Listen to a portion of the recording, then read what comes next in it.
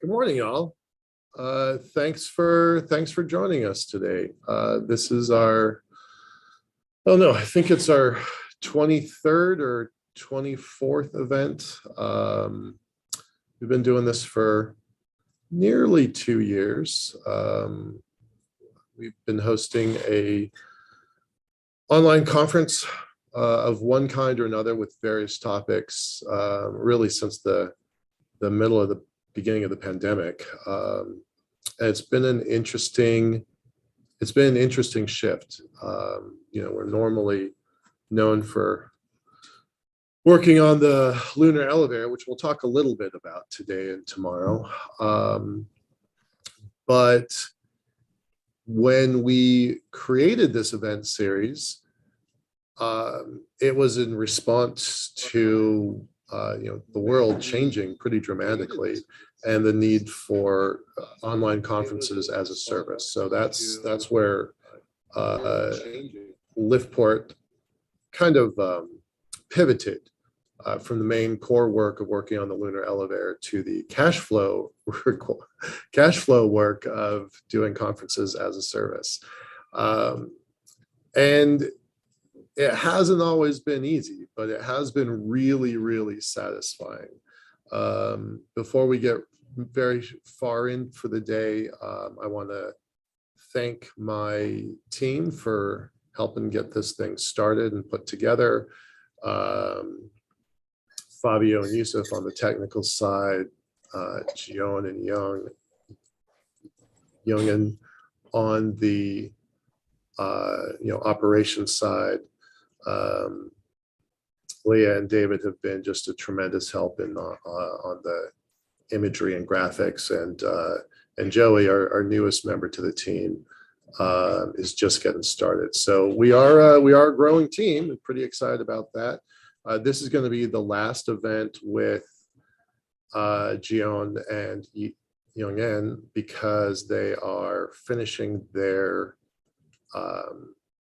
internship in the next few weeks, so they won't be here. So I want to say thanks to them for all of their help. They'll be returning back to Korea. They're on a State Department visa program, which has really been terrific. We've had, I think, six interns from Korea from the same program, and one from Peru on the same program. So that's always been a really great help. So we'll be sad to see them go, but really happy to have that they were here for us. All right. So what's the theme of today? What are we doing tomorrow? The concept of living in space has sparked imaginations and science fiction for decades. But we all know it's really challenging. It's really tricky stuff. And it's not easy. We've had people on the International Space Station for 20 years continuously, through political strife and conflict with some of the partners, through orbital debris strikes, through good times and bad. The International Space Station, in my opinion, is maybe humanity's most remarkable achievement. It's political cooperation, it's financial cooperation, it's scientific cooperation. And to keep that thing just existing at all has really been an amazing step.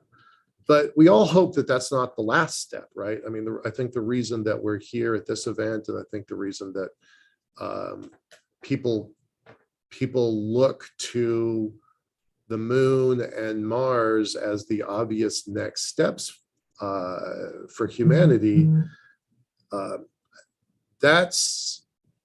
think we use, at least I use, the International Space Station as inspiration for what's possible.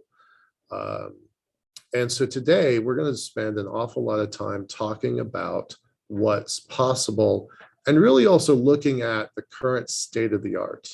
Now, if any of y'all have been following our events prior, you'll know that we spend a lot of time talking about the space stations, about commercial development of other new space stations. You'll know that we spent a lot of time talking about the moon, and only a little bit of time talking about Mars. Well, I think it's time to kind of turn that around a little bit and really put some emphasis on the red planet. This month's event has really been a work of, as I mentioned a minute ago, cooperation. This has been a real work of cooperation between the Mars Society and my team. So thanks to them for organizing just a tremendous team of speakers. When we started doing this series, the goal was to illuminate and expand what was possible, but always grounded in what's happening now. And, you know, we don't have people on the moon and Mars now. The first capstone mission, for the first of the Artemis series of missions called Capstone, launched a couple days ago. It had some communication errors. They lost it for a little while, then they refound it, and it's doing fine now. So that's the beginning of about 100 different missions aiming for the moon. But then what about Mars? So we know that that's a target that's a little further off, but it's near and dear to our hearts. I'm a pretty good friend with James Burke, and I'm quite candidly not a Martian. I'm a lunatic, but I know that we have to have aspirations, and then put those aspirations to the test. We have to do the work, and that's why I love the Mars Desert Research Station in particular, but all of the analog sites that I think there's nearly 20 or a little over 20 analog sites, both lunar and mostly Martian, that are they're helping us to understand the red planet and helping us put together systems and processes, understand the psychology. And I've personally been out to the Mars Desert Research Station twice, which I think is pretty unusual for me. So I don't claim to be an expert. I'm actually really looking forward to the course of the day, because a lot of this stuff is going to be new to me. So I'm really hoping to learn quite a bit over the course of the day. The way this is going to unfold, we're gonna talk to the executive director, the new executive director of the Mars Society, James Burke. He's only been on the job for, I think it's 7 months, I think. And we had him on our show near the beginning of his tenure, maybe 4 months ago or so. So I'm really looking forward to an update from him on that. Later in the day, we're going to talk to several analog astronauts. That's going to be great because they're going to share their kind of individual stories and what they learned, good things and bad, progress and setbacks. So I'm really looking forward to that because I think that's an insider view that we normally don't get. You know, there's a television show on, I think it's on Showtime, called Moonbase 8. And it pokes fun. It actively laughs at these analog astronauts. And I don't think that's fair. I understand why Hollywood does what it does. I like this Netflix show Space Force for the same reason. It pokes fun at something, but there is an underlying truth there that is significant. And I'm really looking forward to hearing from these folks about their firsthand experience. I love stories of progress, but I think we learn the most from stories of setbacks. So I'm really looking forward to hearing what they have to say. And we close off the day this afternoon with Robert Zubrin. Of course, Dr. Zubrin is the founder and the mover and shaker behind the Mars Society. And he's always just a terrific guy to listen to. And there's a reason why, the Mars Society has been growing over the years, because he has a pretty magnetic personality that attracts visionary thinkers that want to go build something. So really looking forward to hearing him. Tomorrow, again, if you've been a part of our show, we always talk about babies in space. And I have referred to it several times as the holy grail of space. I think it is the hardest problem that has to be solved if we're going to, in fact, be a multiplanetary species. So tomorrow is going to be a really interesting talk with Dr. Edelbrook, because we're going to talk about some of the controversy over his research. We're not going to get into the politics of it. I don't think that's appropriate, but we are going to talk about the science behind it, and why now is an appropriate time to start this work. Some people have criticized him for being years or decades too early, but I don't think that's true. So we're gonna dig into that quite a bit tomorrow, and then Mr. Trevino is going to speak about his experiences on a lunar analog, since most of day one is about a Martian analog. So I want to give some equal treatment, even though it's just one speaker for an hour. And then Casey Hilton is going to come back in and wrap us up with her experiences at MDRS. So that's what kind of the days look like.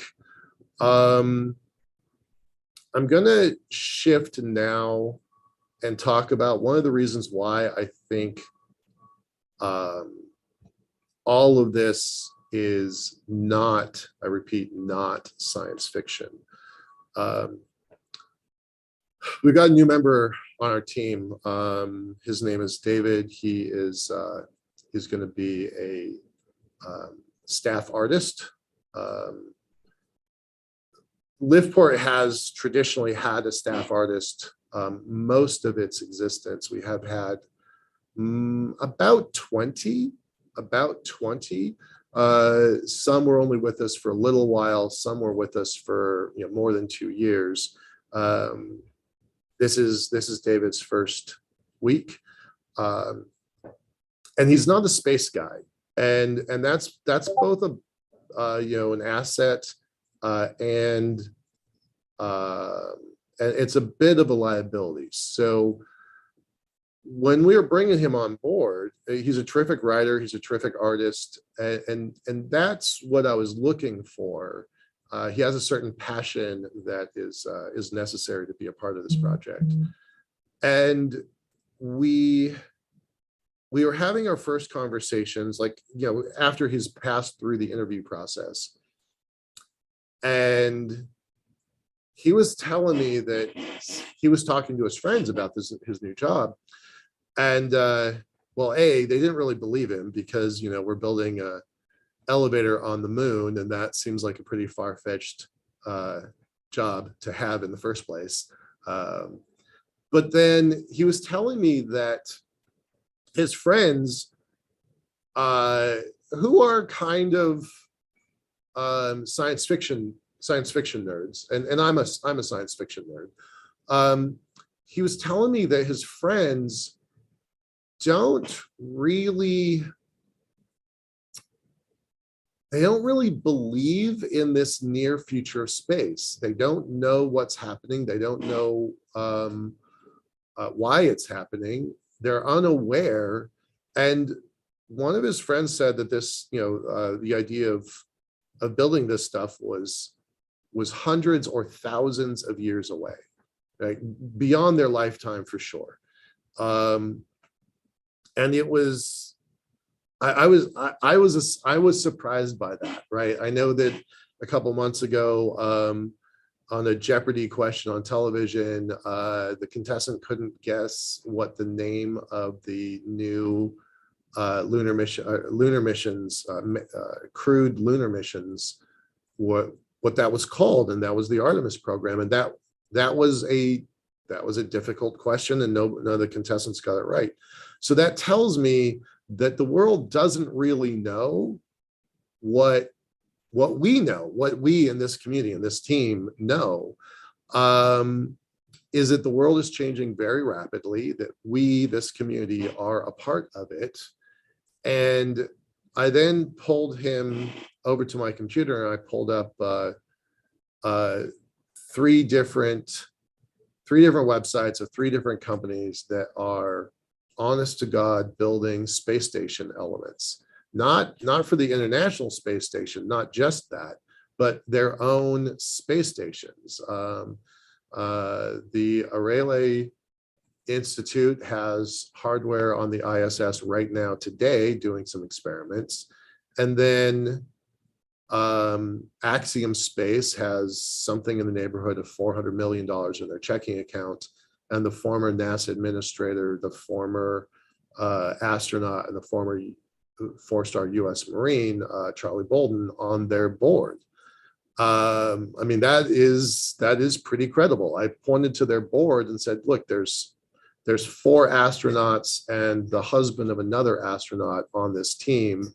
There's the program directors for space shuttles. There's program directors for ISS controls.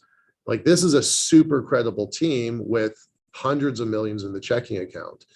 And then I pointed to Orbital Reef as an example of, the second richest person in the world, Jeff Bezos, with his Blue Origin and Orbital Reef program, again partnered with Redwire and Boeing, organizations that have hundreds of millions of dollars in the checking account in order to work out space stations, commercial space stations, right? And so my story to David was, look, this stuff is real.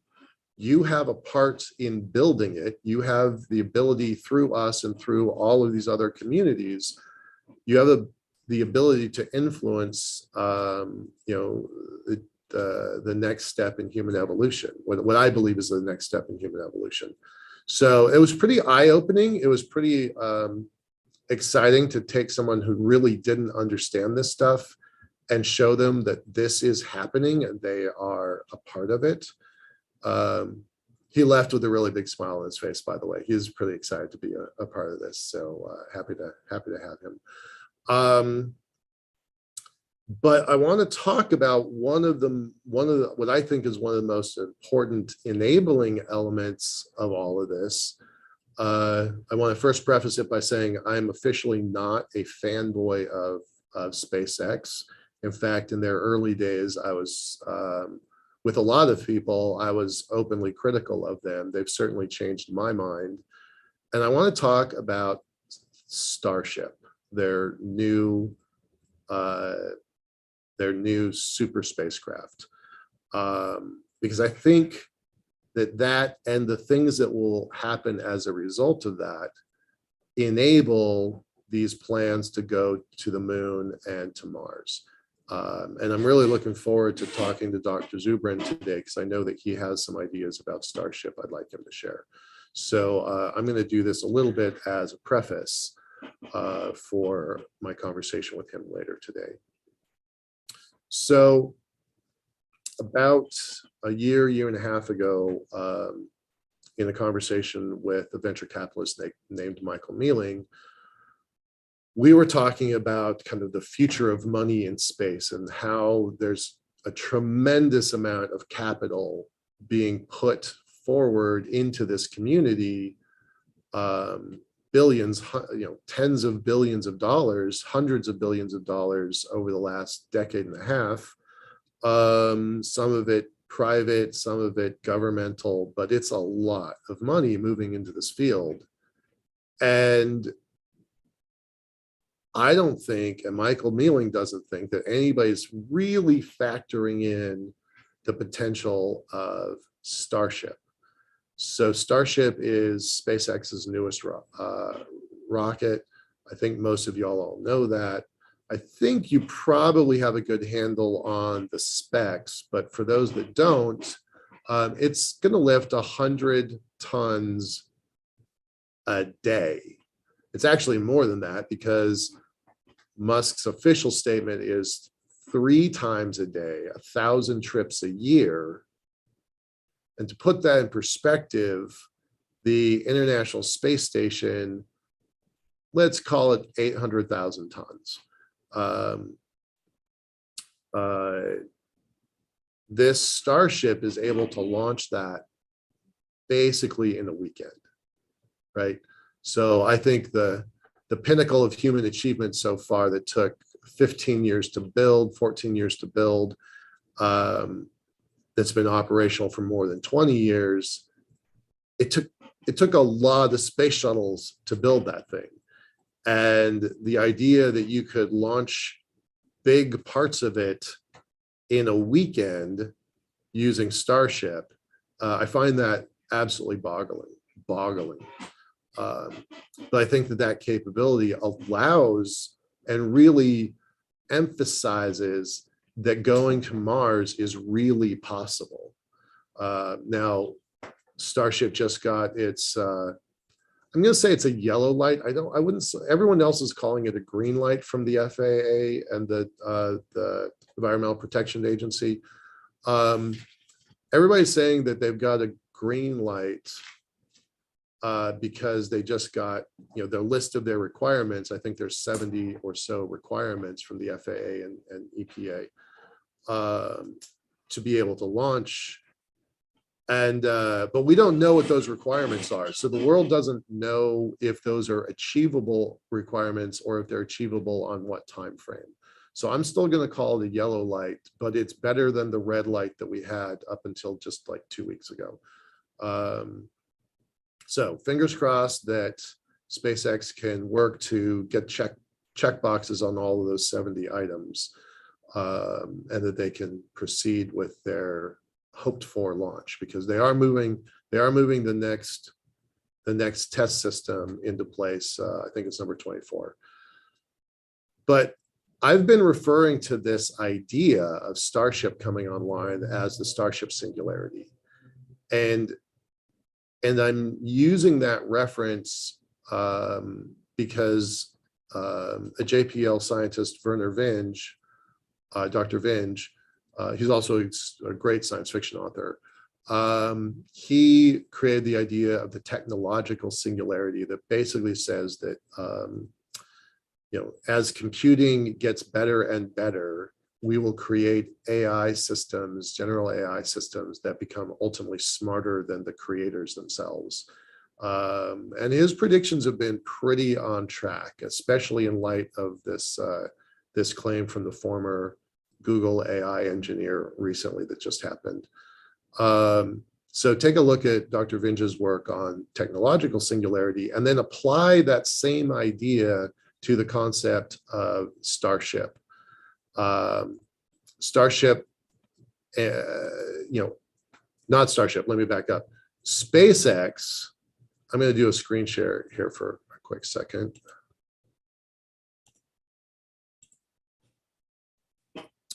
And these stats, by the way, were not put together by SpaceX. These are fans of SpaceX, but they've got good data. Look at this curve of just how many rockets they're flying. Now, the Falcon Heavy hasn't flown very much. The Starship that I'm talking about has not flown at all yet. Certainly not orbitally. This is their cadence. This is what they're currently on track for. And Musk has said in the press several times, they anticipate launching every week. And that seemed like a crazy comment, except this is his track record. And a couple of weeks ago, they launched 3 rockets in 36 hours. So that is boggling. And then you look at the success rate. The Falcon 1's been retired, so that's it. It crashed a few times. This Falcon 1 is the thing that really harms their success rate. So if you look at all the rockets, including the failures, they've got a success rate of 97%. So hats off to them for that. I don't really think it's fair to calculate their only 3 launches of the Falcon Heavy. That feels like it's kind of biasing the numbers. But we know that their workhorse is the Falcon 9.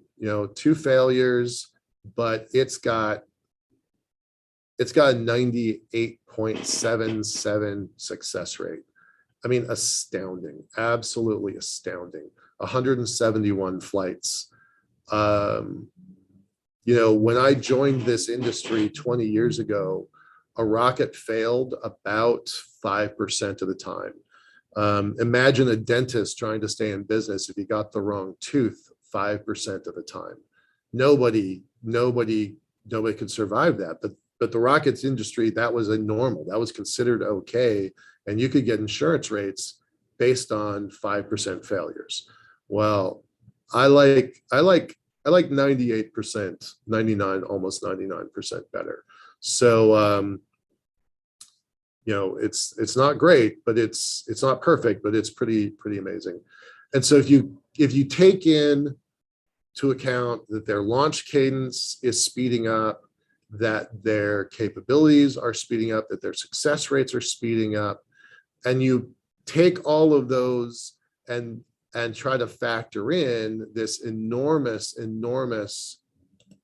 Starship capability. And by the way, this I'll post this link in the chat here in a moment. But the stats on Starship are pretty remarkable. It's 100 metric tons. 100 metric tons to low Earth orbit. It's when I was working on the Earth's space elevator, and I think you all know that I stopped working on that almost 12 years ago. We were trying to do 5 tons a week. This is 100 tons. We were trying to do it per week. They're going to do this 3 times a day. And our elevator 20 years ago was considered revolutionary. So, I think this rocket actually kind of probably puts it shamed any of our ambitions of the elevator. So I'm going to post both of these links in a bit in the chat here. But I really want you to kind of spend some time taking a look at this page, because there's a lot of really interesting information here. So with that, I'm going to close out my section and bring on our friend James Burke. Let's see. Stop sharing.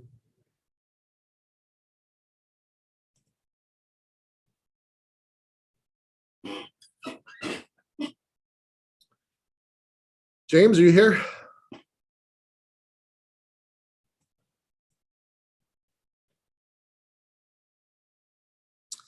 Fabio, can you promote James to, he's an attendee, and can you promote him to the panelist, please?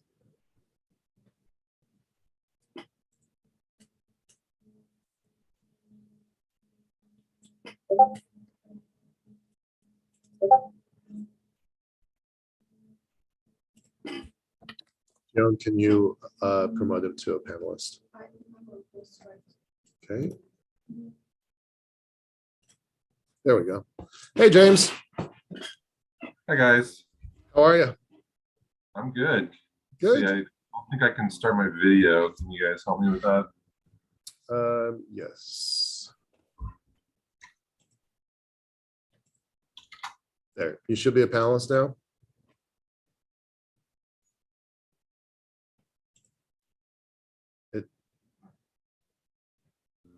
There we go. Okay. Oh, there we go.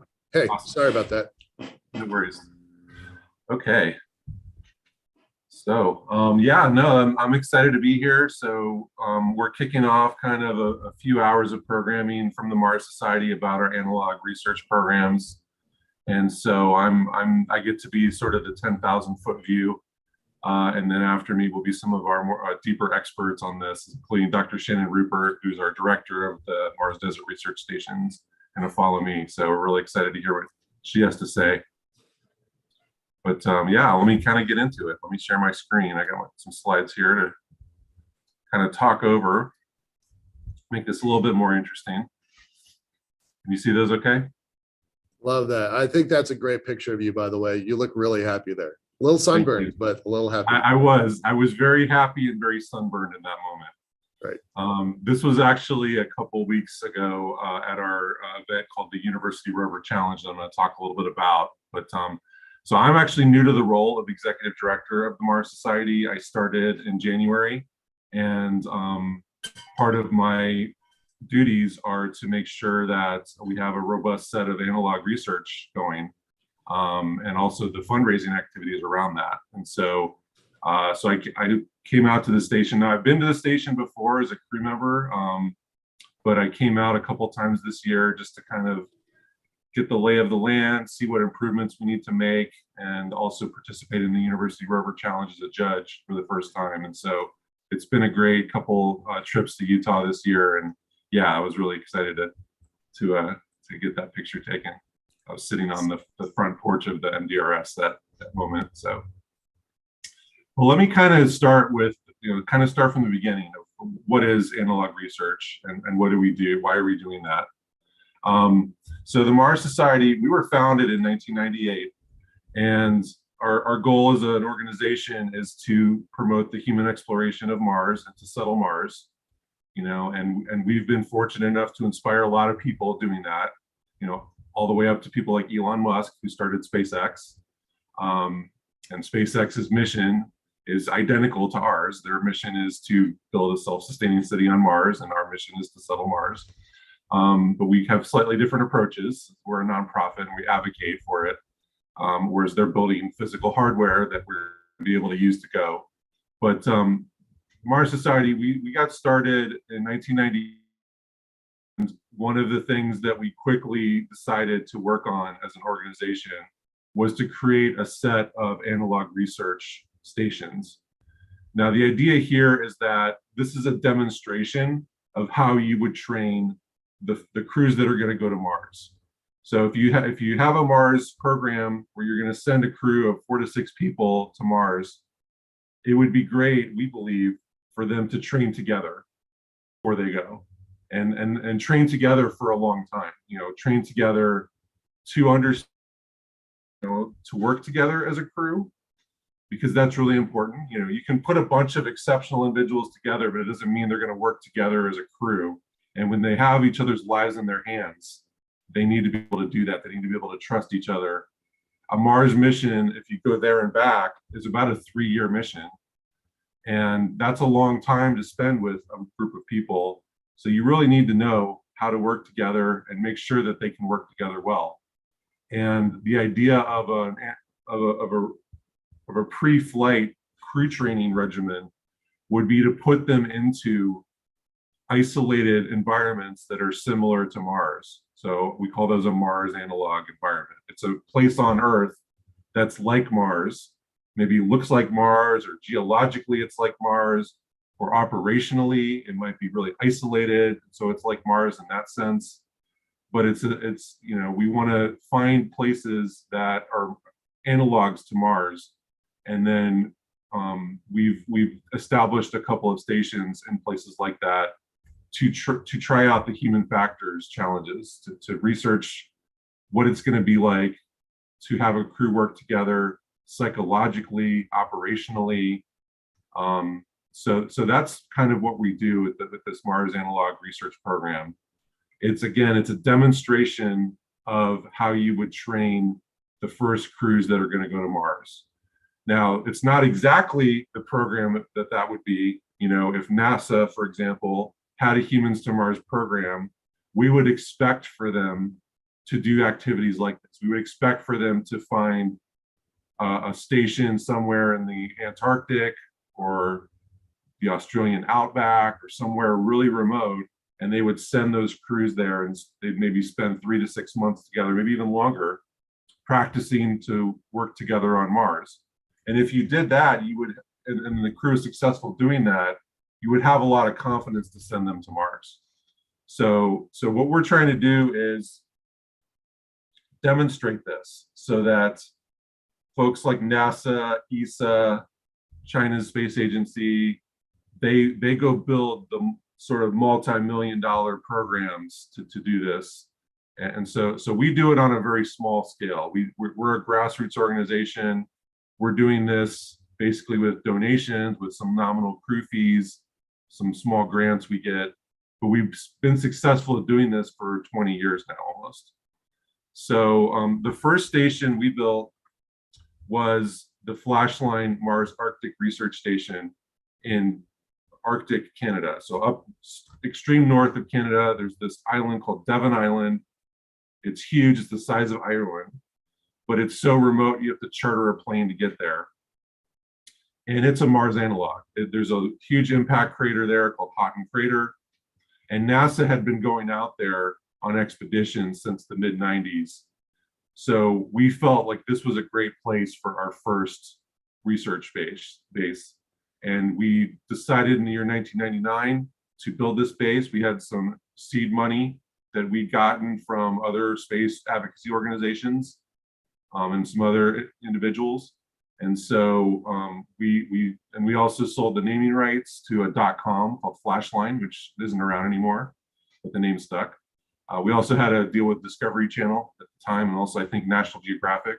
So we had all this sort of these partners to help us, but we went ahead and established this base. It's designed to be analogous to a landed spacecraft using the Mars Direct plan popularized by Robert Zubrin. So it's essentially a 2-story spacecraft that would be your base on Mars. It's also what you flew to Mars in. It's the tuna can style habitat. Upper deck has 6 staterooms, lower deck has a lab, and space to put on your suit and go outside, airlock. And so this design is what we chose for the station, and that's actually what we used for the station in Utah. I'll get to in a second. But we built this. It was a pretty epic event when we built this. It's described in Robert's book, Mars on Earth. A U.S. Marine flight, a cargo plane that dropped a lot of the payload to set the base up. And unfortunately, there was an accident, and the crane we were going to use to build this station broke. So they jury-rigged a block and tackle system and put these panels up. Each side walls of the station are essentially about a 2-story panel. So you can't really pick that up with a couple people. You need to have some type of leverage to do that. And they figured out how to build that in the remote wilderness of the Arctic and set up the base, and it was epic. And we've sent several expeditions up there. So it's pretty expensive to mount an expedition to the Arctic, as you might imagine. We have to charter a plane to send a crew here, and they land on the ice. And so we don't do this every year, but we've done it several times since the station was built. And we're hopefully going to do one next year. So we're hopefully going to do some fundraising and assemble a crew to go next summer in 2023. But this was the first analog station we built. I think it was pretty successful. There's been a lot of stations that over the years that have done great research there and have practiced factors. And so, so this really demonstrated that we could do this type of activity. Now we did a more easy to get to base than this. So we decided to build in the Utah desert. So that's the second one on this screen here, the Mars Desert Research Station. We constructed that in 2001. It was essentially just initially it was just the hab, and now we've kind of expanded that campus to have several other buildings. And this is what it looked. But we built this in 2001, and we took it on a road show. It was at the hab was at Kennedy Space Center for the summer in the year 2001, and then the first field season started in 2002, and we've done field seasons every year since. So our field seasons run October through May because we can't really operate there in the summer; it's too hot. So right now we're shut down for the summer. But we just finished our I think it was our 19th field season. And we've had 280 or so crews there. Over 1,500 individuals have gone through the station, and 2 of those crew members have reached space. In fact, one of them is on the ISS right now. That's Jessica Watkins. She came through our program in 2005 when she was a young graduate student. The other person that's reached space is Cyan Proctor, who's also been a crew commander for us. And so this has been a fantastic program. You know, you can meet folks at conferences that have been through this, and they've had a great experience. It's typically folks that are in college or just out of college that come to the station. We have a whole process where you apply to be on a crew or assemble a crew and apply together. We kind of run it as an academic program rigorously, and we have more slots, or we have less slots than we have applicants to fill them. So usually the program's in high demand. Right now we're scheduling out about 2 years. But what's also great about this is each crew can do their own research. They can bring their own subject matter expertise and do the research they want to do, whether it's geology or wilderness medicine or human factors, psychology things. So there's a lot of different research that's done here, although the overall umbrella is human factors research.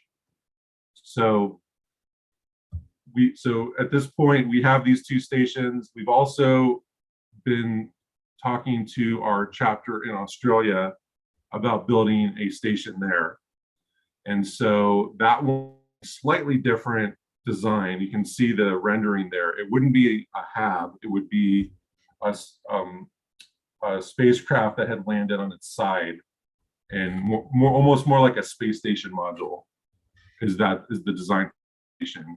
And this would be located in southern Australia in a region called Arkaroola, which is probably the most interesting Mars analog we know about, because Arkaroola has some of the oldest fossils on Earth, which are called stromatolites. And those are essentially fossilized bacteria from the early days of Earth. And that's the exact type of material that you'd look for on Mars.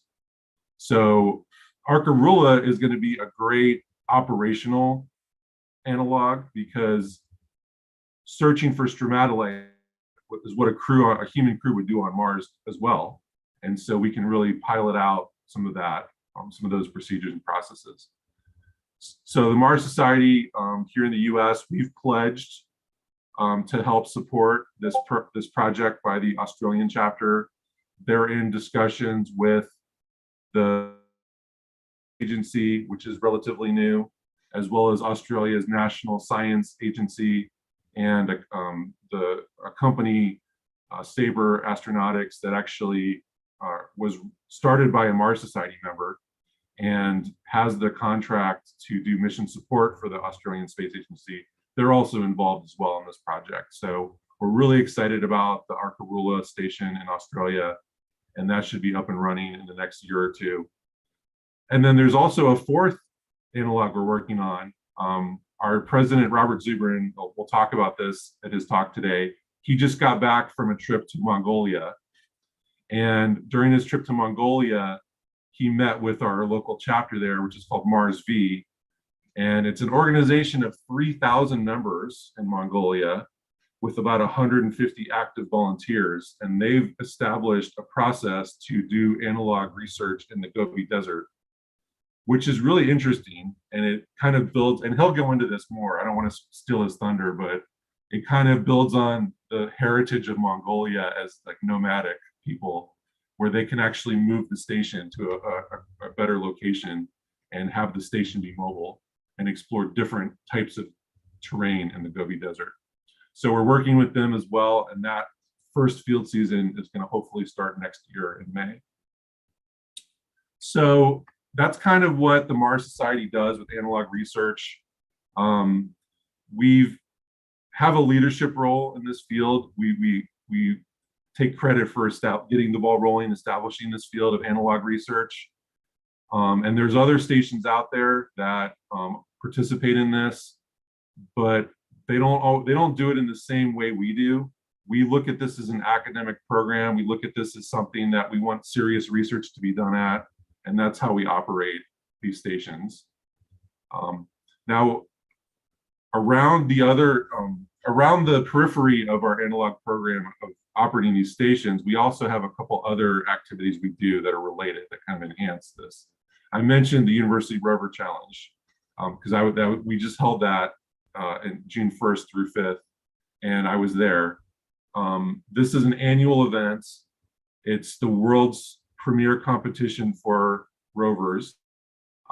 There's several other rover competitions around the world, but they all are of the University Rover Challenge that we've been doing for over 10 years. And this is a really amazing event. What it does is there's student teams at various universities around the world that build rovers.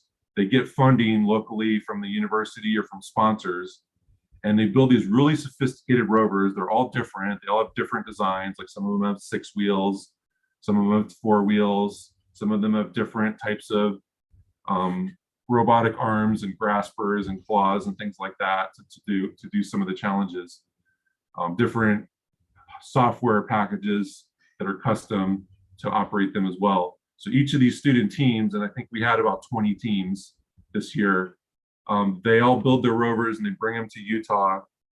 So we all descend on the Utah station, and for 3 days, they participate in a set of challenges.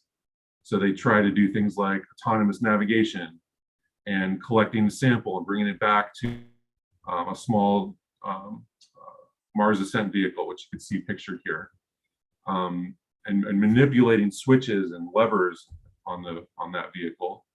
And there's science challenges as well that they do. They have the rover look for different types of materials and get through different obstacles, different terrain types. And each team gets scored. They run through these set of challenges and they get a score, and then there's an overall winner of the whole challenge after the event's over. So it's really great. It was really great for me to meet a lot of these students from around the world, very passionate about what they're doing. Even if it was their first time there and they only, like, their rover didn't do well, it was still super rewarding for them to be there, to get to experience being out in the Utah desert, networking with people from around the world. And it was a great experience, I think, for everyone there. So that's, as I mentioned, this challenge, we've done it every year, spun off some additional ones. There's one in Europe, there's one in India. And so, this is a great way for university students to kind of in a project where they really do some deep engineering design work and operate a rover and learn about all the aspects of doing that. So really awesome competition we have. Kevin Sloan is our director for that. He does a fantastic job. Now, 5, I was on a tour of JPL, and I got to see what they use for the Curiosity rover at the time to look at all the science returns. So look at all the footage they get from the rover, the pictures and the other data that comes in, and they actually every day NASA builds a VR environment, and the mission scientists put on VR headsets and walk around in the environment and look at what rocks they want to explore. And so I saw this back in 2018 firsthand in the JPL Ops Lab, and put on the headset, and I was standing next to the Curiosity rover where it was that day, and I could see where it had been yesterday. It was a little overlay of that. And I was walking around on Mars. It was just a surreal, amazing moment for me.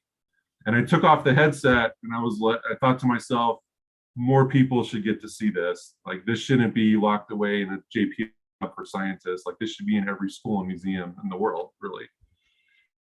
Came back to Seattle, and I called up Dr. Robert Zubrin, talked to him about the idea, and we decided together that the Mars Society should work on VR.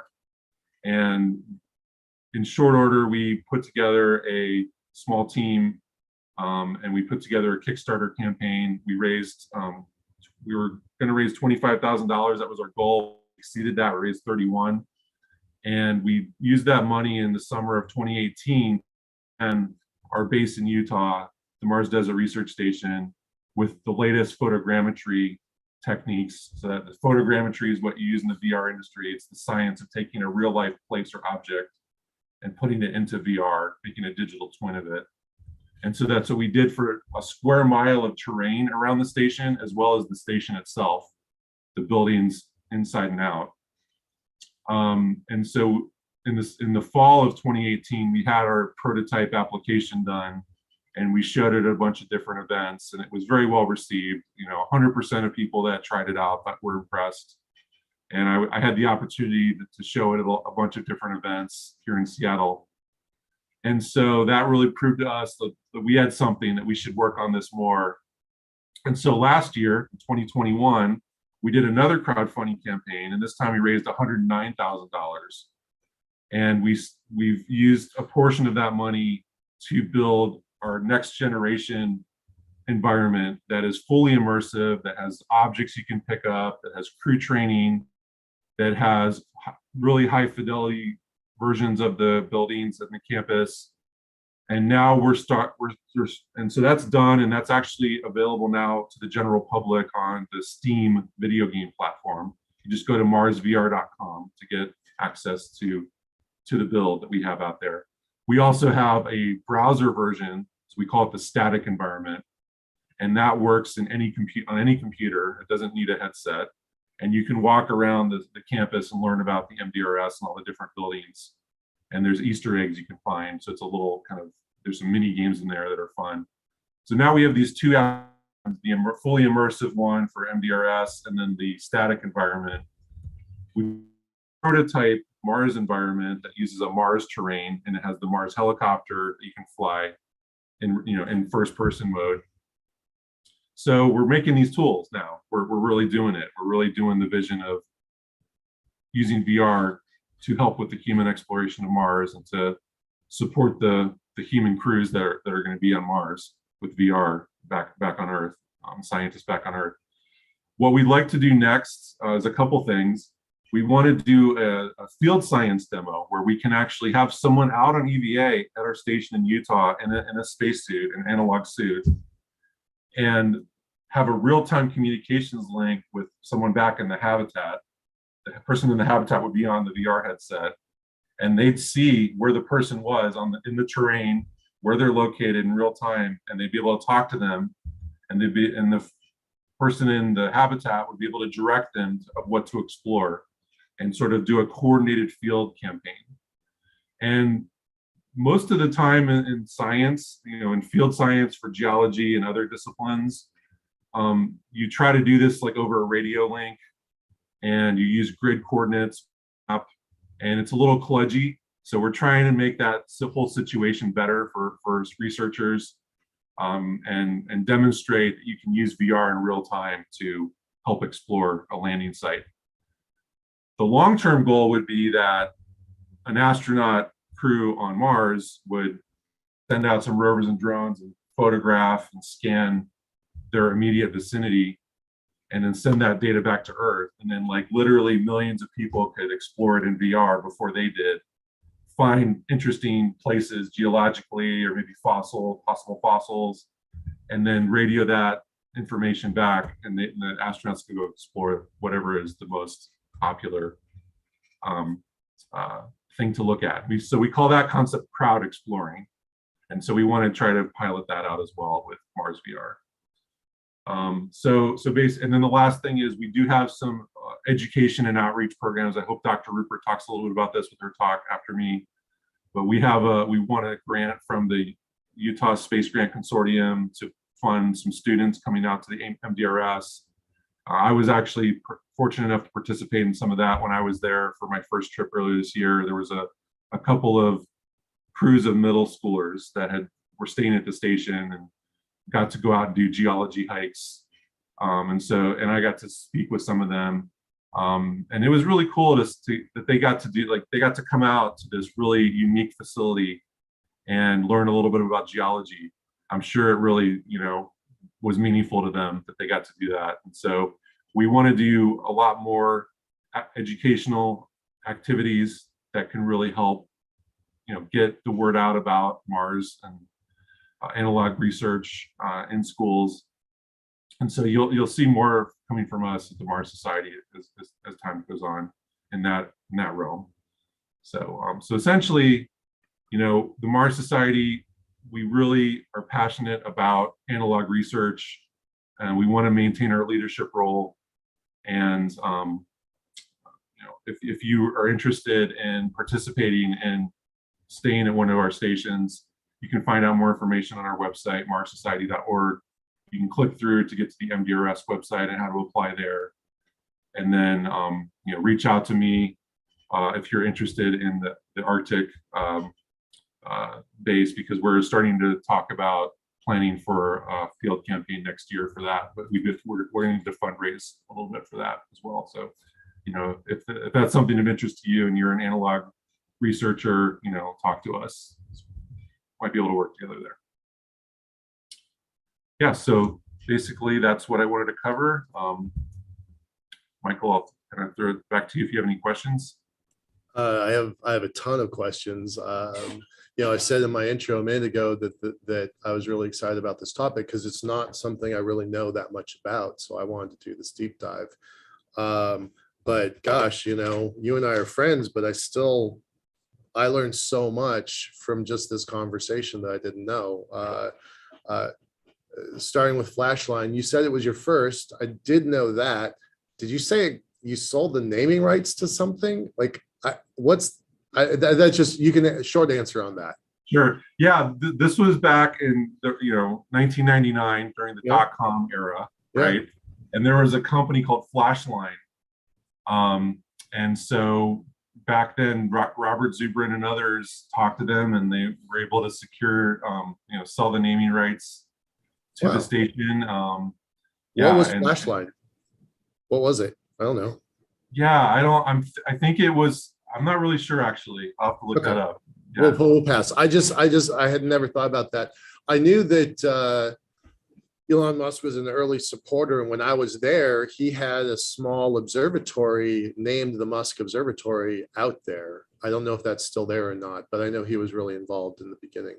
Yeah, so for the Mars Desert Research Station, one of the early donors was Elon Musk, and through his Musk Foundation. And so he donated some funds, and we built the small observatory, which is now a sun-facing observatory.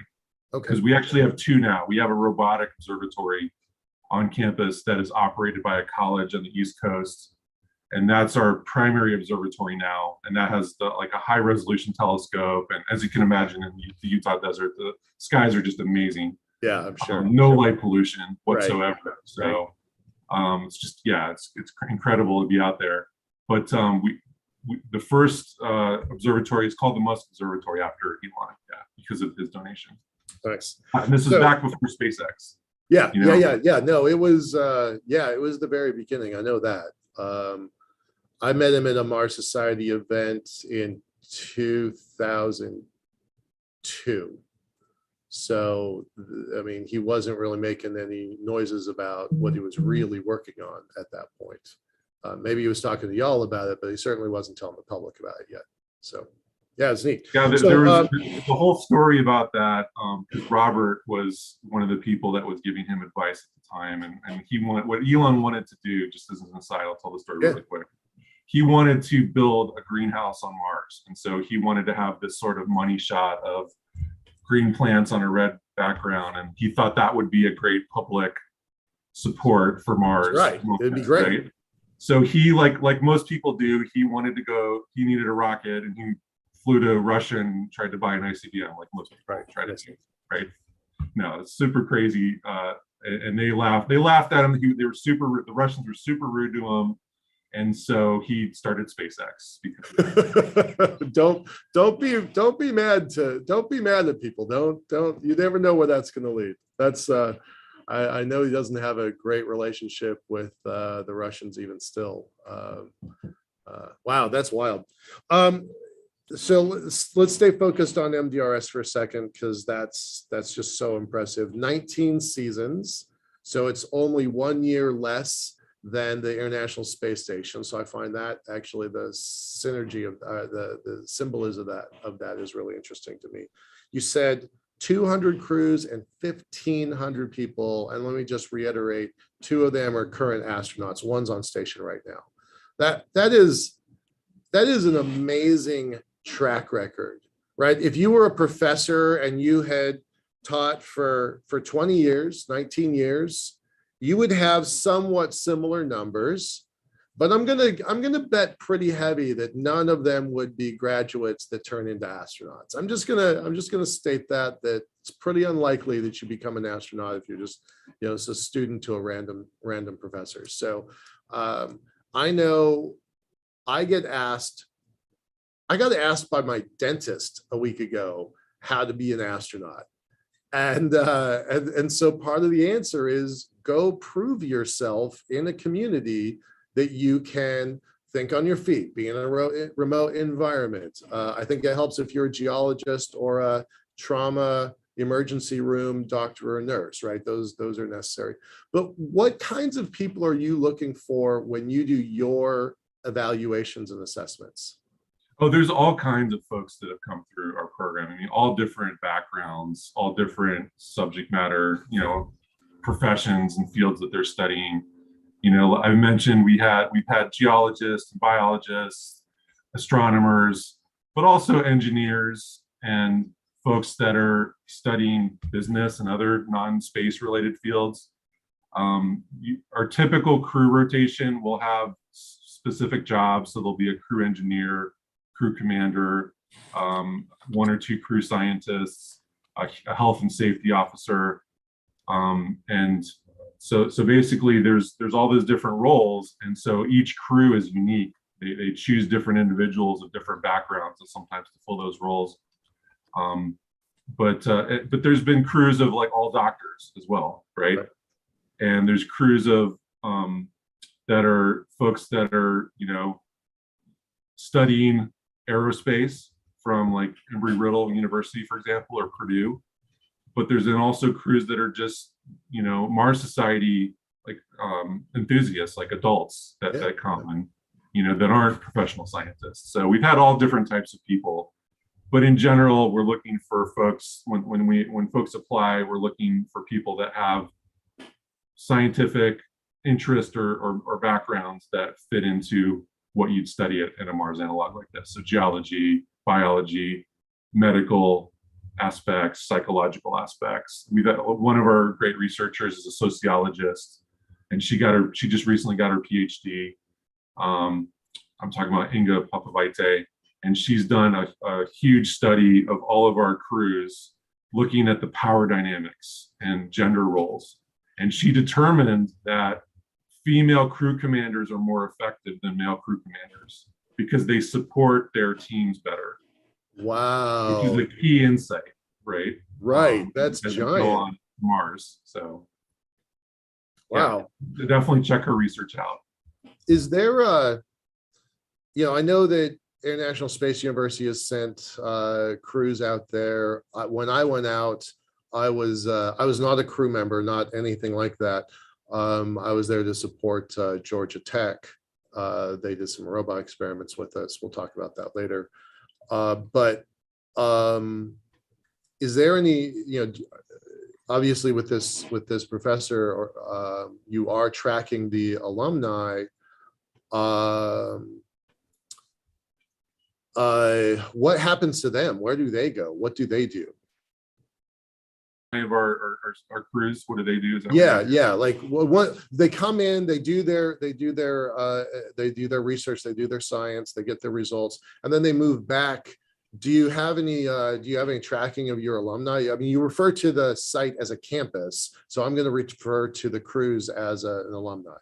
Yeah, we have a loose organization of alumni in a LinkedIn group, and we update them on different things, ask them about different things. So yeah, there's a little bit of a loose list of past alumni, and then we also there's a lot of people that have come multiple times, Yeah. that have been multiple crew commanders multiple times.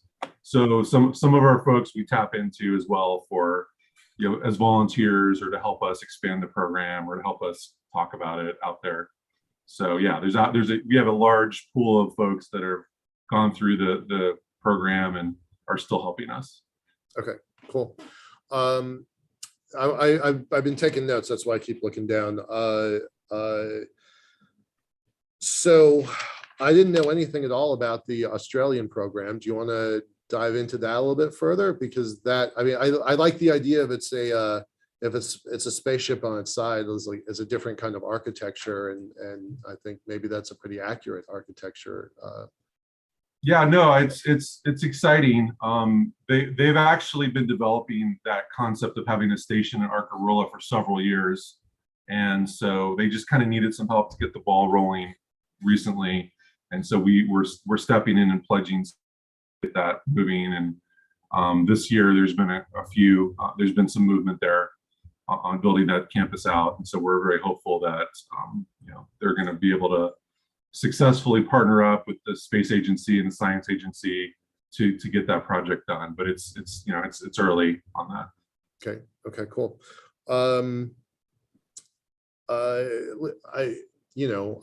I like building robots. I don't have them as sophisticated as your stuff, but how do people get involved with the University Rover Challenge? What's a typical path for a student if they were to do that? Yeah, all the information is on the website for the University Rover Challenge. It's urc.marssociety.org. And the competition is sort of a year-round thing. It kicks off in the fall, and there'll be different design reviews throughout the year leading up to the event in Utah. And so if students are interested, just go to the website, and there'll be some updates coming out in the fall for the next campaign, in the next cycle. And so yeah, it's a great competition for people of all different backgrounds that are in university. Do you have any stats running for them the way you do for the Mars crews, MDRS crews? The stats in terms of what? Participation, how many schools, how many students? Do you have a guess? Oh, I don't, off the top of my head, I don't. Okay. It's literally dozens of universities, and we've run this program for 10 plus years. And so yeah, there's been hundreds and hundreds. I mean, usually a year there's several hundred people in Utah doing this that year. I think in 2019 we had 400. Wow. It was a little less this year because people are still having trouble traveling overseas. But yeah, no, we've I don't know the total number, but it's probably close to 1,000 people have done that. Wow, that's awesome. I was a part of the NASA's Centennial Challenge that was doing work to climb string, robots to climb string, and power systems, remote power beaming, and things like that. I think we had eight teams, at its pinnacle. So hundreds of teams is pretty awesome. And because I was there as a judge, I knew what it looked like from the background. It's really complicated. So hats off to you and the rest of the team who did that. I know that you weren't the executive director then, but I know you were involved. So hats off to the team who put that together because it's really complicated.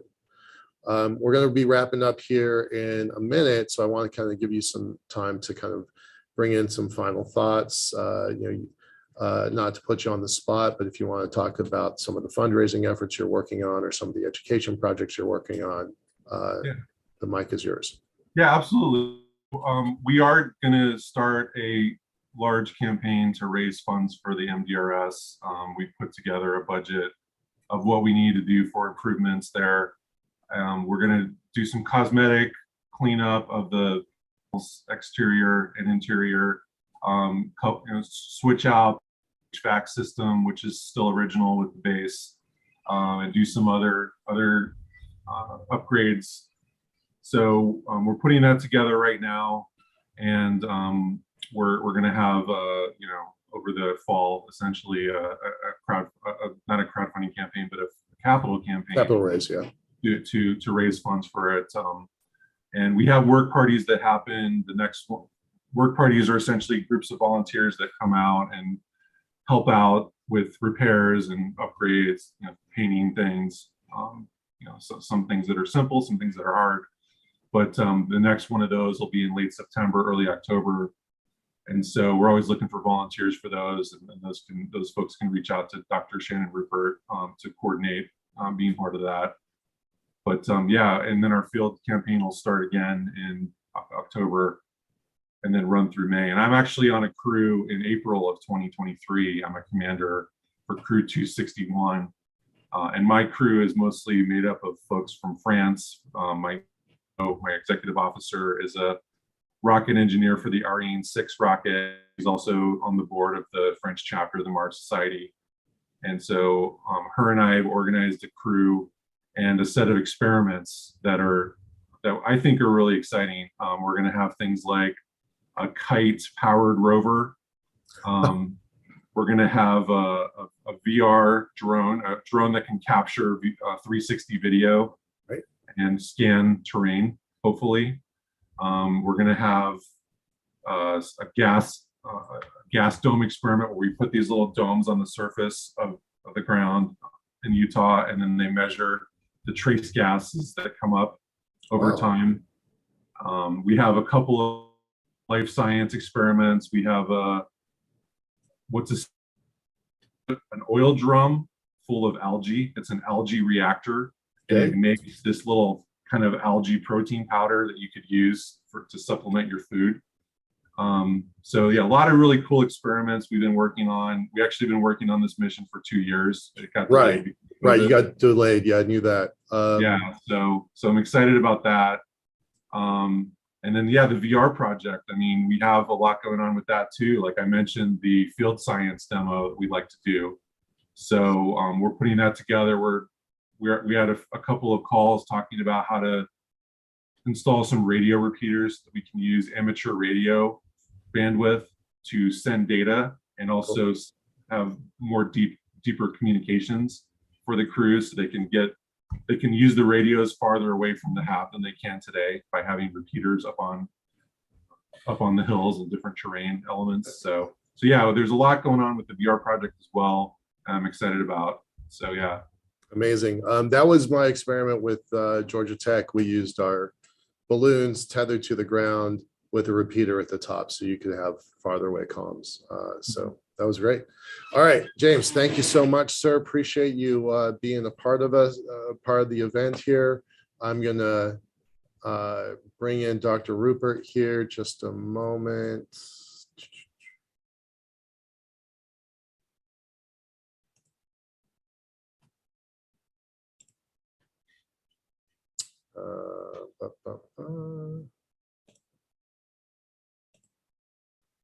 Good morning, Dr. Rupert. Can you hear me? Okay, great. I can now. Terrific. Howdy. Hi. Hello. How are you? I'm good. I'm really glad that you're here. Thanks so much. It's I'm excited to be here. I've told James, I'll tell you, I'll tell everybody, I'm a fanboy of MDRS. I think it's important work. I've been out there twice. It was more than 15 years ago. But you know, the idea of doing these kind of simulations, I think the general public does understand just how important this stuff is. So thank you for all of your work here. I'm gonna have James come in and introduce you, and I'll chat with you kind of towards the end, but the screen is yours, ma'am. Thank you. Thank you. Okay, Shannon. Well, let me give you a brief introduction to Dr. Shannon Rupert. Her background is in ecology, but she's our director of the Mars Desert Research Station, also manages on the MDRS. I've been fortunate to be a colleague of her for about 10 years now. And yeah, take it away, Shannon. Thank you, James. That was a really, really good talk of yours. I really enjoyed it. I sent you a few notes. And I also just wanted to point out one thing on the history of the Australian station. So that was one of the original planned stations was at Arkaroola in Australia. And there are a group of people, including myself, who have been working on that station for, you know, a good 20 years. So we're excited about the new interest, and I'm hoping that we can actually get all these dreams of so many decades. In the meantime, we have done several expeditions to the area. We've done rover challenges there. So it's not like the station's not been used before or it's new in any way. It's just that we are, you know, we've never had the funding to actually go full out and build the station. And part of that is because it's a more expensive station. It's more, there's a lot more technology involved in it. It's a lot more rigorous and in terms of tech versus operations. So anyhow, that is that. So I need to share my screen. Yes, please. Okay, now it's telling me, it's giving me a whole bunch of things that I don't know. Desktop 1, I guess that's it. All right. Now it's asking me to open system preferences. I don't know why this is happening to me.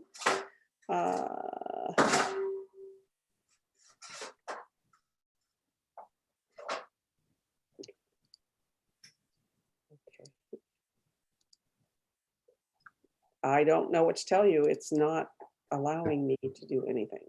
Because I have to unlock the thing. There we go. I have to put in, everybody close your eyes, because now you're gonna, I don't know if you can see my screen, but you're about to see my password. Okay, it's not showing on our end yet. Okay. It's asking me things. Will they be able to record the contents of your screen until it is quit? I don't know what that means. Let's try later. Right now, we're not seeing anything except you. I don't know what it's trying to tell me to do. Yeah, I don't know what to tell you.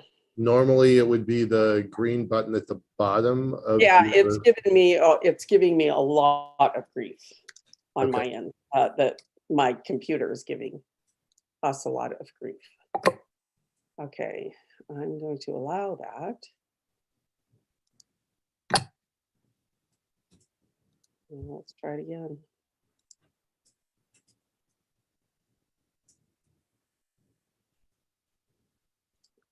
Interesting.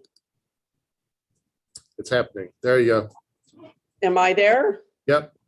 Okay. It's asking me to go to system preferences again. You can just minimize that. I don't know what you're doing, you silly little thing. Go away. All right. Are you still there? Yep, we're there. All right. So we did get Brief there. history of planetary analogs. Yep, we're There live. we Loud go. and clear. Oh, that was quite startling. I was like, what is it doing? I don't know. Dr. Rupert, I have complete confidence. If you can run MDRS, you're going to be fine. A field station's a lot easier than a computer. All right. So this is actually a talk that I gave in April to an analog conference in Cambridge in the UK. And I think it has a really good overview about really, you talked in your discussion with James about how a lot of the work that we do is not really understood. And so this is kind of like a way to maybe capsulize and synthesize and make a summary of what we do and why we do it. So the first thing you have to think of when you think about analogs is, what is your ultimate goal? Why are you doing this, work that you're doing? And in our case, it's because we want to go here. We want to go to Mars. We want to see what is actually required to live on Mars, to do research on Mars, to discover life on Mars. And so what do you do when you want to do something and you want to be good at it? You train, right? You learn, you get an education, you figure out how it works. Well, how do you train to go somewhere that you've never been before? How do you might know a little bit, as we do, about the planet. So you might want to say, okay, this is what we know we're going to have to learn before we get there. Just as if you are going to run a marathon, you know that before you get to the marathon, you're going to have to be able to run, and you're going to have strategies for running that long distance. So in the work that we do, we say, here's where we want to go to Mars. We want to do this work. Let's figure out how it's done before we get there. And then we won't look so bad when we get there. This is an overview of MDRS. I love this photo. I woke up one morning and there was some dude, it was still dark. There was some dude standing out at the hab.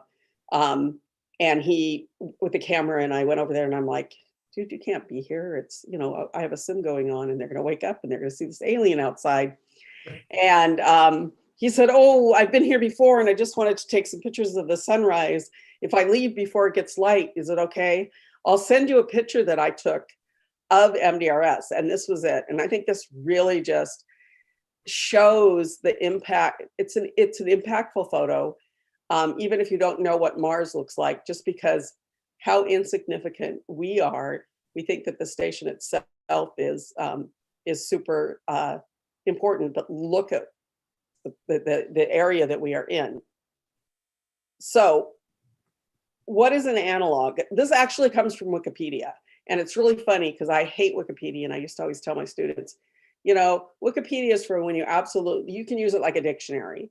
You can look at the first, whatever you want. But it's basically that analog is where you go to strategize how you would go to that place in real life.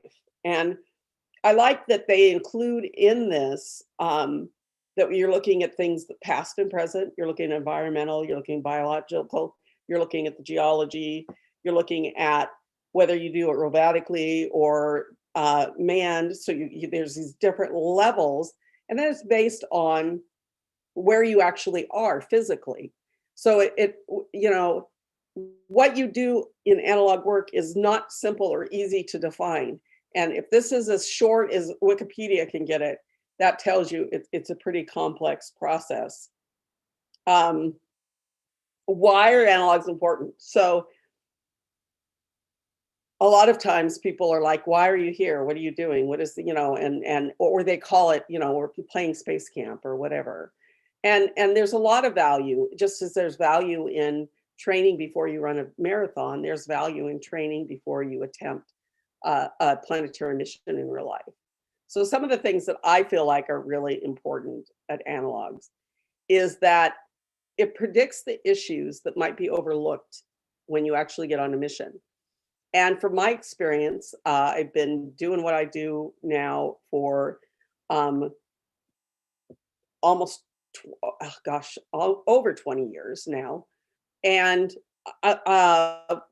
every time I read, and I'm not a psychologist or a sociologist or anybody who's going to actually plan who you take to Mars, but I know that just in my experience as an observer, that we're missing a very, very big, we've overlooked the idea that you can select the people you want and then you can put select the team you want, but then you have to put that team in the environment, or you're going to have all kind of unexpected changes in what you think the team dynamics are going to be. That happens at MDRS all the time. The person you think is going to save the day doesn't save the day, and somebody else does.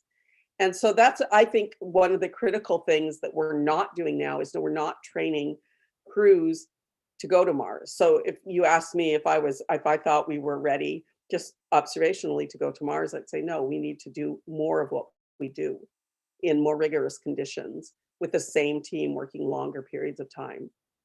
It also guides the science and the engineering on other worlds. If you are involved at all with the NASA search for life, it's very limited to what you can do with a robot, right? So we have no idea how to do science and engineering, maybe engineering a little bit more on other worlds, because we haven't actually done it with humans involved. And that is another thing that you can do in analogs that's super important. You can develop the protocols for how to explore and how to get much higher scientific return. You know, as much as we all love Percy, the idea is that that is a rover that's simply landing samples on the surface of Mars to be picked up later on a mission that hasn't even been planned yet. So we know we can do much more if we can get much higher science return when we send people, but we need to know how to do it when we get there. It informs how we're going to live on other planets. What are the things that we think are going to be the most impact? You know, people are always asking me, you know, oh, well, how do you live with the limitations on the food and the limitations on water? And I'm like, oh, no, it's the other things, the limitations on your life and how you've lived it. Not only in terms of, you know, you'll never be able to go to a concert again. You'll never be able to, you know, sit down to go to a party with people you don't know, at least in the early days in my lifetime, hopefully.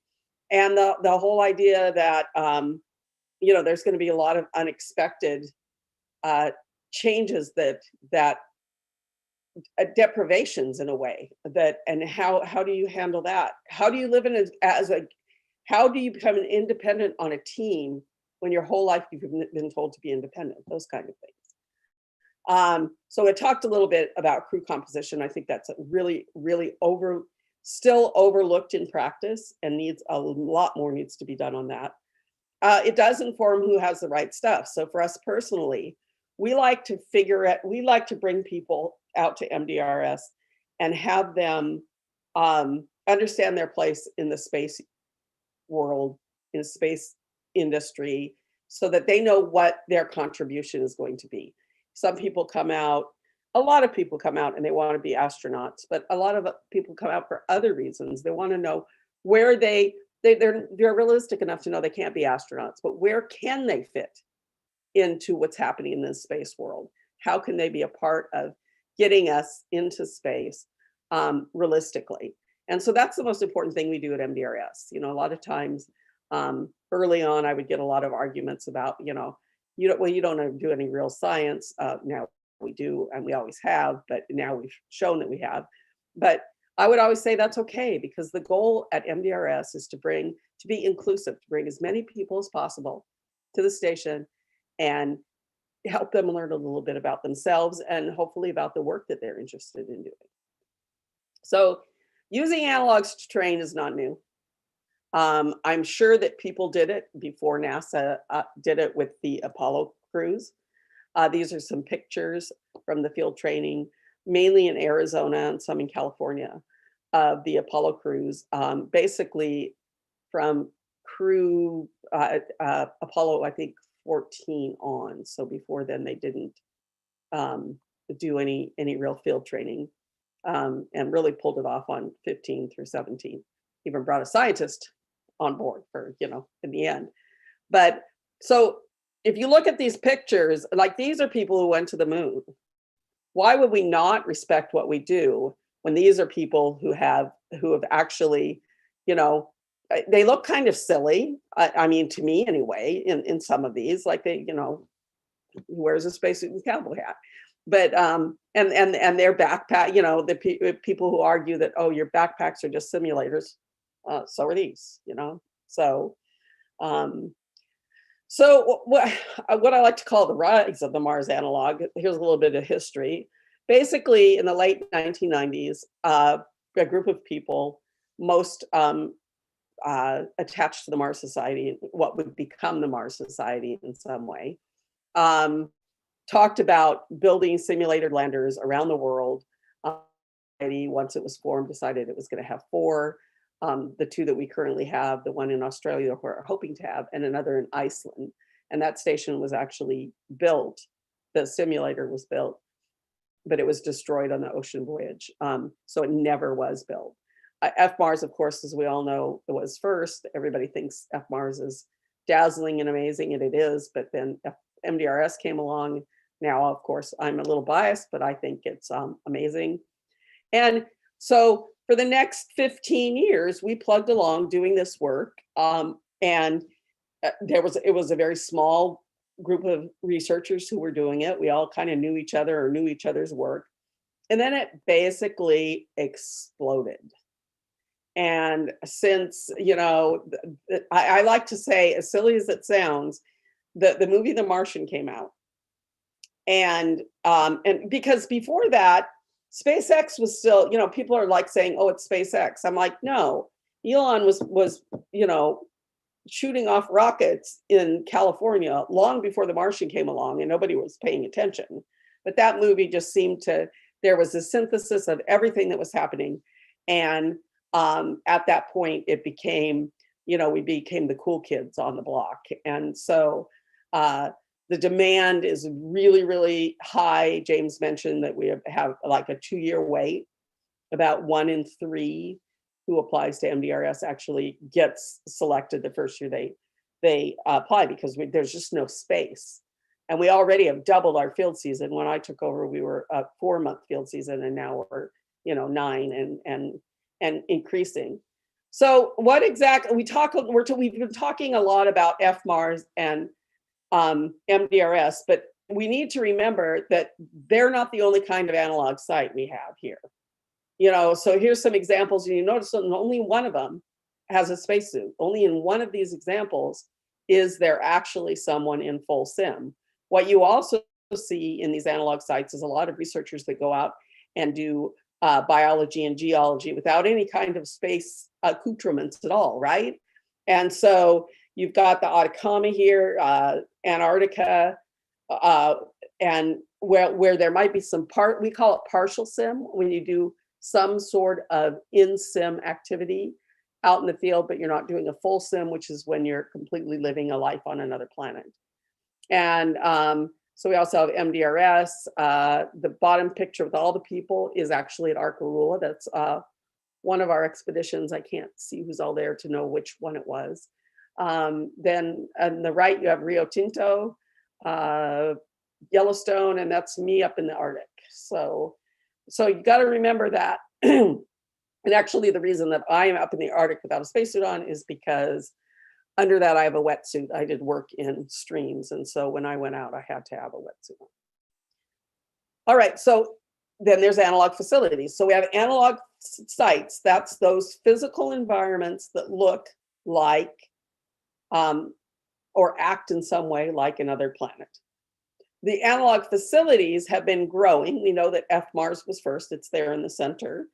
And then MDRS, which is the lower right.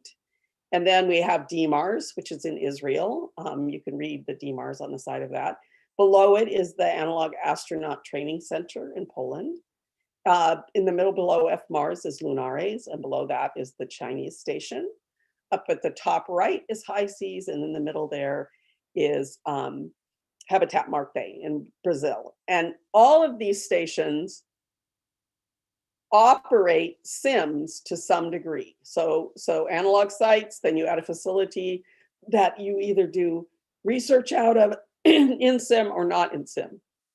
And the amount of sim you do varies from place to place.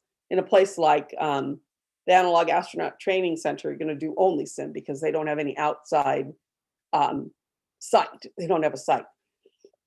So then you talk about analog operations, and they run the gamut again from being in sim to out of sim. And when you're doing, you can do something as simple as going out and doing field work, which is in the middle lower picture. That's me and my dog Jack in the background. We're actually doing something with dinosaur bones at that point. Or you can go all the way, which is me. If you look at the lower right, that's me in sim at F-Mars. Above that is the Austrian Space Forum, which does a very limited sim once every 2 years. But for the 2 years building up to that sim, they're working on operational stuff. So they're working on the mission support kind of stuff and mission control kinds of stuff, and how you develop an integrated program. So these are all legit ways to look at analog operations. We have the late David Wilson up there, who actually designed the Mars station in Arkarula, doing some spacesuit work. So there's all kinds of stuff that operationally that can happen. It doesn't always have to be a sim. I just threw this up here because I'm like, how do I talk about an analog astronaut? I'll put me back in. You'll notice I start out very young in sim. Me, the top right, that's in Western Australia, and that's looking at stromatolites in the field, no sim at all. And then a partial sim down there at NASA Ames. I worked on a project that I loved called Mobile Agents. And we're doing a demonstration for the press there. You'll see that there's a person, my boss, who's in sim there, out of sim, and then 2 of us are in sim doing the demonstration. So again, analog work runs this entire gamut, and I don't think a lot of people understand that.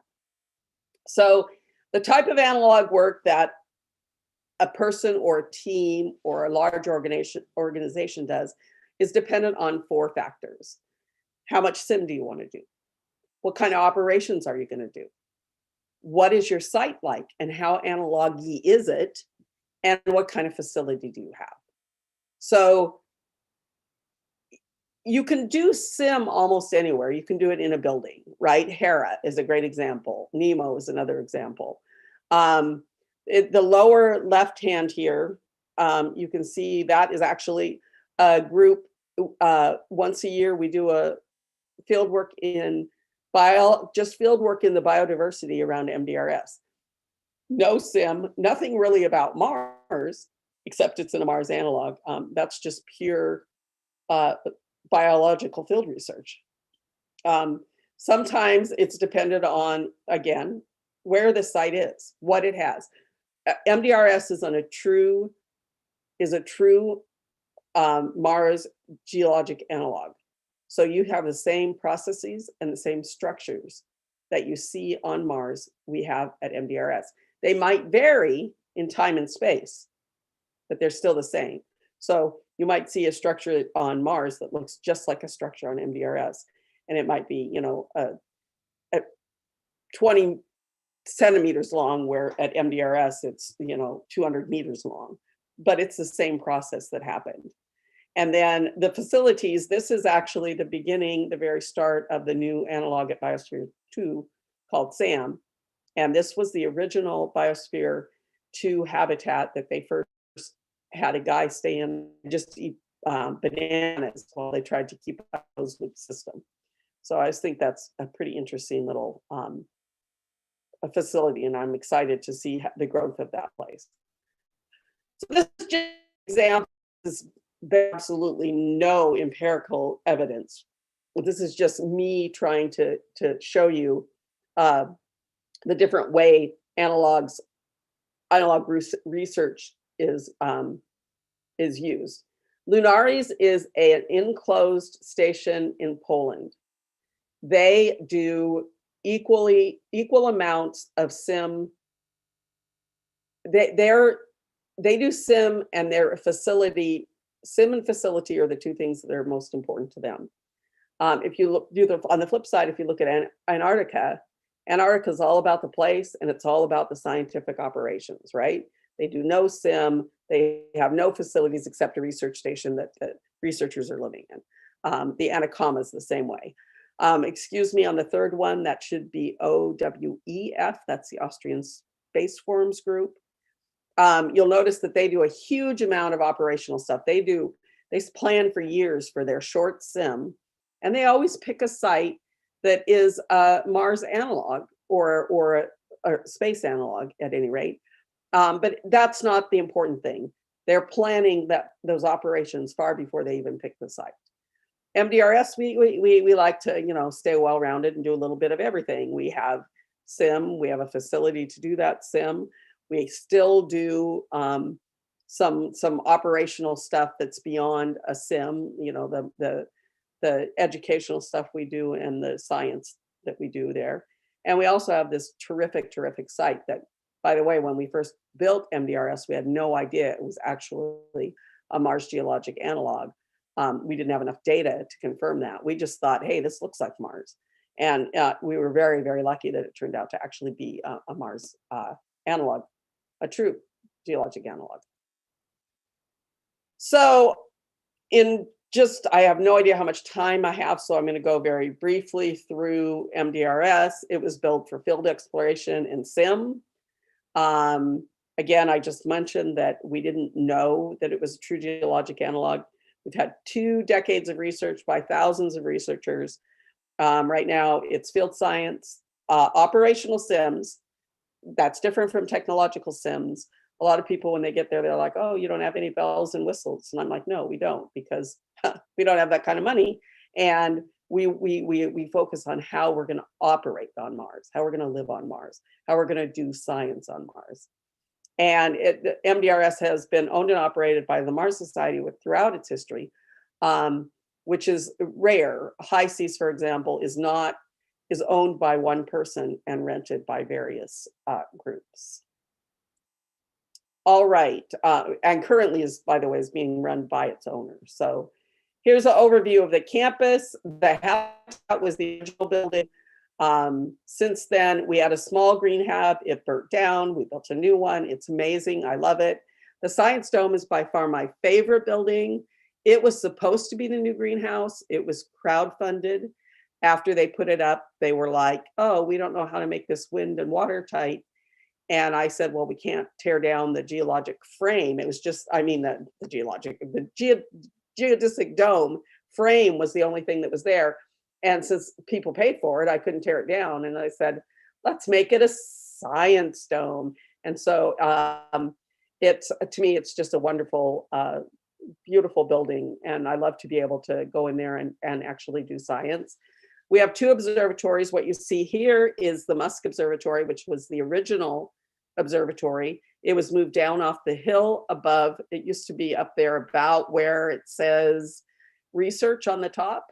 And it was moved down onto the flat because it twisted the base just by the shifting of the geology. And then beyond it is the new robotic observatory, which you can operate anywhere in the world and anybody can operate it. And then the last building on campus was actually the RAM, which is the engineering bay. And here's some pictures. This is an older picture of the hab. I love this picture. This is probably 2003 maybe. And most people will notice that it looks kind of like this even today. I'm excited about us doing the remodel this fall because it will be the first comprehensive love this building has seen in 20 years. And so I'm really, really excited. We were going to do the exterior this year. We realized it was a little too damaged for us just to paint. And so the exterior is going to get a complete overhaul, and the interior will also get massive upgrades this fall. Like I said, our original green hab burned down. And so this is the one that we built. It becomes a haven for crews in the winter. It's the only green in their red world. Most people love it. And I love to go in there and still cherry tomatoes, which I never liked until I actually picked one off a vine. And so I've been doing research on crop output here for several years now. And it's basically, it's supplemental food that's good for the soul. It's not really at this point contributing to any percentage over to the overall food supply, which is still basically shelf-stable food. Here's some pictures of the Science Dome. It has that amazing Martian view. When the cloth, the big plastic thing that they put over it before they realized they couldn't make it a greenhouse, actually split. It split right there. And so when we built the building, I'm like, that's the impact is just perfect. Everybody loves this building. I'm not overly proud of it at all. No, not at all. Here's the observatories again. You can see at the bottom, there's our robotic observatory that you couldn't see in the overview. A lot of people might recognize the Musk Observatory, which is now just a solar observatory, which makes it really nice because the crews can go out and get some operational hands-on during the day when it's safe. And I don't have to worry about people being out in the dome at 2 a.m. and getting hypothermia and not finding their way back to the hab, which has happened. So it also is less disruptive to the crew because with doing the deep sky observations robotically means they can program the observatory to do what they need it to do at night, and they get the results in the morning. So it's been really, really wonderful for crew cohesion and less disruption of the crews. Again, the RAM is the most recent of our buildings. It was the last of the campus expansion, if you will. I find it amazing. I'm, an older woman who's never had a workshop. And I love this building because I can sneak in and do things when the crew are occupied elsewhere, instead of having to say, hey, I need a screwdriver. We put it in the airlock and I'll pick it up, So, and I also think that the crews enjoy it as well. It allows you to do more engineering work and lay it out than you used to be able to do even after the lab was out of the lower deck. Leaves the lower deck more for spacesuits and operations. So how is MDRS powered? We have a 15K solar array that goes into a 10 kilowatt battery bank, and we have a 14 kilowatt propane generator that we use from about October to April, end of April, if only at night. So we don't need it. It's never 24/7, but we do supplement with that. It's an amazing, anybody who's been to MDRS back when we had, generators that didn't have any redundancy and we always lost power, or we had to, in the early days, refill the generator every 6 hours, will really, really appreciate this. I love this system. It's challenging for me. It doesn't always agree with what I want it to do, but I do keep the power on all the time. How do we get around when we're out checking out the true geologic landscape? We have these amazing electric vehicles, and we call them rovers, and they're named after the rovers on Mars. And they're much safer than the ATVs that we use. They're more flight-like. We've tried as much as we can to reduce any unflight-like operations, and this is just another way that we've done that. So you'll see in the one picture that we still have the ATVs in the background, but they were retired about 5 years ago, and we don't use them at all anymore. Spacesuits. So right now, the original suits at MDRS were designed by the Mars Society chapter in Colorado. They've been maintained beautifully and built beautifully by the NorCal chapter of the Mars Society for more than a decade now. I love these people, especially Scott Davis, who is the lead on this. They take such good care of these suits and help our crews, and they take such a huge weight off of me in terms of volunteering their knowledge and expertise to keep them up.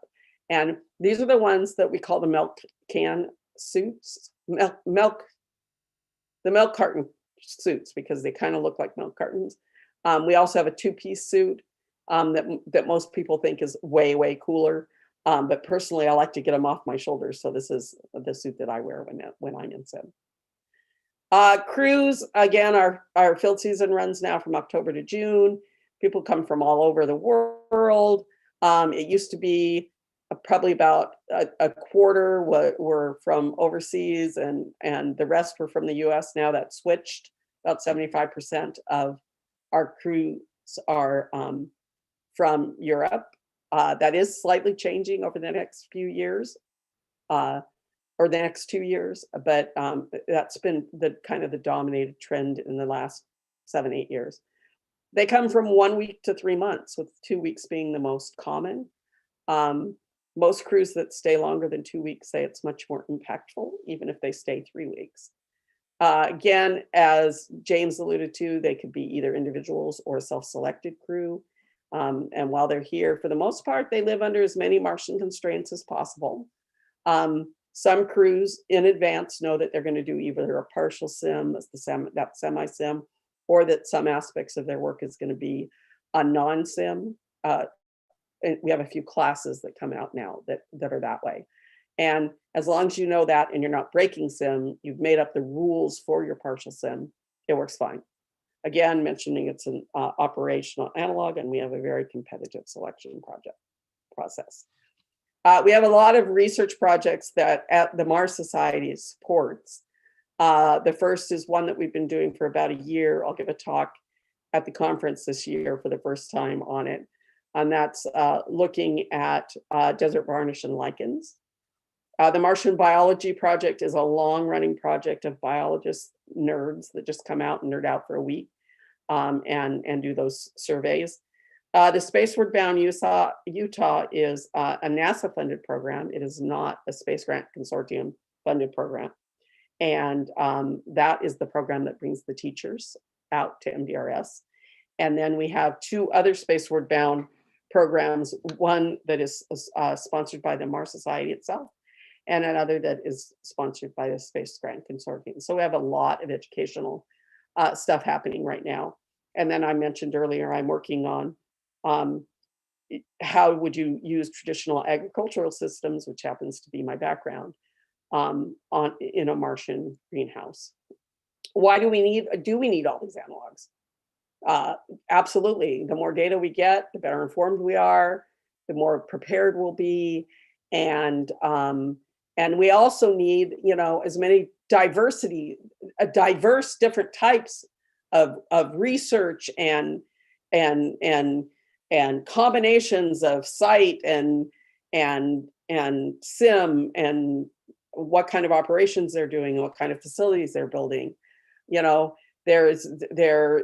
just built a 3D printed hab that people are going to stay in for a year, and it's kind of boring. I mean, they don't have a Mars yard, and the station's built very big, not like a spacecraft like MDRS is, but that's important work too. So at MDRS, we're overworked a lot. Maybe in this situation, are they going to be overworked, or are they going to be underworked? And if they're underworked, how does that work?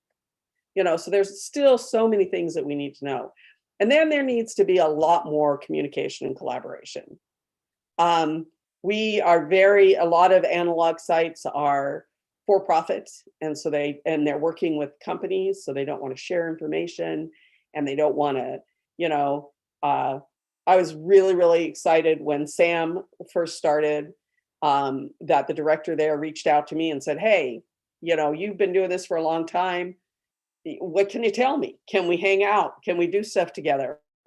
And that's the kind of attitude we need across the board with these things. Conferences like this are a really good start for that. Published research is very important, but there's still so much data out there that nobody's synthesizing, and that's really what you need to be significant to move forward. So my push in the next decade is going to be exactly what I've got on this page. This is where we need to go with analog research. And that's it for me. Dr. Rupert, thank you so much. Like I said in the beginning, I'll say it probably 10 times today. This is all new to me. I mean, I've been there once, but call me a tourist. I wasn't doing research for myself. So all of this stuff is new to me. It's absolutely fascinating. Thank you. I want to ask one of the questions that came in through the chat, but I've got some of my own stuff here I want to get to. So from Kristen, she asks, what is the time frame for the upgrades scheduled for the fall? So go a little bit deeper into the upgrades. When I was out there in 2000, 4 and 5, it was still pretty shiny, but a lot can happen between then and now. Pretty shiny outside, but inside it was pretty chaotic. Okay. I never got inside. I never got inside. Oh, okay. Inside was always very chaotic. So the timeline for the upgrades, there's a caveat to that. We're volunteer driven on these projects. And so I might have financing to take care of something for years and not be able to actually find the group of people ready to do it. And then when I do have the group of people ready to do it, then, it's just a matter of getting everybody together at the same time and being able to get the equipment and do it. So the goal for the fall is definitely just HAB driven. We do have some cabinetry that's going to go into the Science Dome and a few new instruments that we're purchasing for the Science Dome that will be for the science crew, scientists only. Lots of stuff gets broken, unfortunately, by people who don't really know what they're doing. And so that's going to happen, hopefully. And then in terms of the MDRS itself, the exterior is not going to be reskinned, but it's going to be patched, and then it will be painted. So the entire exterior will be repainted. The airlock doors will be refurbished. We will have a new flight-like front porch, which will be metal. We're hopefully putting in a new water system that will be less complex. It's not that our water system is complex. It's just that if it's been contaminated once, and it was extremely hard to take care of that contamination issue. The lower deck is still in serious discussion. I wanted to actually move the bathroom, but that's not being received well by everyone who's involved. And the upstairs will be, for the very first time, completely finished. So it will have the finish. It's never been finished. This paint job is the first paint job it's ever had that was complete.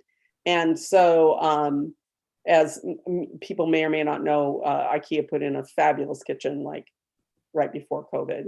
Wow. And but it's the same thing. I've had money for flooring upstairs and it's just a matter of agreeing on what kind of flooring and then putting the new flooring in. New heating system going in.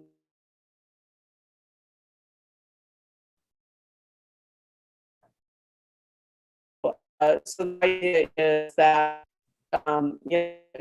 just a big facelift and a lot more love and more room to do operations on the lower deck, but that's not quite decided. Right. That's awesome. And the time frame for that, when and I'm going to put a plug in for you. When do you need volunteers to show up?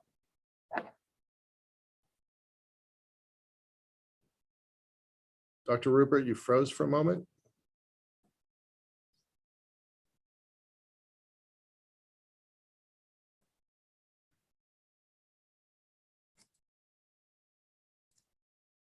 Dr. Rupert is gone. Okay, that's unfortunate. Oh, coming back. Okay, we lost you for a second. Good. Oh, yeah, I wondered. I was like, Okay, sorry. No, that's fine. We're gonna wrap up in a moment, but I'm gonna put a plug in for you. When do you need volunteers? Do you have a schedule? Is there a place they can sign up for? It's that they need to contact me. It's the 1st through the 14th of October. Okay. We have a strong basic team. So, don't worry if you don't have, we need skilled people, definitely need skilled people, but we also, you just have to be able to work hard. And we call it a work party, but the crew that we core group that now more workers than partiers. So it doesn't, it used to be that we'd have the whole afternoons off, and it never happened. And then, so don't be afraid if you don't have those skills. If you do have those skills, that would be amazing. And you stay at the HAB, and once those rooms are filled, some people camp. You can stay in town on your own. It is on your dime unless you are you have a skill that we very highly need. Then we can sometimes subsidize travel. Cool, great. Please post your links in the chat, and I'll take them and I'll post them to the YouTube channels as well, so that we got full coverage there. Dr. Rupert, this is fascinating. I have pages of notes. Like while you're talking, I'm taking notes. I'd love to talk to you about the assembly module. You were obviously pretty excited about that. That was not there when I was there. So in just a really short answer, give me a list of equipment that's there and what do people do with it? In terms of the engineering, Mhm. we have basic tools, you know, Okay. for welding, not for welding, for soldering, all your, you know, the tools that you would normally think of in a workshop. We tend to not have specialized tools simply because people who don't know how to use them break them. And so Right. it's much easier to have somebody bring their own if, Okay. you Okay. know, if they're going to do something special. Well, I love the idea of being able to craft what you need, when you need it, where you need it. So I'm a big believer in that. Dr. Rupert, it's been great having you here. Please make sure you put your contact information in the how people can help in the chat here. Let's keep the work going. It's an important work. You said, and this is almost a throwaway line towards the end of your slides on the do we need as many analogs, and you just have this like ... when we leave Earth, right? And I think that is so important. When we leave Earth, I think that should be a bumper sticker. It should be a T-shirt. It should be on our business cards. Like that the whole industry should take that line and use it everywhere. When we leave Earth, because it justifies MDRS. It justifies everything else that we're doing. So brilliant, beautiful. Thank you. Thank you. All right, thanks a lot. We got to move on to our next guest. Super happy to have you here. Thank you. Mark Levesque, I'm going to promote you to panelist.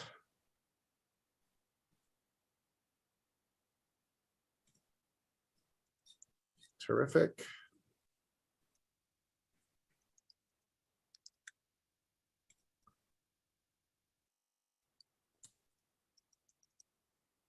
Hey, Mark, can you give me a sound check? Great, we can hear you. Terrific. Okay, I'm gonna do something here first. Great. Dr. Rupert, I'm going to put you back into the attendees side of things, so it's a little bit easier on my team for operations. Thanks so much, man. Thank you. Oh, I guess I can't do background on this. You should.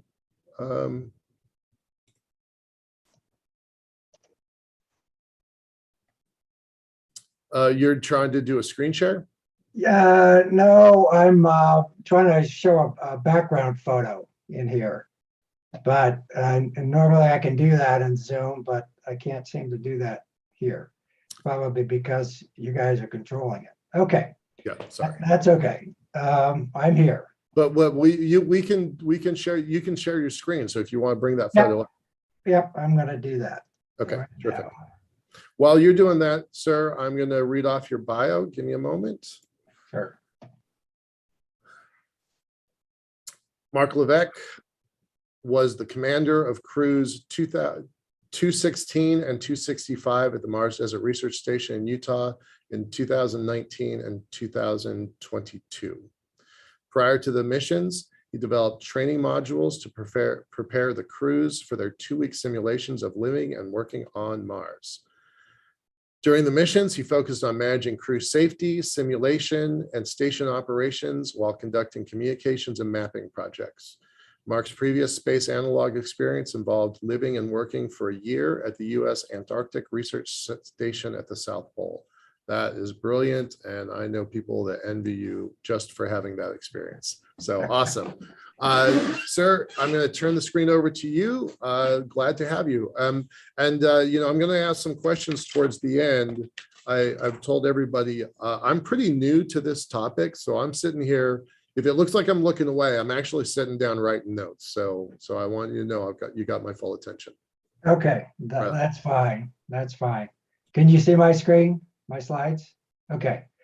Yeah, I have sort of a unique experience background prior to doing a couple of missions at the Mars Desert Research Station, and having spent a year at the U.S. Research Station at South Pole in another lifetime. So when James mentioned that might be something NASA is to consider, certainly support that. And I know that Kim Stanley Robinson in his Red Mars novel had the first cruise, first group of colonists going to Mars spend a winter in the dry valleys in a research station that they did. I think that's where we need to go with this.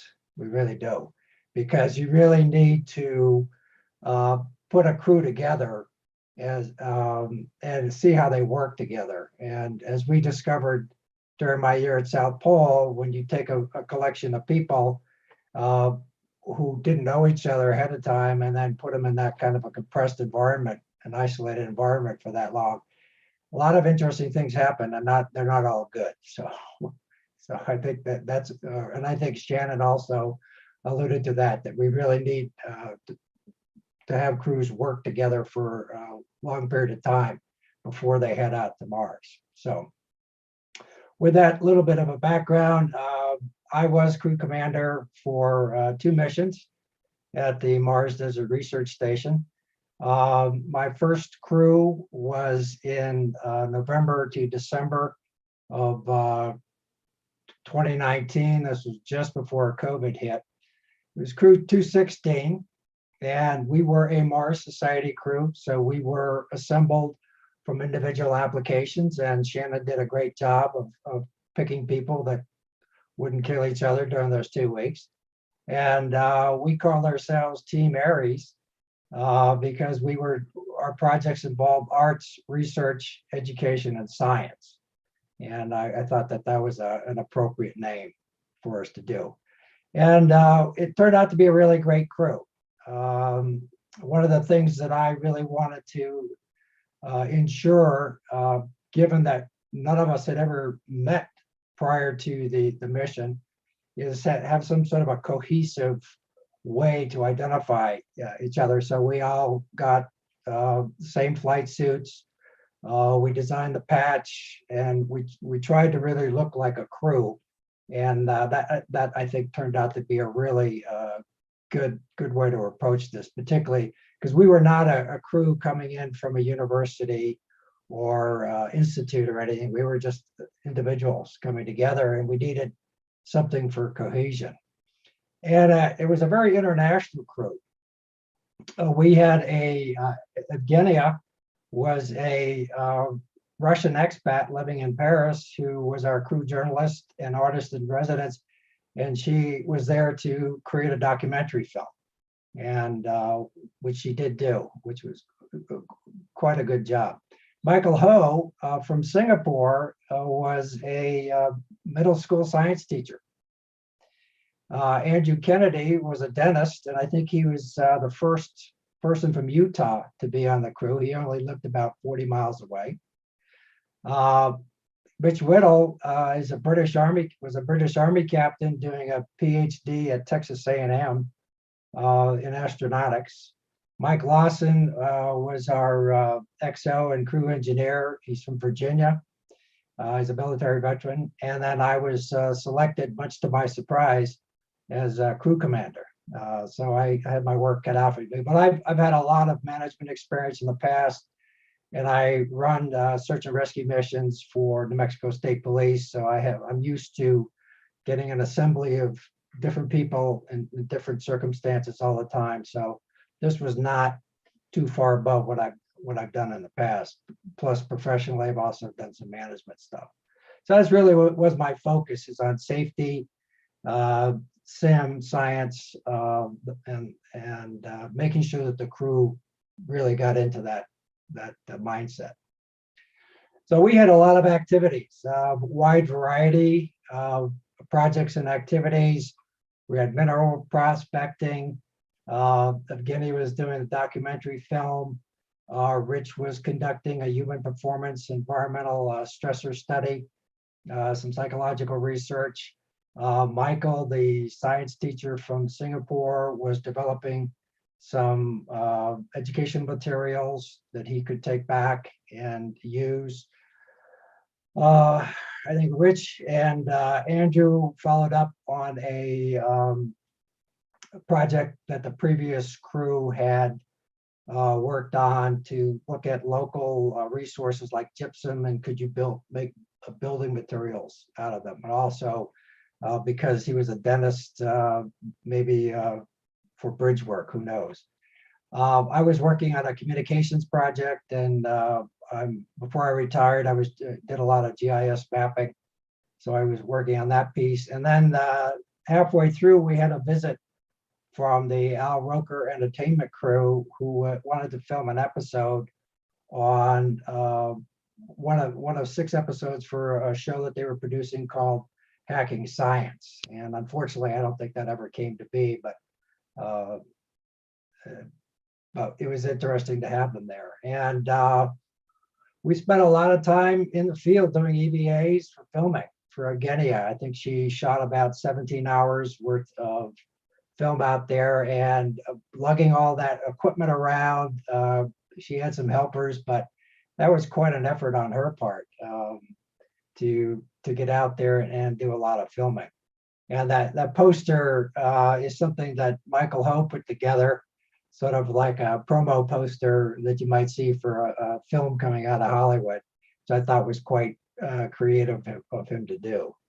So, and this is the Roker host, Justin Schaefer, who does a lot of public speaking to kids around science and space and whatnot. And he was sort of like the host of this particular segment. And we took him out on an EVA so they could get a sense of what that was about. And the crew also did a lot of interviews with us and filming around the station. So, there's also a social side to it. And during halfway through our mission, we had Thanksgiving. And so we had Thanksgiving dinner, and it was amazing what people could gin up for pies and rolls and whatnot. So it was quite a nice occasion. Also a little bit there's a game called Terraforming Mars, which I think Dr. Zubrin actually developed, and that was played intensively. This is Michael doing a presentation back in Singapore after the mission. So he put all of his materials to good use. And then this is some of the mapping I did for the communications project. And this was part of the mineral study that went on. So there was a lot of different activities. It was a very busy 2 weeks. We did, I think, 16 EVAs. So we were constantly going out and doing things, mostly for filming, but for other reasons. And just a great crew. We really worked well together. It was a really, really good crew. So then I had the occasion. I knew after I did that mission, I got to go back. And fortunately, Shannon was amenable to that. And so this past spring, I was commander for crew 265, which was, we were actually turned out to be the last crew of the season. And we were also a Mars Society crew assembled from different individual applications. And so we had to go through that same process. This time, however, I had become very familiar with Zoom, so I was able to set up a lot of crew meetings via Zoom so we could get to know each other a little bit more and make sure the crew was really, really well prepped. Because in my mind, one of the key things about going to MDRS with a crew of individuals is to really get everybody on the same page for expectations in terms of what they can expect, what life is going to be like there. And I had I'd been there before, so I really had a good idea. My XO, Dave, had been there twice before, so between the two of us, we really knew the ropes pretty well. But that's why I called our team, our our crew the old goats and the millennials, because the other four were definitely a very different generation than Dave and I. So, and you can tell from this picture, there was a different vibe to this crew. The millennials here in the background to the side, and then Dave and I, the old goats. But it was an interesting blend for the crew, and I think that's what makes going to MDRS with a crew like this that's assembled from individual applications pretty interesting, because you have to, you can meet all you want on Zoom, but it's not until you actually get there and you're living and working together, you're in everybody's face 24/7, that you have to sort of work out the kinks and find out how to work well with everybody. But I think this crew did as good a job as my previous crew. So I can't. They're both very different, but both really, really good crews. And so we had a couple of students from McClellan College in Texas, Benino Blanco and Isai Lycia, who were my mapping technicians to help me with a mapping project, because that's what they were engineering students back at their college. Sergey Yakimov, who was our HSO, a health and safety officer, and a crew engineer, is from Ukraine. So that took on an interesting dimension because the invasion had just happened. And so we had to work through that to make sure he could still come with us. Sarah Treadwell was our media maven. Her nickname is Space Case Sarah. And you could look her up on the web. She's out there big time. So she was our media maven and working on all sorts of social media things, most of which I'm not at all familiar with. And then David Laud was our XO, executive officer and crew engineer, and he was great, working with Sergey to make sure all the systems were working well.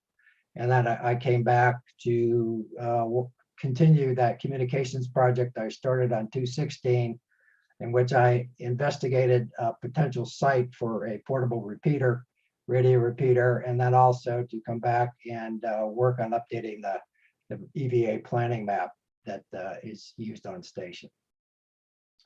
So this crew is very different. We didn't have any science going on really. I was doing a communications test project to improve radio communications between the HAB and the EVA teams. We also worked on, I worked with Benny and Isai on updating the planning map using GIS. Again, that's what I did before I retired. I did a lot of GIS work. Sergey was working on smart home technologies for an analog habitat. So he installed some smart home technologies like motion sensors. So when you walk into a room, the light would come on and then it would time out when you came out. Dave did a lot of work going through all of the battery operated devices on station to check their levels and identify which batteries needed to be replaced and so on and so forth.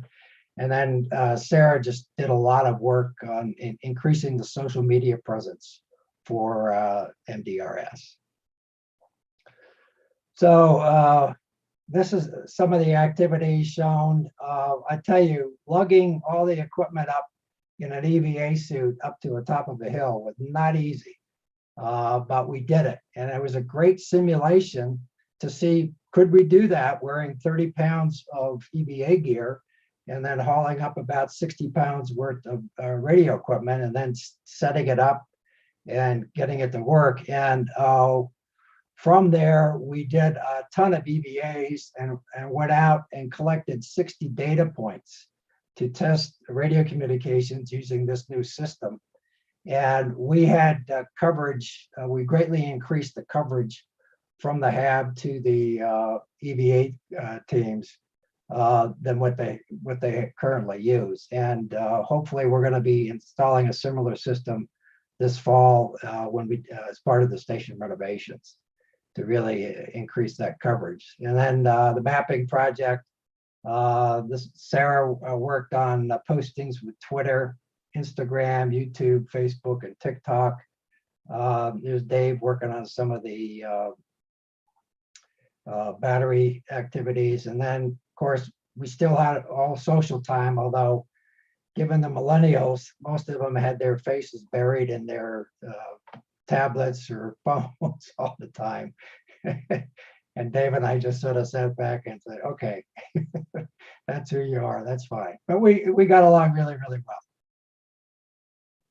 And I think the thing that really struck me on this mission, even more so than last time around, was the setting, the landscape. When you are out in this area, in those EVA suits, I really had a sense that you could really feel as though you were on Mars. I mean, it's just that powerful, particularly when you're encased in that kind of a bubble. So, and we did, I think we did about a dozen EVAs this time around. Driving the roads is part of the mapping project, is also part of the communications project. So we got out everywhere to a lot of places I didn't get to the last time I was there. And I really enjoyed that, and just was really struck by the incredible diversity of the landscape and the different rock formations. And in particular, this is a canyon that's north of the station. And when I was standing on the rim of it, I could have been on one of the side canyons for Valles Marineris on Mars. I mean, it was just that powerful a feeling to see that kind of a landscape and being inside of that EVA suit. So I've got a little clip here that will, it's a drone clip from my 216 mission, which will really give an overview of the area, what the station is like, if it will work. Here we go.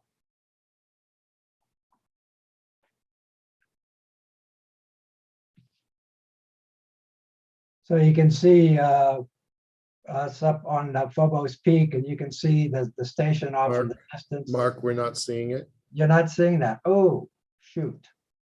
Okay. You know what? Let me try this.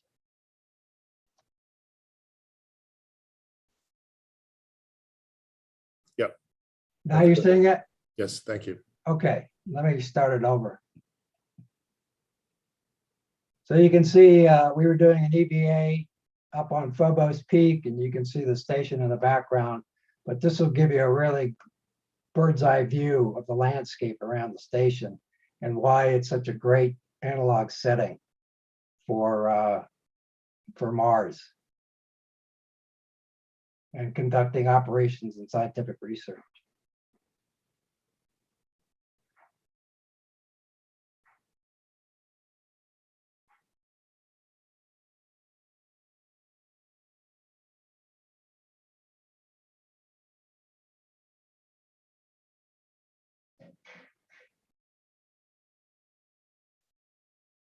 Okay, let me get back to my PowerPoint. Okay, so comparison between the two crews. As I mentioned, both crews were assembled from individual applications. 216 was slightly older, a more international crew. The 265 was a younger crew with a, as I call, a different vibe, but both were still great. 216 had science and film projects. 265 had station improvement projects. 216 was pre-COVID. 265, we definitely had COVID protocols that were followed closely. So we had daily health checks. We all had to make sure that we had a negative PCR test before we arrived on station. A lot of us got, Dave and I got second boosters. And so we wanted, everybody had to be vaccinated before they got there. Some takeaways from both my missions. Pre-mission crew training, particularly when you're assembling a crew from individual applications, is invaluable. You need to really set a tone because people are going to be going from their daily environment from that context to a very different environment. And you want to get them into the sort of the sim mindset as much as possible. When I was doing this for 216, this was before I got into Zoom, but I sent a ton of emails with a lot of different information that the crew needed to know prior to arriving on station and what to expect once they got there, as much as I knew, because it was the first time for me. 265, I did 8 Zoom meetings about every 2 weeks. Plus I created some four separate documents that I wrote up based on my previous experience to help them, again, get into understanding what they were getting into for sim, okay? And that made a huge difference. Also, not only in terms of getting the crew up to speed, but also gaining familiarity with each other because we could see each other face to face. Because I really wanted them to get into a sim mindset, even before they got into a station. And then once we got there, I developed some additional ones for the sim. We wanted to use 24-hour time. We wanted to build in an email delay so that to simulate. So I looked at how far apart Earth and Mars would be at that time, and I factored in the time factor. So we said, you know, if you send an email, you got to wait 30 minutes before you can check it again. And I think, if I understand correctly, with the new Starlink system, they're building that in time lag based on the distances. So, which is great. I think that's a real thing. We had daily crew meetings, daily health checks, and we did a few other things. But I really wanted, you know, sim was number 2 in terms of priority. And I really wanted people to be in that mindset as much as possible all the time, because you get the most value out of the experience by doing that.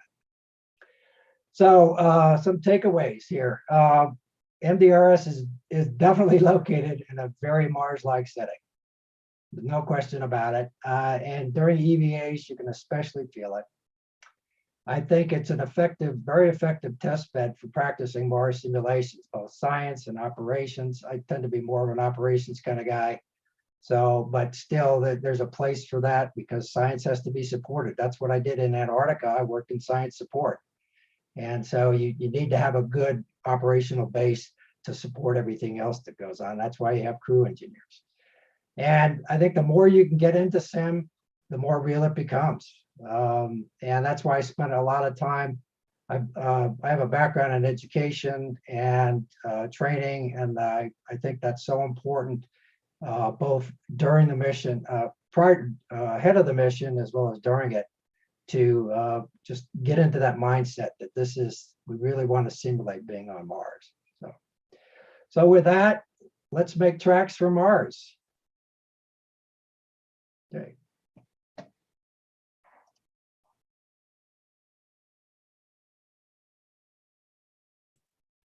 Thank you, Mark. That was great. Your insights. There's comments about everybody likes the old goats and millennials. I was laughing. Other people were laughing.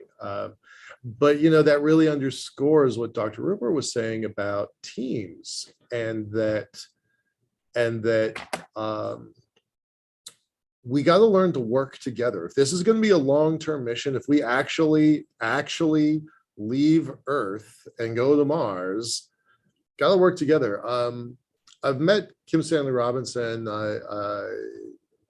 in the same book, the Red Mars series. He has a giant space elevator that comes crashing down, wraps around the world, and creates a molten canyon around Mars. So you can imagine that's not good for when I was working on the Earth's space elevator. That was bad press for us. So we actually chatted with him. He was great, but his ideas within the Red Mars series, I still think hold up. Would you, can you talk about, that the first 100 and talk about their time in, and kind of compare contrast the fiction versus your reality? Oh boy, yeah. Based on my year at South Pole, I mean, there were 18 of us that were locked in that station for 9 months because the station closed in February, didn't reopen until November, and we could not leave. And that's where the frictions really come out. Right. And I think in the Red Mars series, and then the follow-up book, The Martians, people got sorted out when they were doing that winter in the dry valleys. And I've actually spent time in the dry valleys on two further visits. So I've been to the three major ones. And that I had the opportunity to do a hike alone on the base on the bottom of Wright Valley for hours. And boy, if you want to feel like you're being on Mars, on Earth, that is the place to do it. So Robinson's sighting of their station during the winter was perfect, was spot on. It really was. Wow. And I could see, building a station there where you take the first crew and you put them in there for a winter and see how they work out, because we didn't have that opportunity for my South Pole crew. And boy, did we have some major problems with personalities. Wow. And so you gotta sort that out ahead of time, because if you're gonna be working and living with somebody with a group of people for 3 years, you have got to get those sorted out, because otherwise you'll take a page from the series The Expanse and a bunch of people are gonna get spaced. If they're not careful.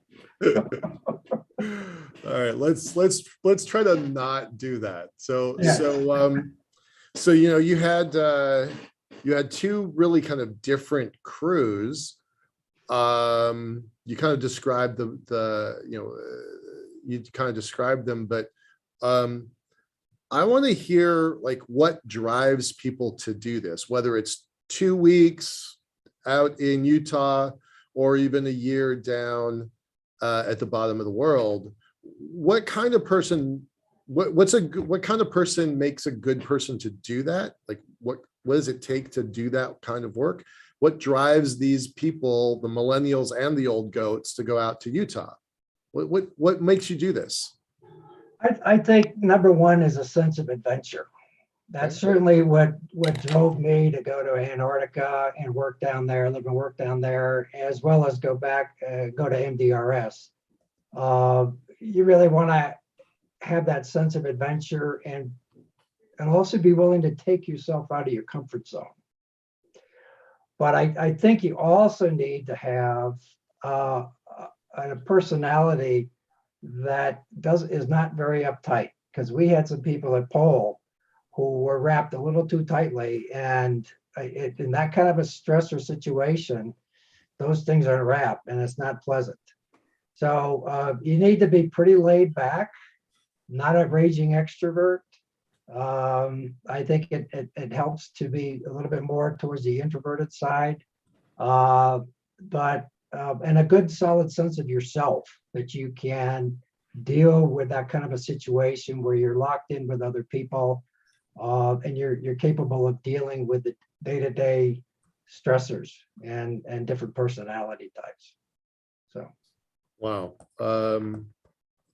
Sense of self. Don't be a raging extrovert. yeah. Don't be uptight. Have a sense of adventure. I've never volunteered for one of these sites. I've gone out there just as as a helper. I'll share some of my experiences later, but yeah, I've never really thought that I would be a good person to put in a tin can out in the desert for 2 weeks. I think it's amazing. I'm somewhat envious, but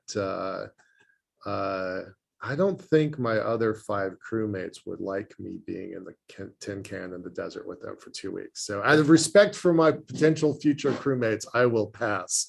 I'm a little loud for people sometimes. Yeah, I think another important trait is to having a sense of humor. I got that. Yeah, not taking things too seriously. You got to be able to let things roll and just see the funny side of things, and just just chill out. I mean, it's not a good place for somebody who has a very anal type personality. I think you want to be much more laid back and give and take, because you got to live it. One of the things that we had to do at Pole is, despite some people that you grew to dislike intensely, you had to find a working relationship with everybody, because everybody's safety depend on it. I mean, if we had a major incident at Pole during the wintertime, there was nobody coming in to get us. Right. I mean, we were 800 miles from the coast. You could not land a plane in there during the wintertime. I mean, we hit 117 below Fahrenheit to set a record, which still stands. I mean, it's solid dark for 5 months. I mean, that you are definitely on another planet when you're down there. Wow. And so you had to find a way to make sure that the station functioned and that everybody worked together towards that end. It's really, really important. Let's talk about safety at MDRS. So what goes well and what's a problem? You can't have 1,500 people go through that site and not have problems. I'm not trying to like single anybody out, but what's working, what's not working?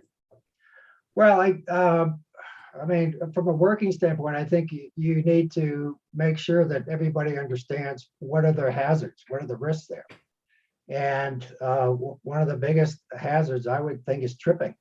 I mean, particularly when you've got your EVA suit on, you really can't see your feet. So you got to be careful when you're walking out on an EVA. Also, the staircase is pretty steep going from the upper deck to the lower deck. So you don't want to rush. Don't rush.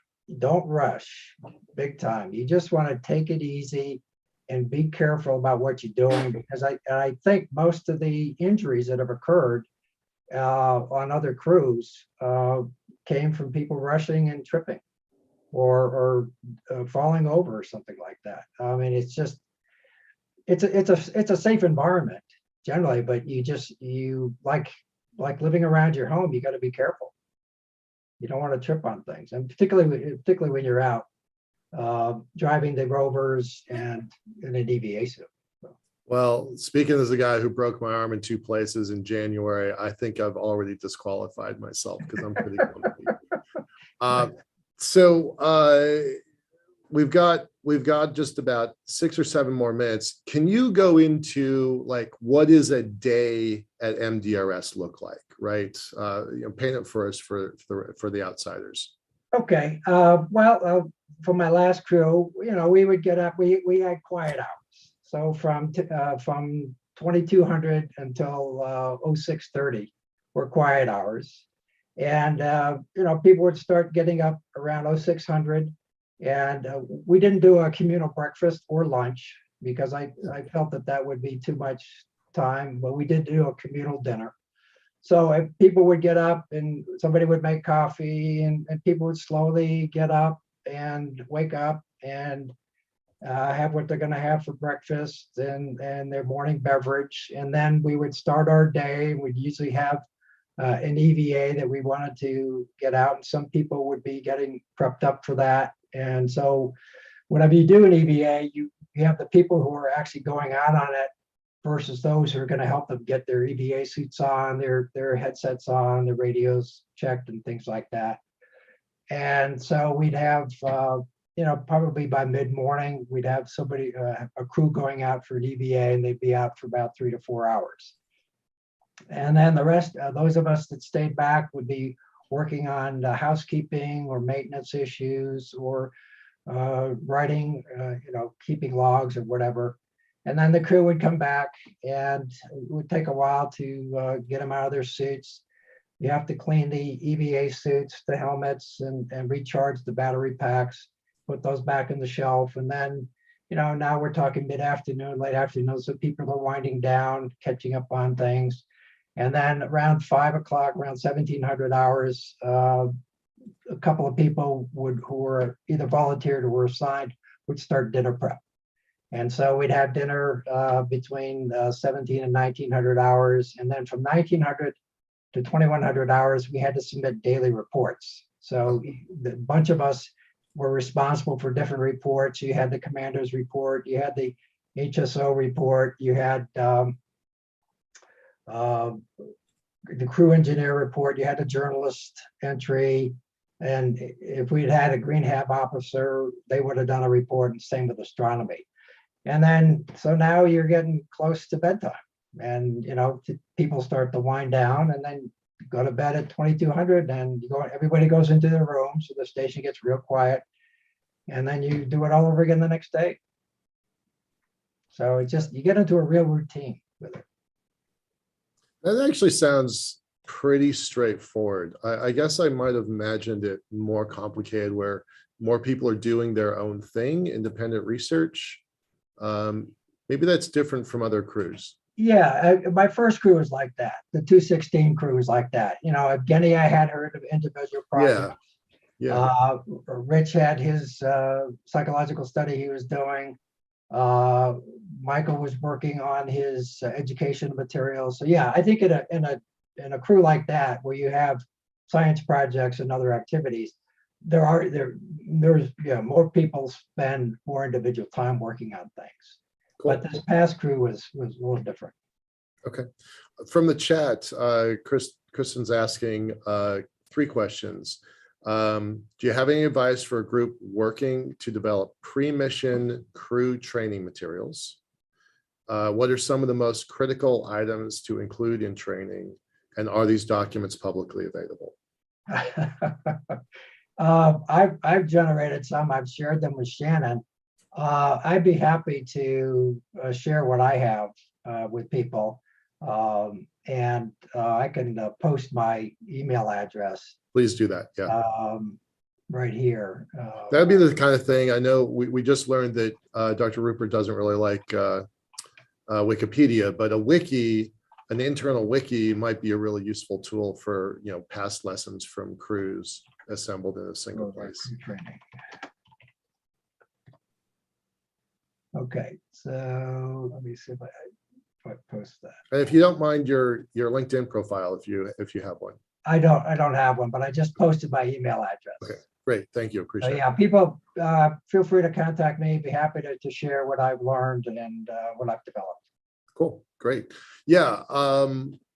With that many crews, I think James said there have been 200 crews or so, which I think the counting seems odd, because you were at 265. I don't know if they skipped some or if they change it each season. COVID jumbled the numbers a little bit. Oh, it did. Okay. All right. So roughly north of 200 crews ish. I feel like that's a lot of assembled learning. With the documentary that y'all did, is there a way to see that? I mean, you said they did, gigabytes of films. Is there any way to see that? Is it public? I don't think it is. It's called Wanderers. It's by, I'll put it in the chat.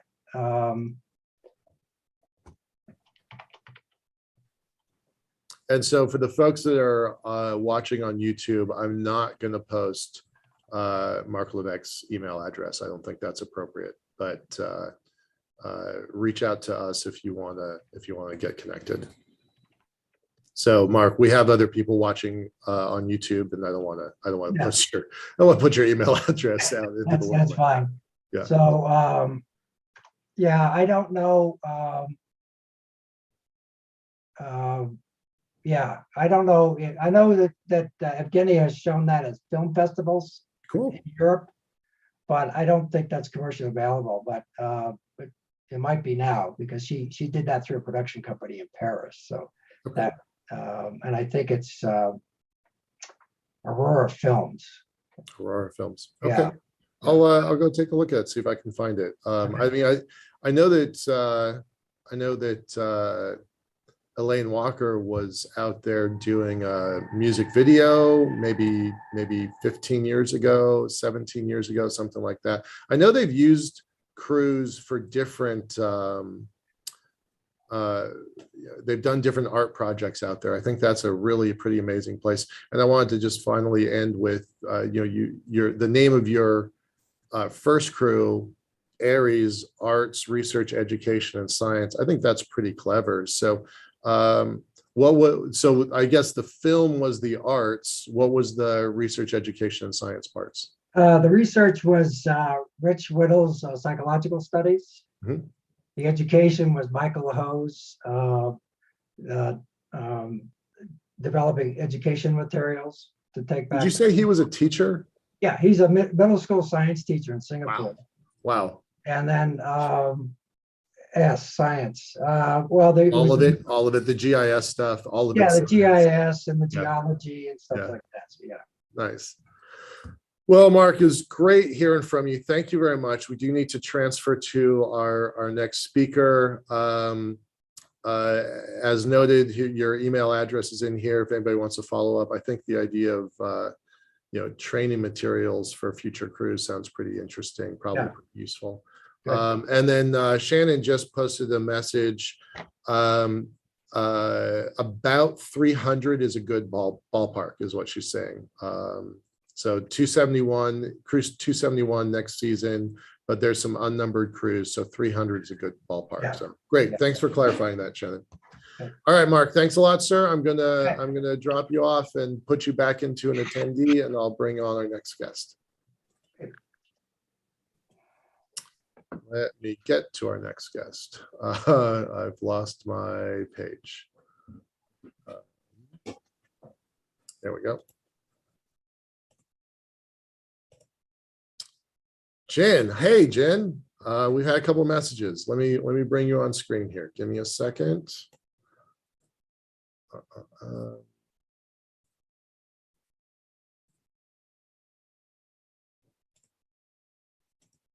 Okay, Jen, I just promoted you to a panelist. It'll give you access in a moment. And no offense, Mark, I'm demoting you, sir, with being posted about that. Hey, hi. Hold just 1 second. Change. Great. Sorry.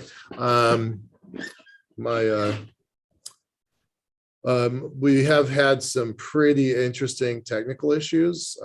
Two of people on our team, and me being one of them, wound up in the emergency room this week. 2 different parts of the country, 2 different problems, but yeah, things are not completely smooth on this adventure. So it took me a second because I don't usually do this stuff. I have other people on the team who usually tackle that. But great to have you. Let me read your bio. As I've told the other speakers, I'm really new to this topic, so I'm sitting here taking notes, learning just like everybody else in the audience. So I'm really glad that you're here.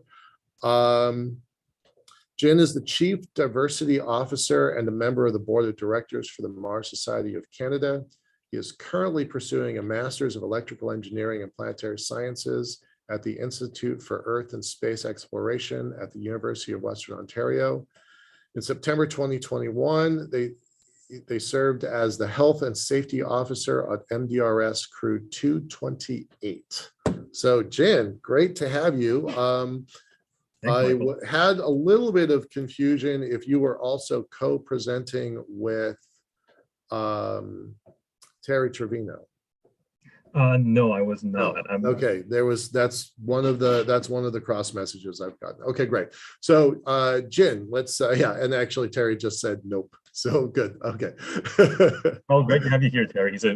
Actually, Terry's a part of the story I'm about to tell, so this will be great to have him here. Great, good. Yeah, Terry's going to be on screen tomorrow, so that's why I had a little bit of confusion on that. But yeah, please tell your stories. All right. Do you see a black screen? We do. Yes. Okay. And the mouse cursor moving. All right. So my presentation is it's going to be a little bit different from the others that you'll see today. I'm going to take more of a storytelling approach because that is how I approached my rotation MDRS. Terrific. I'm going to start us off with a bit of an introduction. So let's set the scene. It's September 26th of last year. It's Hanksville in Utah. And my crew is arriving at the Mars as a research station for the first time. Oh my God, it's real. Oh my God. Holy shit. We made it at last. Oh my God, there it is. That's the MDRS. Okay, so yes, so we are. Oh my God, we're here. We actually made it this time after 2.5 years. Woohoo! Woo! Say, smile. Woo! We made it. We're slowly approaching. Oh, here New comes the home. doggies, the space dogs. Oh my God. Yeah, no, one of them's gonna bark. We can confirm that there are dogs on Mars. There's the space dogs. Hey, buddies. One of them's three-legged because the neighbor ran him over. Oh my God. That's Shannon right there, standing beside the station. That's right. So welcome everyone to my presentation. My name is Jin, as kindly introduced by Michael, and I was a health and safety officer on MDRS Crew 228. And this is my presentation on the path to Mars. I'm going to be talking about the various ways that a Mars analog can help us get us to real Mars. And here's a picture of our crew in front of the station. You'll notice a familiar face standing next to me. That's David Laudy, who was also the XO on Mark Levesque's crew at Crew 265. Before he was in Crew 265, he was in Crew 228, where he was our executive officer. So that's kind of how, a nice example of how tightly knit the analog community is, that you kind of see the same faces pop up so often. And that's Inga in the bottom left here, who was the one that James Burke was talking about earlier, who did this study for her PhD on the effects of gender in the dynamics of analog crews. So this is me. I do a bunch of things. I'm the Chief Diversity Officer, and I'm on the board of directors for the Mars Society of Canada. But I'm also doing my master's at the Western University Institute for Earth and Space Exploration, where I'm actually working on multispectral images for the lunar surface. And where my story comes to this is that I spent 11 sols on Mars on Crew 228. And here's our patch in the bottom right. We have a large number of names in the crew, and as you can see by the number of flags, it's a very international crew, which is probably going to be the way that's going to be in the future. And this is our patch, the symbolism to it. This is a lander touching down on Mars, and you can see plants coming up from the bottom. And this was meant to symbolize how we would be bringing life to Mars. And also symbolism in the tree of knowledge, bringing knowledge to the next generation. So I know Shannon talked about this earlier, but let's talk about what is the space analog for those of us who just joined us. In the context of what we talk about in MDRS, it's a way to simulate aspects of space exploration on Earth, or basically to find something on Earth that is similar to what you're trying to study somewhere else.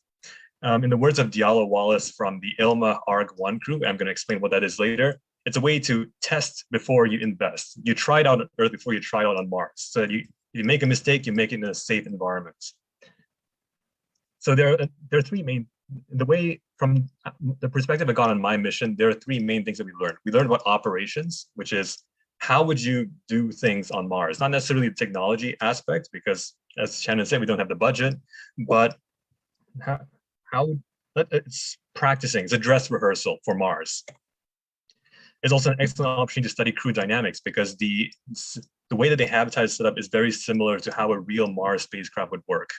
And so being in such a small confined space with just a few other people who kind of approximate the same personalities and qualifications that an astronaut crew would have is quite useful to understanding how a real Mars crew would work, because that's integral to the mission of being a success. But I think also a key part of this is the learning about the human experience of you get, as Mark has said in his previous presentation, when you walk around the MDRS, you really, especially when you walk around that spacesuit, it really feels like you are on Mars. And I think this could help us prepare emotion, not just in terms of science and operations, but also emotionally for the experience of putting humans on Mars, and how can we bring the rest of humanity along with us when we do that. This is our crew. Our crew is called the Aeronauts, and no, that is not a typo.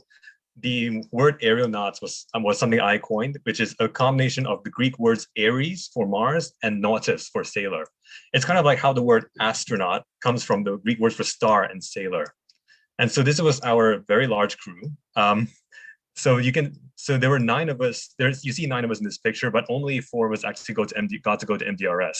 This is because our crew was scheduled to go right just after the pandemic started. So we had to cancel and substantially postpone our mission. And by the time we got around to it, there were just changes in schedule and restrictions on travel that made it impossible for many of us to come. So the core crew who were actually there were the 4 of us you see in white in the top left. Our commander was Dr. Lindsay Rudder, who is a postdoctoral fellow at the University of Tsukuba in Japan.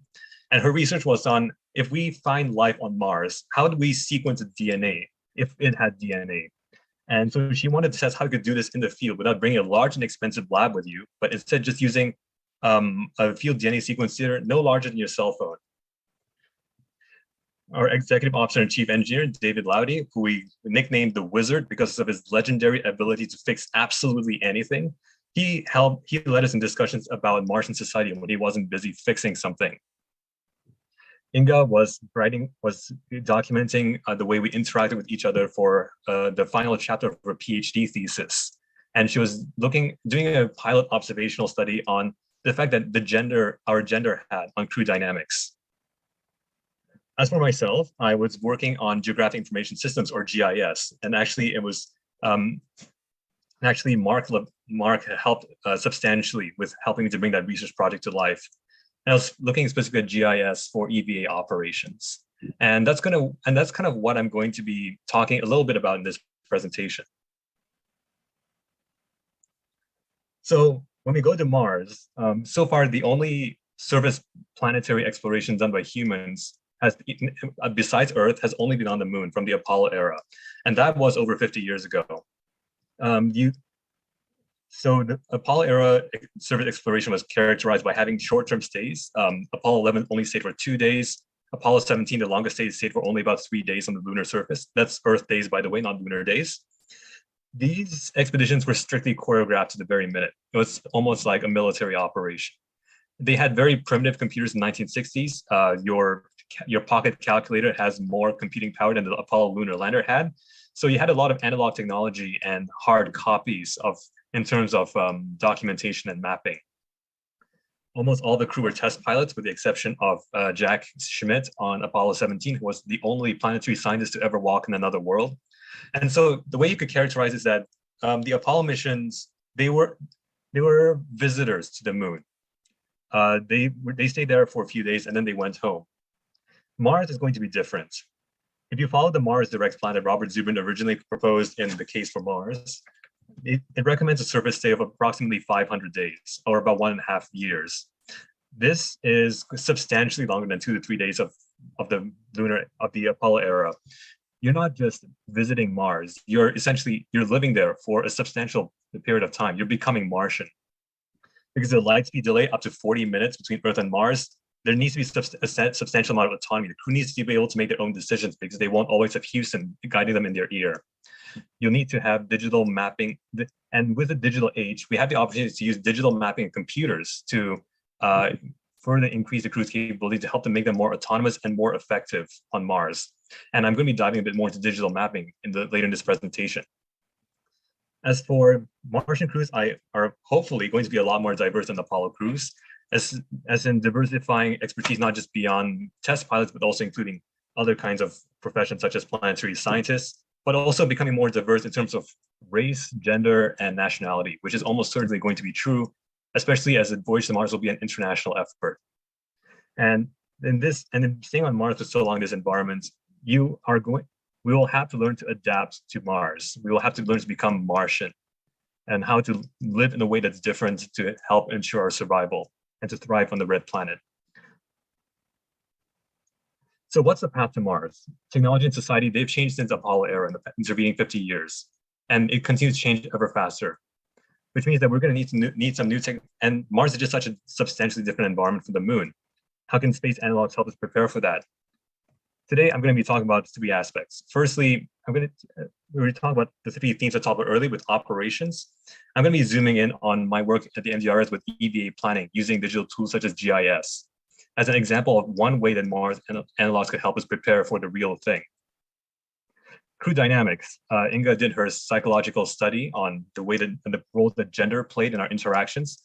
I'm going to be presenting about my reflections on how to become what makes an effective Martian, and what can they teach us people who are back on Earth. And finally, a big part of what I did at MDRS was talking about the human experience, which was how are we going to bring the rest of humanity with us on this journey so that they can be there with us? Like, for example, in a similar motivation to what James was talking about earlier today, with allowing the public to join Mars astronauts in VR. So without further ado, let's get started. So throughout this presentation, you're going to be seeing quotes from a series I wrote called Diaries from Analog Mars. Essentially, every single day while I was in simulation, I spent about 2 to 3 hours a day writing diary entries about what my experiences were, what my reflections were, what I was feeling. And I wrote this in C2. And the idea was to give a public a taste of analog life. I wanted them to be able to get really intimate view, not just looking at it from the outside, but for them to feel like they could join us. And these were distributed by the Mars Society of Canada at this link through marssociety.ca/marslog, which I'm in. And I'd like to take this opportunity to give a special thank you to Evan Plants-Weir, who basically received all my diary entries by email while I was at the station. And he painstakingly transcribed and edited them and posted them on the website, which made this whole project possible in real time. So let's start off with a diary from Analog Mars. EVA team, this is Habcom. I spoke into the radio. You're a go to open the outer airlock door. Vicariously through the porthole, I watched as the two stepped onto the platform in front of the Hab. In one swift synchronized motion, they planted the aeronauts' first footsteps on Mars. It wasn't long before the team ran into problems. When they arrived at the location where Marble Ritual was supposed to be according to the GPS, they had difficulty finding it. And this sets the stage for the first part, which is how do we navigate on Mars using the new tools of the information age? I wrote this diary entry on September 30th, which was Sol number 3. This was one of our first practice EVAs, where this was our shakedown, where we tried to figure out all the problems with Mars.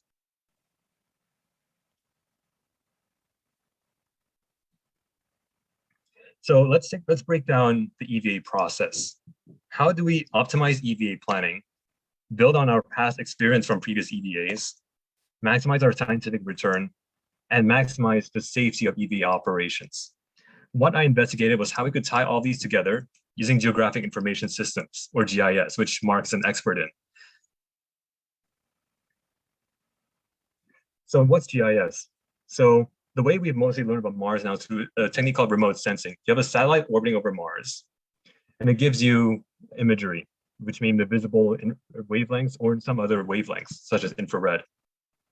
But you can also obtain terrain data from our satellites orbiting Mars. And you can combine those data together into a computer system and process and plan them digitally using GIS, where it allows you to analyze the geographic data.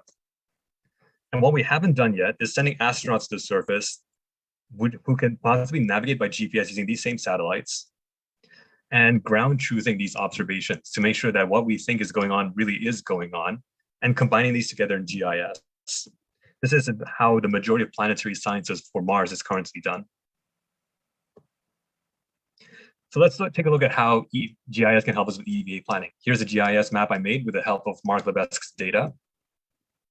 So then, one of the easiest ways that GIS can help us is, let's say we wanted to go to this feature, which was a major exobiological EVA we did. We can obtain coordinates very easily just by clicking on it in GIS.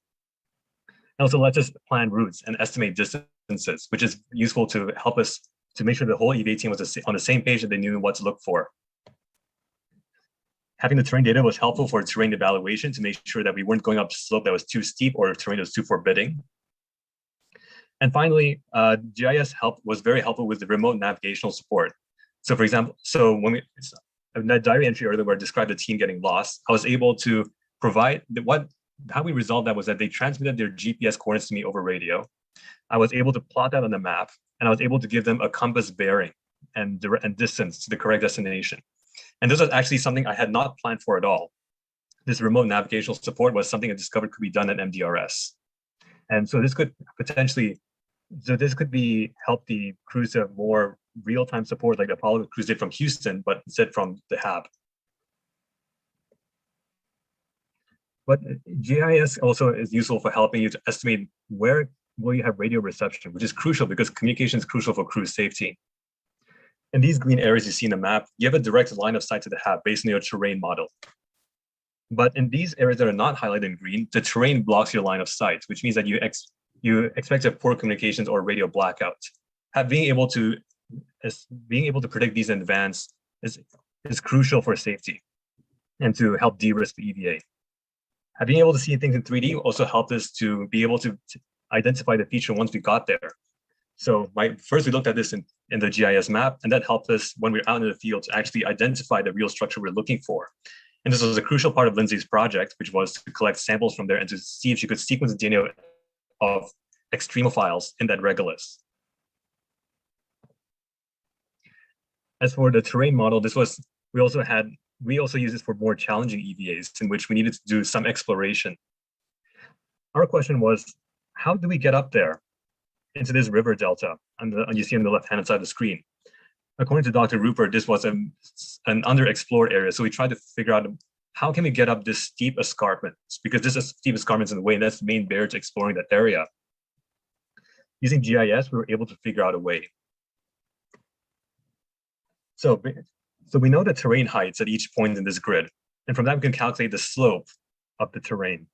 As you can see, the purple parts of the map have a steeper slope, while the red and orange parts of the map have a gentler slope. And so let's say we drove down here and we wanted to get up onto the delta.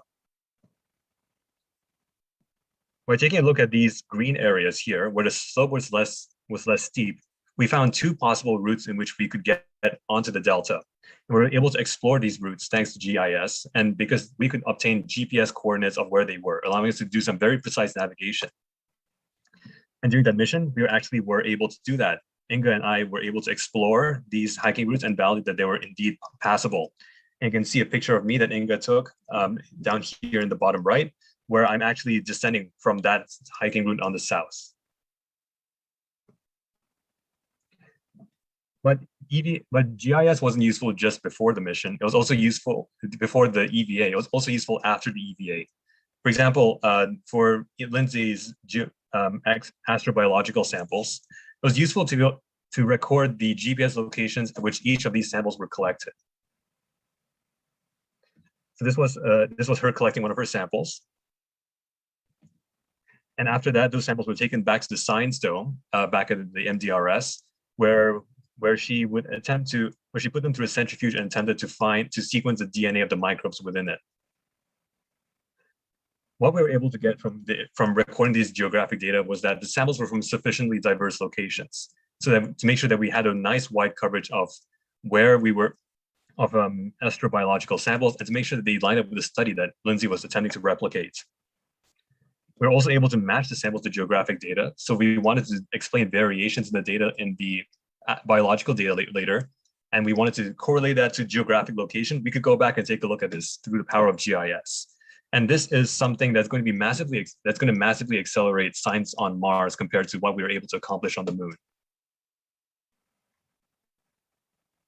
So here are the key insights on EVA operations based on what we can learn from GIS and GPS. With these new digital tools of information age, Mars explorers can improve EVA planning efficiency and effectiveness, because it's a lot easier to work with a computer when it comes to calculating coordinates or to compute terrain. By also having this advanced intelligence of what we're going into, we can help reduce EVA risk. So for example, identifying unsafe parts of the terrain, identifying or doing other kinds of scope of scouting out that area before you actually go there. This also helps you improve the autonomy of the expedition crew, because now they can help make decisions on their own out there with more autonomy from mission control. And another part of autonomy is being able to provide live support to EVA teams, being able to know exactly where they are at all times and being able to provide support accordingly. And this can help improve, again, independence from mission control, which is going to be crucial when you have a 40-minute light speed delay. Now let's think about now that we've looked at how we can improve operations to Mars, and it allows us to talk a bit more about something softer, becoming Martian. On Sol 9, exactly on time, we experienced a three-quarter effect. That morning, our breakfast was eaten in pin drop silence, our minds preoccupied by the things we had to finish up before the mission ended. Thank Mars for Dave, who broke the deafening silence. Could you all please be a bit quieter? We burst out laughing and started chatting again. This is written on Sol 9 on October 6th. So the three-quarter effect, as Inga puts it, is the effect of people both wanting to go back to Earth and not wanting to go back to Earth at the same time. In expeditions, in expeditions in so many different situations, both at 2-week expeditions to MDRS and several months-long expeditions to the South Pole. At around the three-quarter mark to the expected length of the expedition, you see a drastic drop in crew morale. And this was something we're able to observe while we were there. So I haven't talked too much about our crew itself so far, but so here's the rundown. It was a fairly diverse and international crew, definitely more international and diverse than what we saw with the Apollo era. For example, Lindsay and Dave were our 2 MDRS veterans. They'd been there before, and they were both Americans, while Inga and I were the international contingent of that crew. Dave remembered, and we also had a nice wide variety of ages. So Dave remembers the moon landings. Inga and Lindsay are in mid-careers, while I was just starting out. I was 19 when I applied to MDRS, and I was 22 when I finally got to go last year.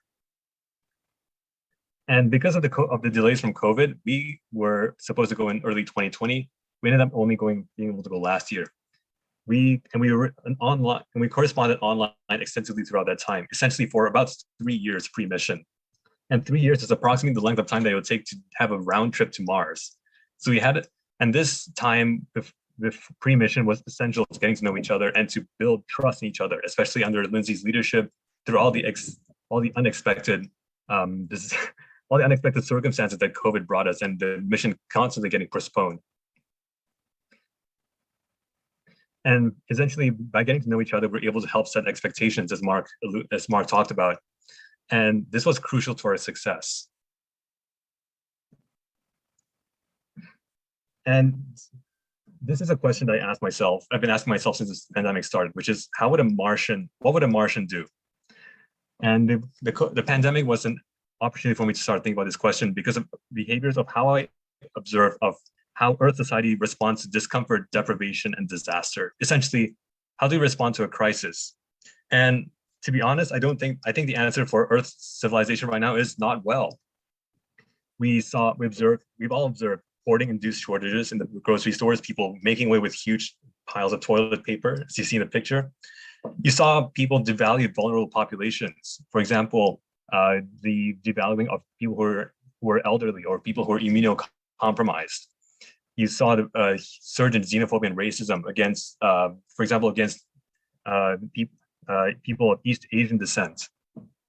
Essentially, what this sums up to is prioritizing personal comfort over community well-being, which is not going to fly on Mars, and a refusal to adapt for survival, which is people refusing to adapt towards a new normal that help society overcome the difficulties of the old. So when we go to Mars and we learn to become Martian, I think that the Martians will have a lot to teach human society. And I want to dive a bit into that of what Martians can teach us Earthers, as people in the expanse would call it. So what makes up a Martian? And I'm going to use Inga here because she was an exemplary Martian. As the Martian demonstrated, both the book and the movie, resourcefulness is definitely going to be on top of everyone's list for what makes a Martian a Martian.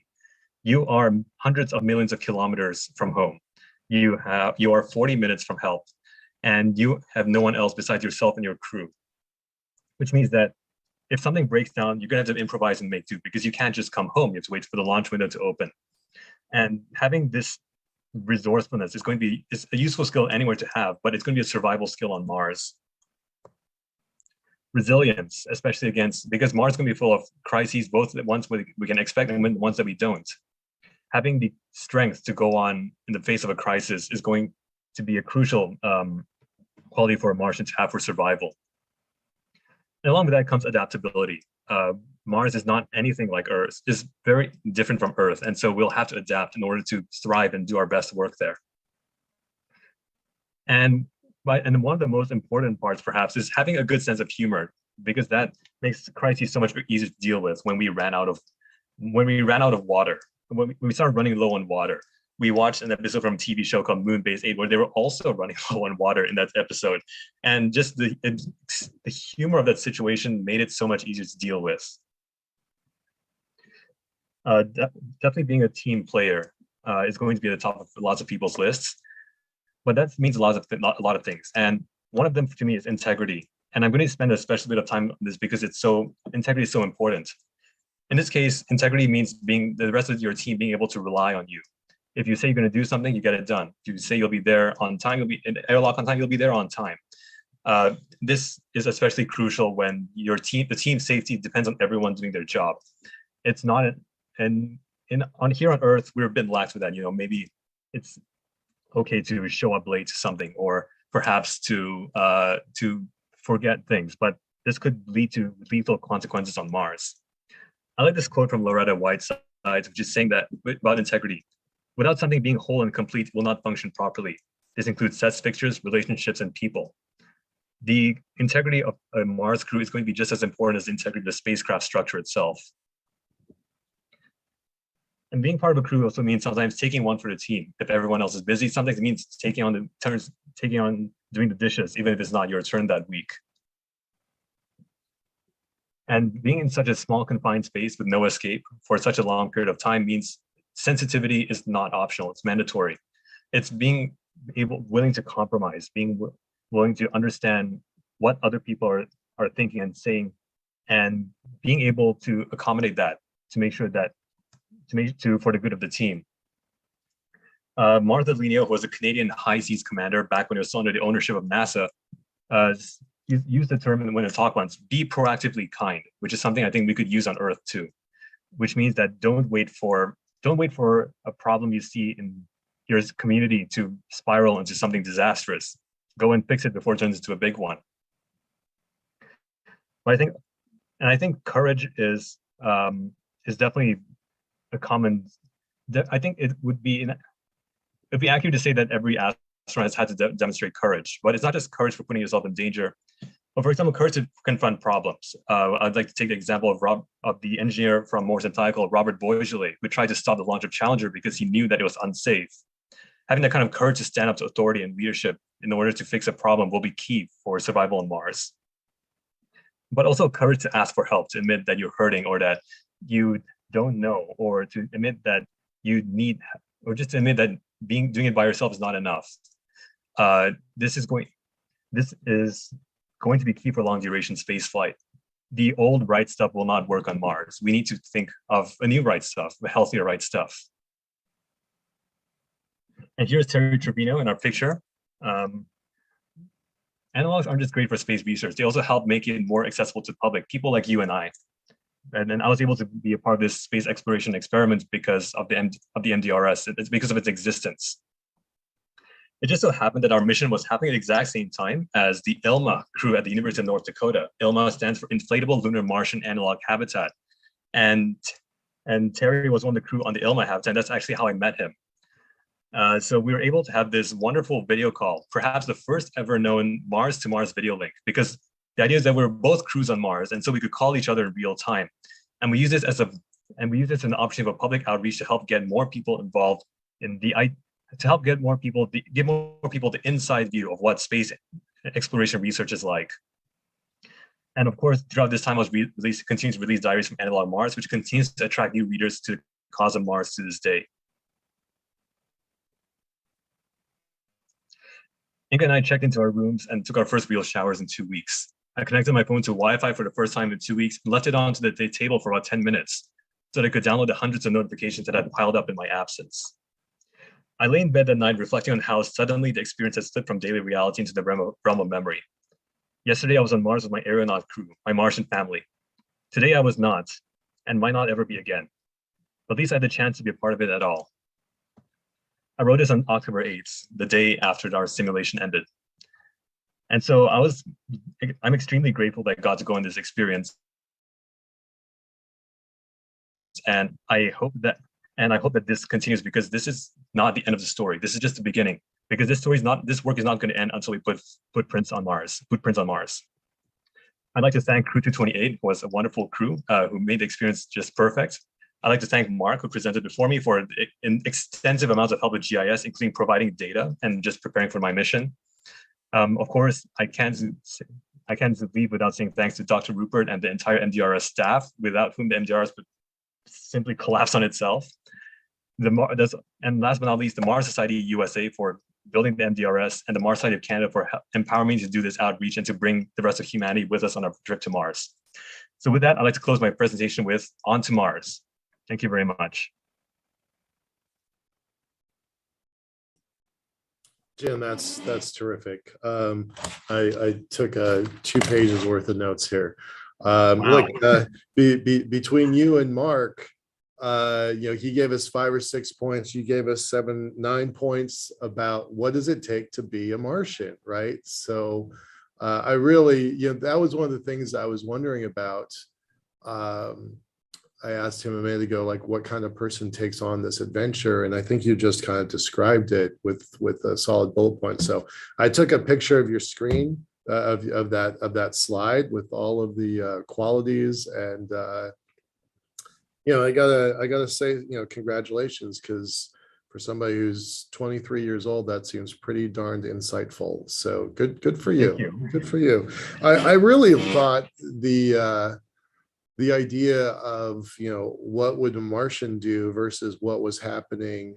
I think everybody had their own, everybody has a COVID story, right? Good, bad, whatever. Everybody has a COVID story. But I'll tell you, as Dr. Diamandis, the co-founder of International Space University and Singularity and Space or X Prize and all the other things, he said that this is the first time that humanity has ever bound together to fight a common enemy. And I thought that was a really interesting thing. So there were some like bright points of humanity, but I would say for the most part, you really nailed it there. So if you're a Martian, you can't hoard, you have to work together. You've got to be a team player. You've got to show resilience. I think that was, I thought that was brilliant and insightful. So I learned a lot from you for this. Thank you. I appreciate that.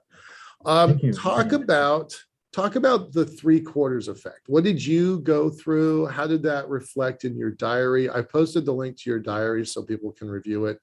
How did the 3/4 effect happen to you? I've never heard that phrase before, so I thought it was really interesting. Yeah, so the 3/4 effect, basically, it's caused by people. It's caused by expectation of people resuming their relationships back on Earth, because up until around that point, you're thinking, well, your entire world is the rest of your crew. They're like your family, and you see them every day.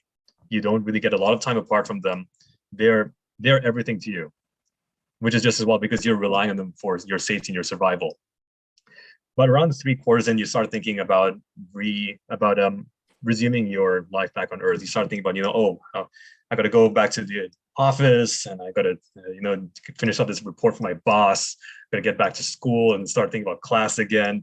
In my case, and so the 3/4. So basically, your mind starts getting so bound up in these earthly considerations that you kind of start forgetting that you're on Mars, and you start forgetting what's around you. And this is not universal toward all crews, but it has been observed a pretty common effect. And probably the reason we didn't see this in COVID was just because there was no expectation about when this would end. Jesus. Sorry, yes. Yeah. 100%. It just kept changing, right? It was so unpredictable. Right. But yeah, for me, personally, the 3/4 effect it really manifested around breakfast that day, when normally we're all pretty lively and chatting with each other about what we're going to do, what we're thinking about the previous day. But that morning, for example, I was writing emails while eating my cereal. I think Lindsay was thinking about her astrobiology project and thinking about getting more samples. So she was thinking about that. And so it was just kind of just dead silence around the breakfast table. But as I said earlier, like having a sense of humor is really critical, because Dave was the one who was able to break that spell by saying, "Hey, could y'all be a bit quieter, please?" And so that kind of remind us, okay, yeah, we're still on Mars. Come on. Still on Mars. We still got a few more days left in this. Right, right. Wow. I mean, to go from the contrast of, the video that you showed with the puppies showing up and seeing Dr. Rupert in the background, and you're like, it's real. That was your quote. I wrote it down. It's real was the first thing you said on that video. I was like, wow, that's that kind of. So you have that like super high moment where it's real. You're doing the day-to-day work. You're doing the GPS, GIS mapping, evaluation, which I'm going to talk about also later today. But then you have that 3/4 effect. So then how did it end for you? Okay, you walk out, you're in the hotel, you're writing that last diary entry. What's the takeaway from that I won't say it's a roller coaster, but it was emotional. It was emotional. So what's the takeaway there from and what happens next? What do you do with that? That was what I was asking myself in that hotel room that last night. What do I take away from this? Because the reason that I was so ecstatic, you hear me shouting and screaming in that video, was because we've been waiting for 3 years and we didn't know if this 3 would years happen to or even not. get there, right? 3 years to even show up. That's perseverance all by itself. Yeah, the night before in the hotel room, the night before we were supposed to drive out to NDRs when we were in Grand Junction, I was thinking, I don't know, I shouldn't celebrate yet. This could still get canceled somehow. It's just so traumatized by that. But yeah, we had that high. And I think a big part of what I learned personally, not for scientific research, just for my own personal development, was learning to expand my capacity for joy. Which basically, I knew that there were going to be hardships. I knew it was going to be a rugged life, but there was also so much that was just awesome about being there. And I imagine it's going to be the same for space travel. Like yes, astronaut training is hard. It's uncomfortable living in space. You're going to have to sacrifice a lot of things, but my God, you're in space. You look down at the Earth and you're just hit by the overview effects. And so I think learning to take the highs and the lows with grace is really a key to making sure that you get as much of the mission as you can. And being able to treat all that with a sense of humor really helps make the lows a lot less low. And it also allows you to retain what you felt from the highs, and just allowing yourself to go through that is really a key part of being emotionally healthy on Mars. Wow. I said to Shannon, when we leave Earth should be a logo and a tagline that we use all over. So should learn to expand my capacity for joy. What you just said, like that should be a t-shirt. Learn to expand your capacity for joy. So it's not exactly original. I stole that from Loretta Whiteside's too. I steal a lot of her brilliant. stuff. I'm a Loretta fan, so that makes sense. That makes sense. It's good though. It's good. It's brilliant. We're gonna transition here in about 3 minutes. What happens next here? Okay, so you're in your master's program. You're going to graduate pretty soon. Is Mars in your future, or was this a one and done, or what happens next? So I've had this since I was 12. Good. I got that up there somewhere. Yep. There's a book that inspired me to become an engineer. Right. I wanted to go to Mars for a really long time, for at least over a decade now. So over half my life. For about half my life. And so I hope that Mars is in my future. I definitely would love, I think the idea of exploring a new world that's never been walked on before just appeals to me so strongly. That wanderlust, whenever I'm taking the train across Ontario, and I look out the window and I see the plane stretching out before me, I kind of get this strong urge to just get off and start walking off perpendicular to the train tracks into the distance and get lost. But I think also Mars is just such an important way to put hold in not just expanding into space, but also teaching us to be better human beings. What can the Martians teach us? And so I calculated that if I get a PhD, I have about maybe like a 1% chance of becoming an astronaut, but I'm fighting for that 1%. And if I don't get it, well, at least I got to have this amazing experience. I've already had so many amazing experiences just by virtue of being part of the space community. Mm-hmm. And I think no matter which way it goes, I'll have a pretty awesome story to tell. It really is. It's going to be an amazing journey. I didn't start on this path for space until I was 31. So I started late. I was always a nerd, but I started late. So yeah, it's kind of amazing. I kind of wonder where your generation is going to take us. I think it's going to be, despite all the science fiction, I don't think we have a really good handle on what it means to be a Martian or a lunatic or live out in the asteroid belts. I don't think we really understand, but I think these tests where you go and do this stuff, I think it's a necessary precursor. So amazing work. Keep up the good work. Stay in touch. I posted your Twitter profile because I saw you had that in the link. So I posted that to the channels. If you have any other links you want to post, just put it in the chat. I'll push it out into the YouTube community. Great having you here. Good luck in your school. I think you just said, the PhD is your obviously next step. So keep up the good work. Thanks, Michael. Great to be here. Thanks a lot. Bye-bye. That's awesome. All right. We are moving right along with the day.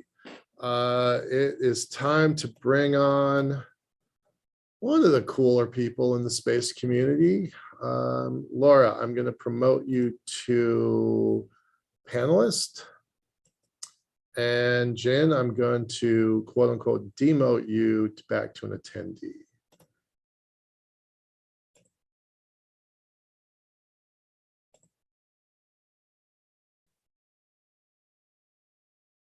Okay, that's one. Thanks for posting the links there, Jen. Appreciate that. Hey, Laura, how are you? Doing great. Good, good, good. There's a weird time delay. Are you getting a time delay on the video? No. Should I rejoin? No, it's synced. It's synced. It's good. We're good. All right. Yeah. So let me bring in let me read off your bio here. For those that don't know,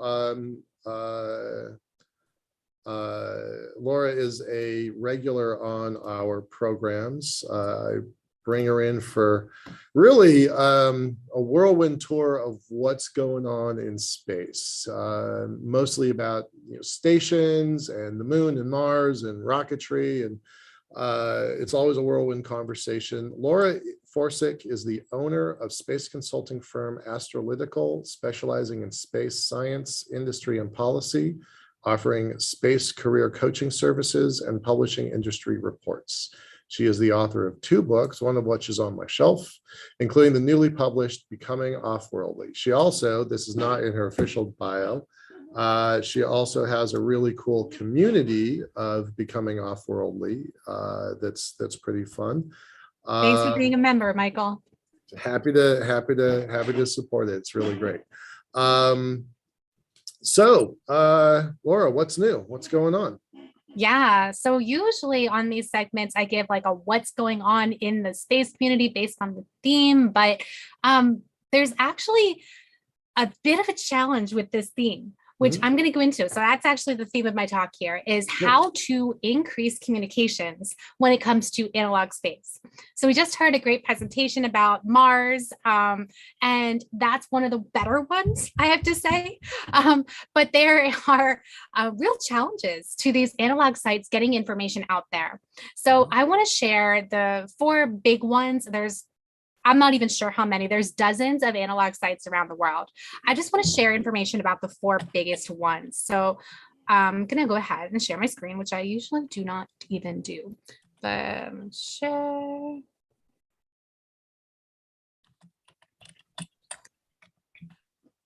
right. I don't know if you can see it. Can you see it? Thank you. Oh, yeah. Regardless, I'm going to keep going. So I have no idea how to pronounce the name of this site. It is in Russian. It is NEK is the acronym. Anyone who speaks Russian can maybe tell me how to pronounce it. I'm not going to attempt it, but this one has been in the news. So that's why I'm starting with it. Of all the analog sites, this one has just gotten some big national news because there was an Emirati citizen who just exited after 280 days, November, I think it was November 4th through July 3rd, so Sunday. There was 6 people. He was just one of them, and I could not gather from the publications whether he was the first Emirati to ever take part in a space analog mission or simply this was the biggest one that they've ever done.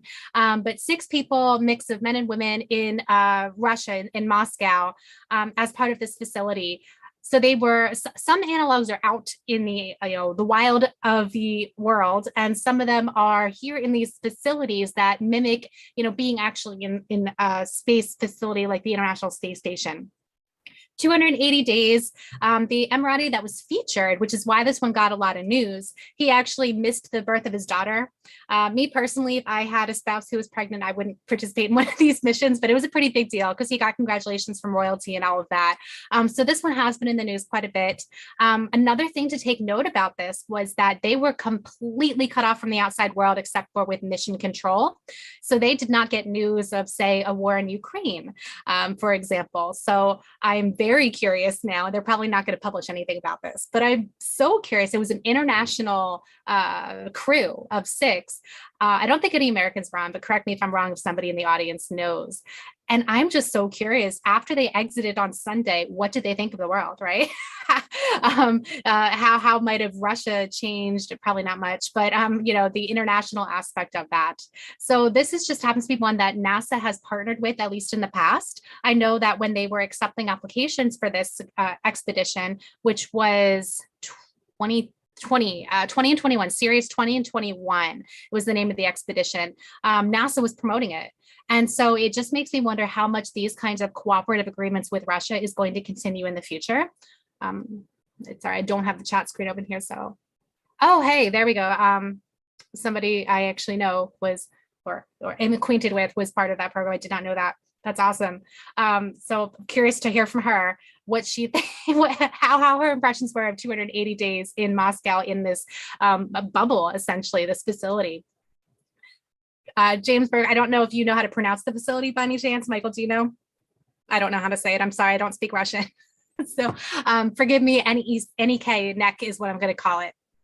But moving on, we already got a good overview of Mars, which is Mars Desert Research Station in Utah. So there are quite a number of groups that come in and out, 2-week sorties typically, as far as I understand. Again, I said this was one of the better analog facilities for communication, but it's still not very good. Their website is not very well updated or presented. There's really not a whole lot of information. They don't have anything more recent than some tentative dates for June. But what I can tell you was that in May, there was crew 265 from the Mars Society. And then after that, immediately following was crew 246 from Team Peru 6. And what kind of research they do, it's not really well presented. So these kinds of conversations that we're having today are good for getting information out there from individuals about what they did or what their crewmates, if you want to call them up, what they did. But still not the best way to get information if you are not on one of these talks, or, I don't know if these conversations are recorded, for example, but it might be lost forever what was just spoken about. So one of the things that I think that the Mars Desert Research Station does well is actually keeps it mostly up to date. They have these crew reports, when there's a problem submitted. The most recent one's a little odd. The most recent one has to do with high winds, and a joke in there about how you can't stop the wind.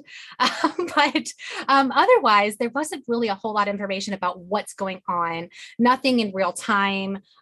So again, I said it's one of the better ones, so I'm grateful for that. But there's, mission summaries is what is out there but it's still not very well presented and not very up to date. But again, there was no other facility that I saw that actually had it better than Mars Desert Research Station. So great job there, but it could be better, it could be improved. and one thing that I could help is that if each crew had maybe this is a privacy thing, so I don't want to overspeak on something I don't know. Maybe the crews for privacy reasons don't want this, but maybe there could be little sections where you click on crew, whatever the number is, and they can tell you who they are, what research they're doing, maybe a little sentence or two crew update if you don't want a whole little paragraph essay as was written and read aloud with the previous speaker. So those are the kind of things just to consider. Social media, for example, someone could be, I know there's a delay when you're speaking to Mars, right? There's a built-in delay, but that doesn't mean that there can't be asynchronous communication, which is what social media can be. And so that might be another good way to get information out there. I would follow a Twitter account of a crew that's doing stuff. Maybe there is occasionally one, and I just don't know about it, but that's the kind of thing that I'd suggest for the future. Moving on now to the Hawaii Space Exploration Analog and Simulation, HI-SEAS, is what it's typically known. And this is a pretty cool facility. Not so well updated though, as far as I can tell. The last expedition was in August 2021, Valoria 3, and that may be incorrect. There might have been one since then, but the information is simply not out there. And in fact, there's almost nothing out there about Valoria 3 itself. So I can't really tell you a whole lot about recent news about what's going on at HI-SEAS, other than there's pretty cool stuff that's happening out there. I mean, I love the location. It's gorgeous. I come from a planetary science background where, yeah, I'm glad that you're transparent. That's good. So put that information out there so that people like you and me and everybody else can read about it. Sorry, I'm responding to chat in real time here. So HI-SEAS is a really great location for the kind of mimicry stuff for Mars, as well as moon and asteroids. I know as a planetary scientist, that's a lot of the work that has been done in Hawaii, is looking at the kind of regolith simulants. Yeah, it's sorry, Shannon, it's not. Sorry, but we can talk about it offline. But in any case, HI-SEAS doing really cool stuff. I just wish the information was out there. Again, on the website or some kind of social media thing, because as far as I can tell, there was a director who wrote some guest blogging or guest essaying on space.com to let us know about the expedition in August of 2021, but nothing since then. So it'd be really cool to find out more information about what's going on at HI-SEAS in real time or since the past year. Moving on to one of my favorites, although it hasn't been a whole lot of recent news, but NEMO is one that NASA routinely sends their astronauts on. And so you might have heard the term aquanaut. I don't know who coined this term. I don't think it's a space coined term. I think it comes from outside the space industry, and NASA sort of adopted it, but tell me if I'm wrong. But aquanauts live underwater, and underwater is a great analog. So when you're thinking about the different analogs, there are the enclosed facilities, there's the out in the desert or the rocky areas, and then there's underwater. Those are the three general analog facilities that we have. And NEMO is really cool. It is a facility that is actually run by Florida International University. It is called the Aquarius Reef Base. NASA hasn't done a NEMO mission since 2019, as far as I can tell. That was NEMO 23. But this is a great place for astronauts to go and train. People other than astronauts do train down there too. And of course, there's marine biology research as well. Underwater is a fantastic place for the high risk. So I've heard from astronauts that there's no really comparison with any other analog on Earth other than underwater, because it's such a high risk contained. You really are in a life-endangering situation because you're essentially living underwater in a facility that could, have a leak or depressurize or, in various other ways kill you. And that's not to mention the dangers of the wildlife, which you would not have in space, but still there's the danger there. So historically, astronauts want to be put under pressure, and all right, sorry, there was a double meaning of pressure there. Astronauts want to be put under stress. That way they can test to see how they get along with their crew or how they do in high stress situations. And that's a really great benefit of underwater facilities like NEMO. I'm going to talk about some other ones really quickly that there's not a whole lot of recent information about. So here's another underwater facility. This one is at Pavilion Lake, Canada. Just beautiful. I don't have a whole lot of information about these ones that I'm going to speak about, so I'm just going to go more quickly through them. This one is Devon Island, Canada, near and forgive me if I mispronounced it, but Houghton Crater. I don't know who this individual is, but I do love his suit. This one is from the Arctic Mars analog in Svalbard. And again, really don't know who that is, but really love the idea of testing out the robot and the astronaut. So the idea of astronauts working with robotics is not a new concept. It is done more easily here on Earth and tested more easily here on Earth than it is in space.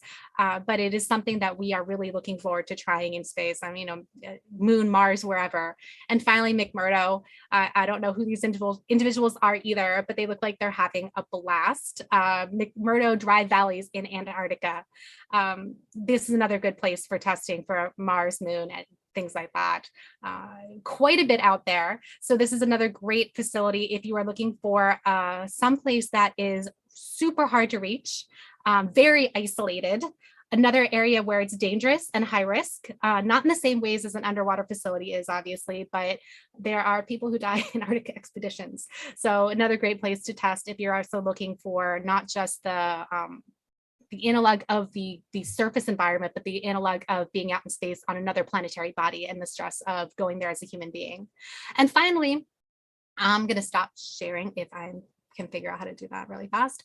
Finally, there's one thing of wanted to talk about, which is ways of improving communication, that being a conference that was just held in May 6th through 8th at Biosphere 2 in Arizona. So those who are not familiar with the Biosphere project, it was supposed to be an entirely enclosed facility. I think they had like minor leakages and that kind of thing, but they wanted to live in an entirely enclosed biodome, and they did. They actually did do this, and now this facility is like absolutely gorgeous. I've never been there in person, but it looks fantastic. Good place to go. They just started, as far as I know, according to their website, they just started their second year of an analog conference. Last year was virtual. This year was the first time in person, as far as I'm aware, and just a great place to go to get information about analogs. But again, limited to those who can attend. So I don't know if any of the conversations were recorded, not that I could find. Also, they just had like speaker bios and nothing super detailed about what was discussed, what kind of research or things like that. So I was unable to attend it, but there's like a space.com article that had a little bit more information because one of the speakers was a journalist from space.com, but otherwise not a whole lot of information out there. So my suggestion is, if you think that you're being transparent and you think that there's information out there and people are telling you that there's not, and there's weirdly ways to improve this, which is putting out, you already have websites, put out detailed information about what's going on right now. There's not a single website I went to that could tell me what was going on today, what was going on this week, who was there and what they were doing. That's really captivating for people. People have the astronauts who are tweeting from space, and we love that, right? We love to see what the astronauts are doing. We've got Samantha Cristoforetti on TikTok.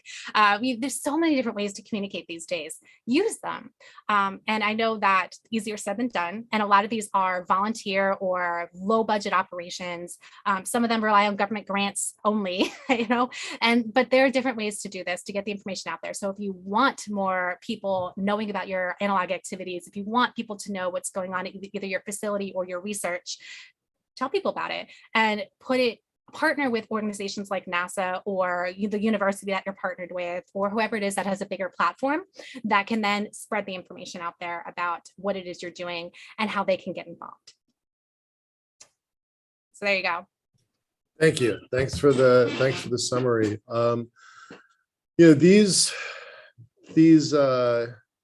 These analog sites, and all of the speakers have mentioned it, that they're criticized because they're playing astronaut, and two speakers have referenced the Showtime show Moonbase, and I mentioned the Netflix show Space Force. But there's real science that's happening here. And so what you're saying is it's not being communicated well. How would they do it better? How would they, and this is across the board, right? Because it wasn't just one organization or the other organization, it was all of them, right? So how you've got the director of the Mars Society and the site director of the MDRS on the call now. So help us. What would be a recommendation that, in your professional opinion, how can they get this information out better? What's missing? Yeah, it depends on the audience. Are you talking to the general public? Are you talking to other scientists? Are you talking to Well, your let's funding take folks, right? you. You were looking, and not everyone's going to look. It's 7.8 billion people. There's probably 5 million that care about this stuff. So it's a pretty small subset. We're nerds. We know it. So let's talk about how do we get to the people who really want the information. What would simplify the search process for you? Yeah, honestly, the most information I know is word of mouth. I know people who've gone on these things and they tell me about it. And that's very few. That's way less than 5 million. That's going to know people who know who've been through it, right? So to get it out there, generally speaking, use the resources that I mentioned. The websites, that's the number one. That's exactly the very first place I went for every single one of them. Some of them didn't even have websites. Some of them only had like Wikipedia pages or news articles, but not even a website. So for those who don't have websites, which, the big ones did, but some of them didn't, that's the number one place. Because if you are Googling something, that's going to be usually the first hit, first place, most credible place people are going to go to. And then on those websites, again, people are going to disagree with me here, but you can go look at your own website so you can see it's not up to date. It is really not up to date. And so if someone thinks that if the last entry was in 2019 or 2020 or whatever, people are going to think that it's been active since 2019 or 2020, right? So keeping it up to date, even if it's something as little as we are doing this at this time and that's it, that's at least something to let people know that it's still active. But that's not enough, right? Because it's not enough to know that it's active. What are they doing? So again, you can include crew names or not, but you can at least say, what are they doing? I'm sure that there's government grants or university projects that are associated with this. Is public information, at least in the United States, it's public information. And so I include that, right? Include what those research projects are. NASA does not do a very good job of this, honestly, but NASA at least has a database where you can go search for this stuff, and you can figure out what vehicle it flew on or what the PI was and what they were, so that's the kind of stuff that, you don't need a database, but you can have like a listing, crew, whatever number did this, and this during their week stay. It doesn't have to be anything elaborate, right? But if you do want to get elaborate, you really could go in and do the constant flow of social media. And this could be someone who works there full time, or this could be each crew member hands it off to the next social media person. There are social media accounts that do this. They just hand it off to the next. So you could then have someone saying, today we did this, we had a challenge with this, we did this breakthrough experiment, we saw the plants grow, whatever it is, right? Get that information out there. I mean, this is the changing way that we communicate, video or Twitter or, whatever the means has to picture. I mean, these pictures are gorgeous. That's why I don't do PowerPoint, but I did do PowerPoint today because the pictures are beautiful. And so get that out there on Instagram or whatever means that you think that you can reach the audience that you're trying to reach. And then of course, once you get that following, once people want to know more, that's where the news articles come in. This expedition at this analog site did this and they discovered this, and that's why it's useful for this Mars mission coming up. And you occasionally do see those, but I think that could be improved upon because it seems to be maybe 1 a year, 2 a year for a facility that's doing something, and maybe that's all that needs to be.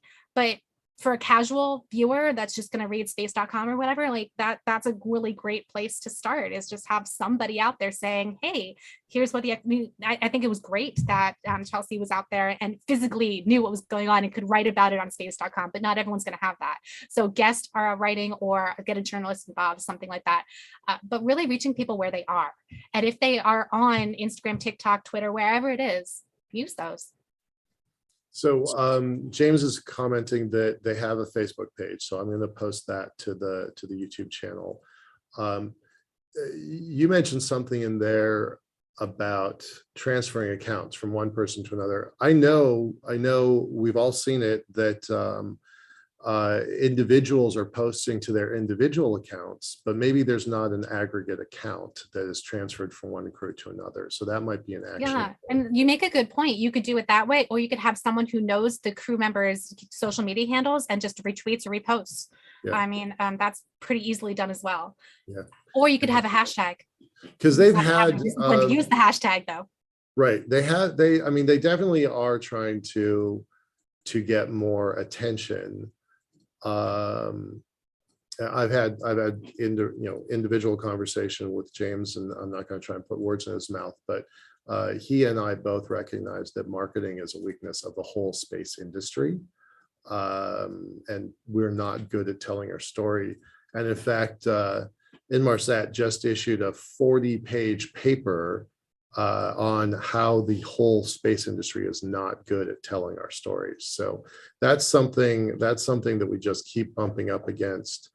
The work is important, the research is valuable, but maybe sharing it, maybe there needs to be a different mechanism for how we get it out into the world. And here's why I care, right? Because yeah. I'm a scientist and I run across all of the criticisms of why are we wasting money in space? Why is we sending billionaires to space? And what people don't understand is the science. They don't know what's going on. And this is a criticism I've had for many years. I used to work on ISS payloads. So it's a similar type of criticism where NASA is a little bit better, but they could certainly be better. And that's where I come from, is if you want the taxpayers, at least here in the United States, if you want the taxpayers to support NASA, you need, or the space industry in general, you need to let them know, let the taxpayers know what they're paying for. That is describing what the science is doing and why it's important. And I don't think anybody in the science community does that very well, I'll be honest. We don't for sure.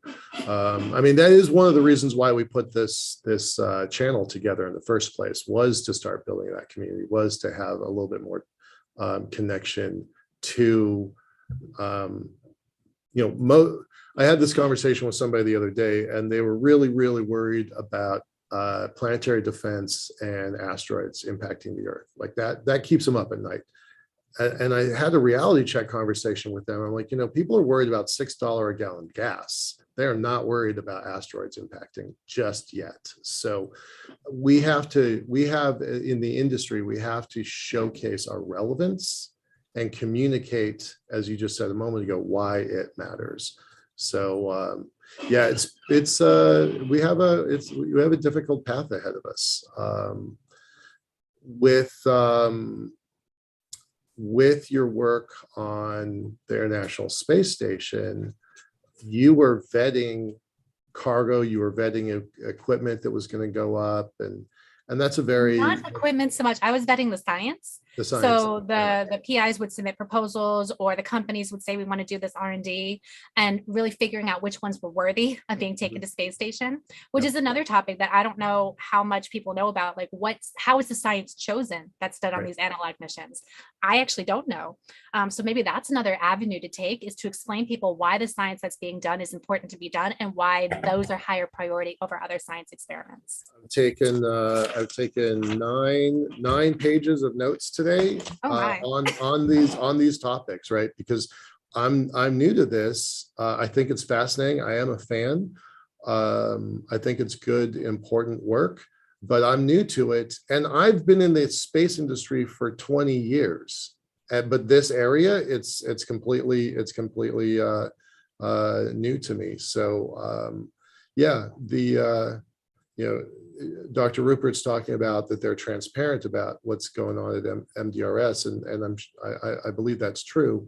But maybe it's difficult to find what's happening. Maybe it's not that there's not reporting; it's that it's hard to find the reporting. They've had nearly 300 crews, 15-ish, 100 people go through the thing. That's a heck of an alumni organization if you were to kind of band that together and try to track down the lessons learned there. So pretty amazing community. And maybe you learn from what's worked. Like NASA has separate budgets for education and public outreach. So maybe that needs to be taken into account for whatever the budgets are, whether it's individuals paying or a government grant or some other way that these facilities are running them. Set aside a budget for someone or somehow doing that education and public outreach.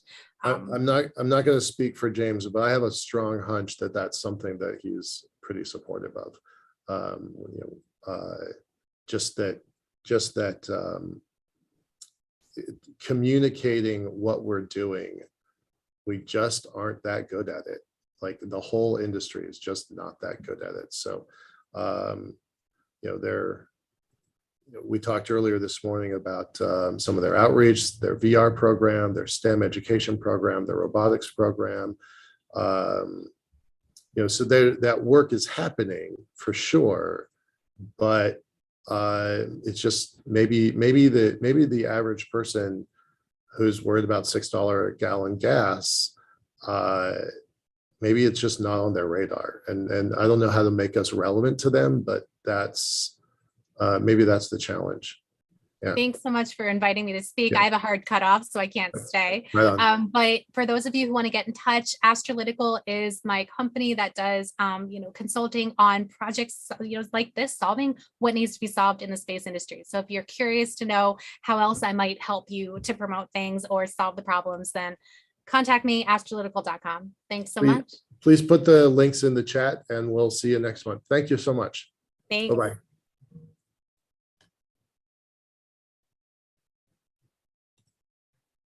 Andrew, I'm sorry I didn't get to your question. I'll try and reach her afterwards. But the question is, would this be an opportunity for the Mars Society to collaborate the info? Or sorry, to collate the info. I read that wrong. Would this be an opportunity for the Mars Society to collate the info? Small organizations often have little ability to do this. So I think that's a really interesting idea. Certainly,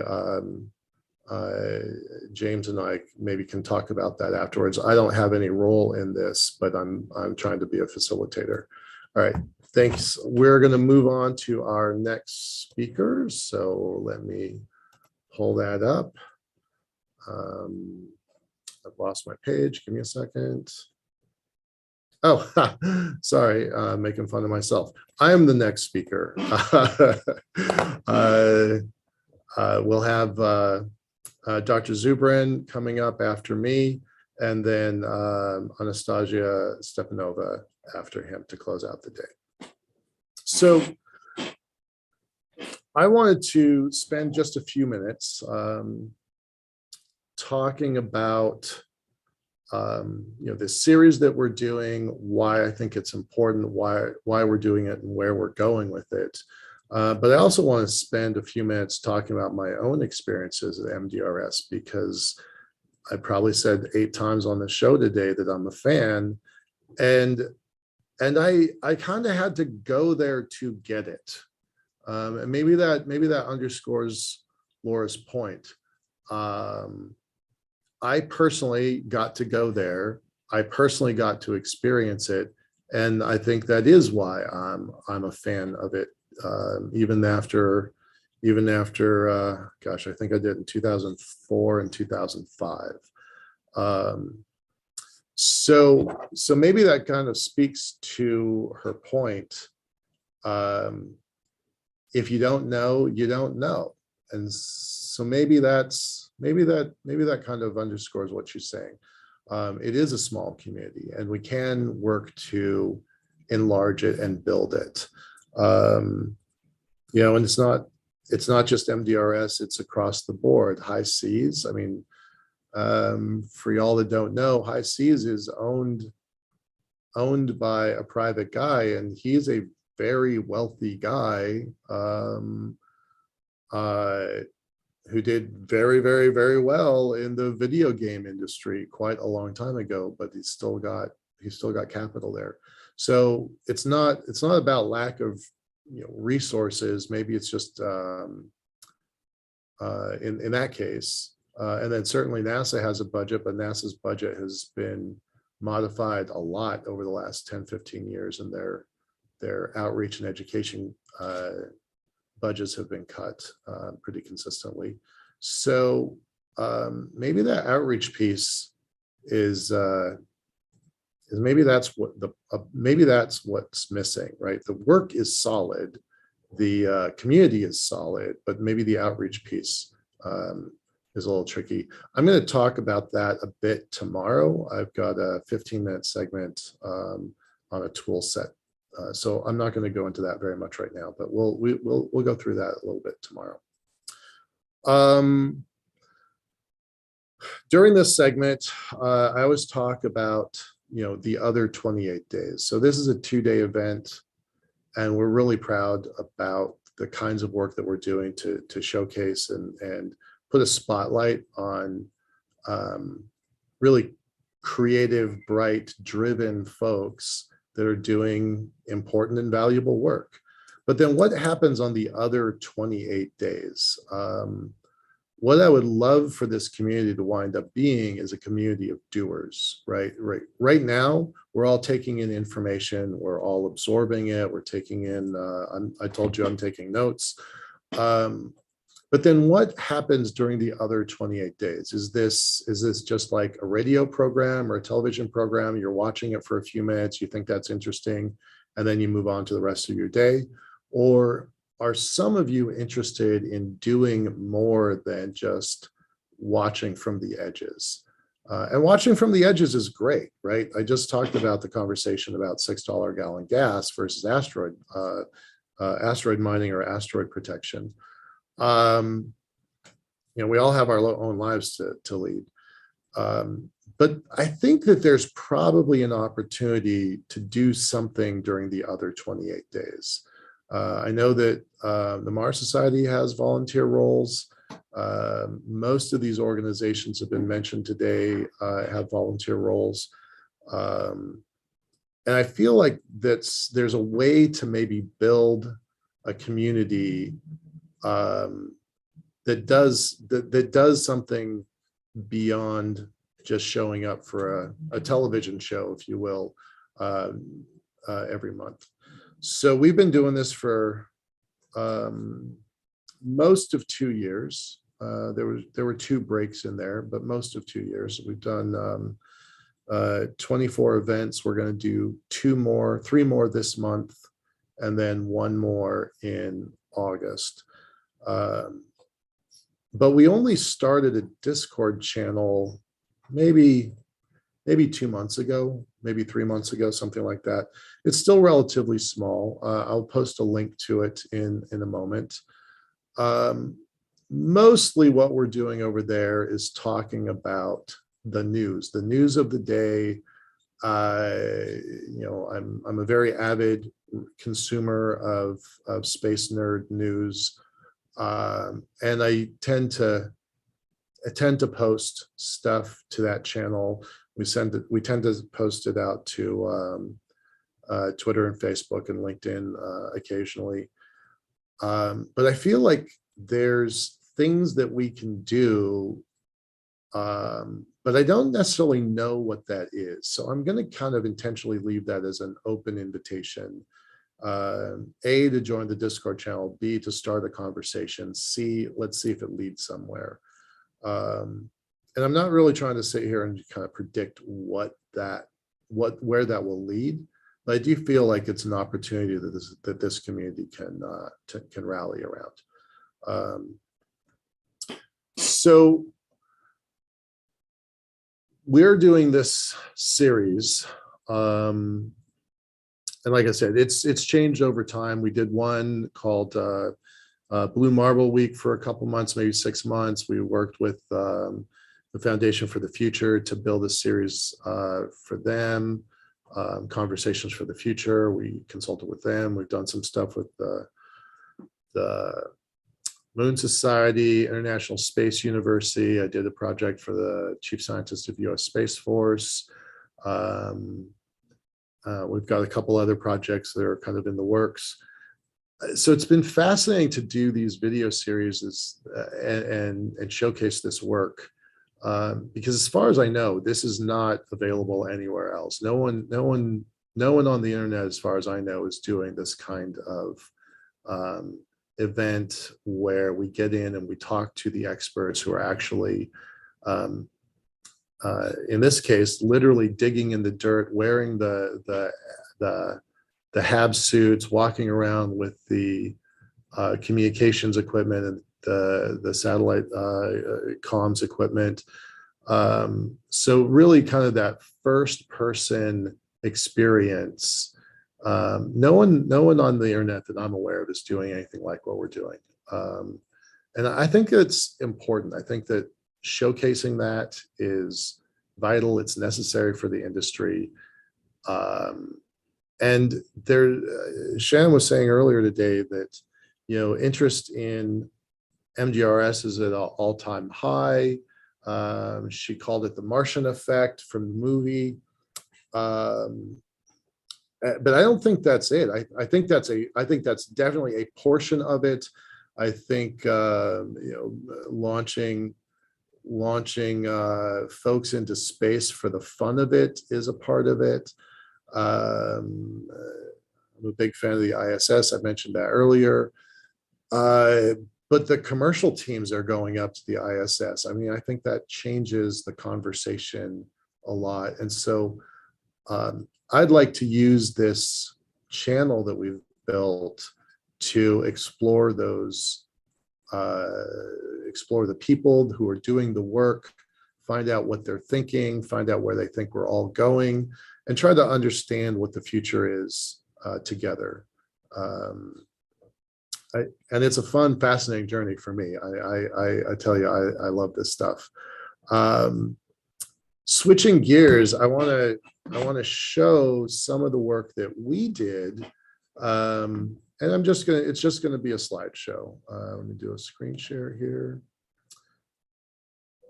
We went out with, not that one, that one.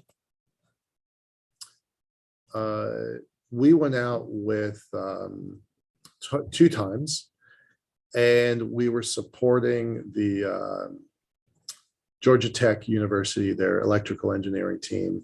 And like I say, this was 2004 and 2005. And the idea was, and you've heard this actually several times, Mark talked about quite a bit, Jim talked about, that there are safety protocols in place where if you don't have line of sight back to the HAB, you can't go there, or you can't do it in a safe manner. And so in 2004 and 5, those were forbidden territories. You could not go out there. And those were important, relevant, useful safety protocols. It sounds like in the intervening 14, 15, 16 years, 17 years, that they have mapped that place pretty well, since 2 of our speakers, 3 of our speakers have talked about it. But in 2004 and 5, there were places that you just weren't, it wasn't safe to travel. So what we wound up doing was we went out with a set of balloons and robots, and we built communication platforms. This is all in the HAB itself. And then this is out building out the site, getting the balloons filled. By the way, it was really hard. Dr. Rupert was talking about how there are support crew, and then there's in-sim crews. So there was a lot of support on this one. But, building out the system, getting the balloon high. I think this is their bee. It's their mascot. You can't really see it, but they have a bee as their engineering mascot.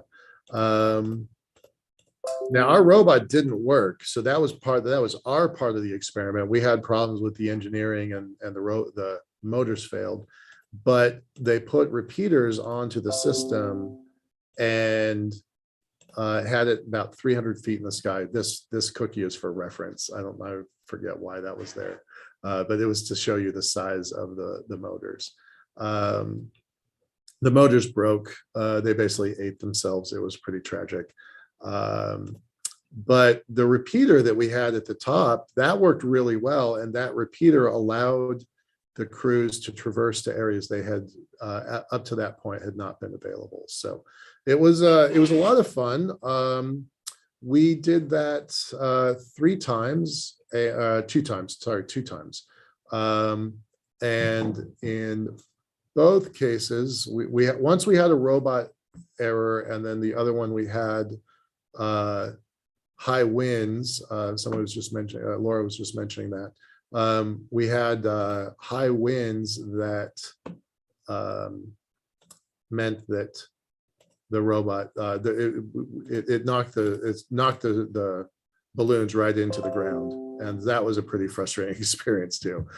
So there's a lot of wind out there, but it's beautiful. It's very different now. That this is a very different campus than what has been shown on the screens before. We learned today that the greenhouse isn't there anymore. There's a new greenhouse, and we know that the Musk Observatory has been moved, and there's a different, it's doing different work, and there's a new green observatory. I particularly like this. You know, Dr. Forsythe was talking, Laura was talking about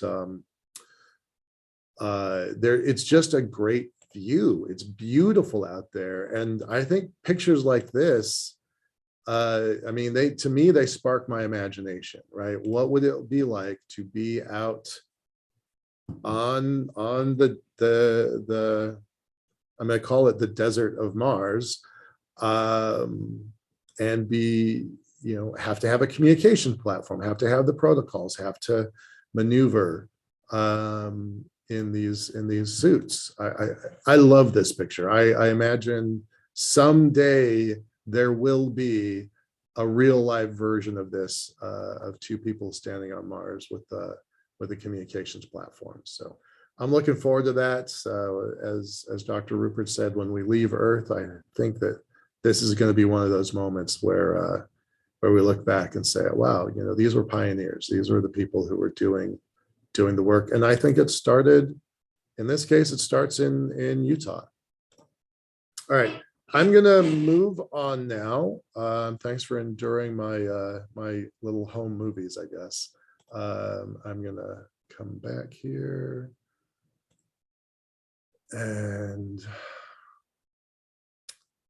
it is my sincere pleasure to bring on Dr. Zubrin. Let me pull you up here, sir.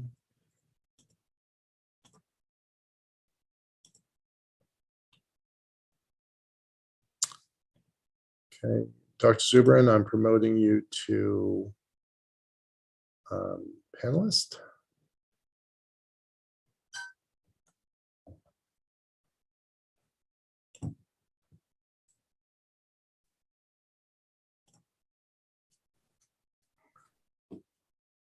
Hey, sir. Hello. How are you? All right. I understand you're catching a plane and you've got a hard stop, right? Hi there. I feel good. Thanks for asking.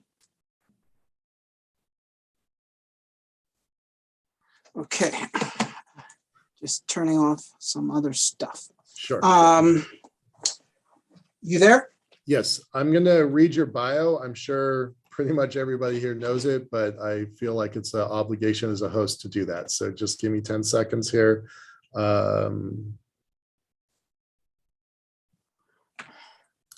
Except that I cannot find your bio. It doesn't matter. Okay.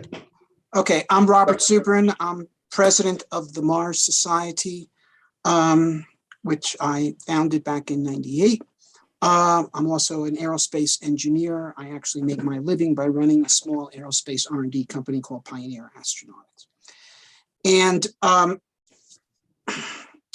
when the Mars Society was founded, we decided we would engage in 3 activities: broad outreach to spread the vision, political work to defend the various Mars programs, I mean, especially the robotic programs that are in play in government programs, and then projects of our own. And as our premier project, we've chosen to create Mars analog research stations. We have other projects, most notably the rover contests, but also engineering design contests, many other things that have engaged a lot of people. But the purpose of the analog research station program is to learn how to explore and then ultimately settle Mars. The government space programs, to the extent they think about human Mars missions at all, are focused only on the flight systems, how to go there and come back. They are not at all focused on what to do once we are there. And that is why, for example, you get absurd mission designs, such as the current NASA design of record, which involves a 30-day stay on Mars, because they're not interested in doing anything productive on Mars. And furthermore, their protocols are to avoid sites that might contain life, which is the exact opposite of what you should do. The human beings are your most powerful exploration tool, and they should be targeted directly at the most valuable target. And in other words, the purpose of robotic missions is to find the most valuable sites for humans then to explore in depth. Okay, they are our scouts. But furthermore, just beyond that, simply working out how to explore Mars. And this is, so our analog missions are not in any way analogous, for instance, to isolation studies. Isolation studies have some utility, I won't deny that. Okay, and they've done some at the Institute for Biomedical Problems in Moscow, and Anastasia will discuss that. NASA has also done some of that, and they've also done some engineering tests where they take like some Mars spacesuit or tool or something, and they test it in the desert for a few hours to see if you can pick up a wrench while wearing this spacesuit. And engineering tests are also valuable, but that's not what we're doing. What we are doing is an operational simulation to figure out the art of combined operations and telescience on Mars. Because the purpose of sending a human expedition to Mars is to explore in a serious way. Now, fact number one about Mars, it's big. It's very big. It has a surface area equal to all the continents of the Earth put together. And so you don't want to send a human mission to Mars to explore an area the size of a parking lot. You want to send a human mission to Mars to explore an area the size of France, or at least Belgium. But I mean, even if you could explore an area the size of France, it would take scores of missions to seriously explore Mars. And if you're limited to Belgium's thousands of missions. And so we're talking about operating over long distances. So, the Mars Society, our first station that we built was the Mars Arctic Research Station located on Devon Island. Now that is big. It's the size of Ireland. It does provide a theater of good size for exploration, but it is incredibly difficult and expensive to operate there. And so we've only managed to do about 13 missions to the Arctic since that station was built in 2000. The Desert Station was our next station, and Shannon Rupert is the expert on that. She leads the program there. And we have done 250 or so missions there. That is with 6 people each. And if you combine it with the Arctic missions, something like 1,500 people have actually been crew members in one of our stations or the other. And now the desert's a very good, Mars is a very good place, but actually it doesn't have the size required. It is about 100 square kilometers or so, roughly speaking, of uninhabited territory. If you go beyond that, you start running into people. But it's great. It's a terrific workhorse. It's the logistics are pretty good. And that's been our most used station. Now we have plans for 2 more stations. One in the Australian outback, because in Australia, and forgive my Australian, Arkaroola area of Australia, There are fossils dating back 3.5 billion years, that is to the period of the origin of life on Earth, fossils left by colonies of bacteria.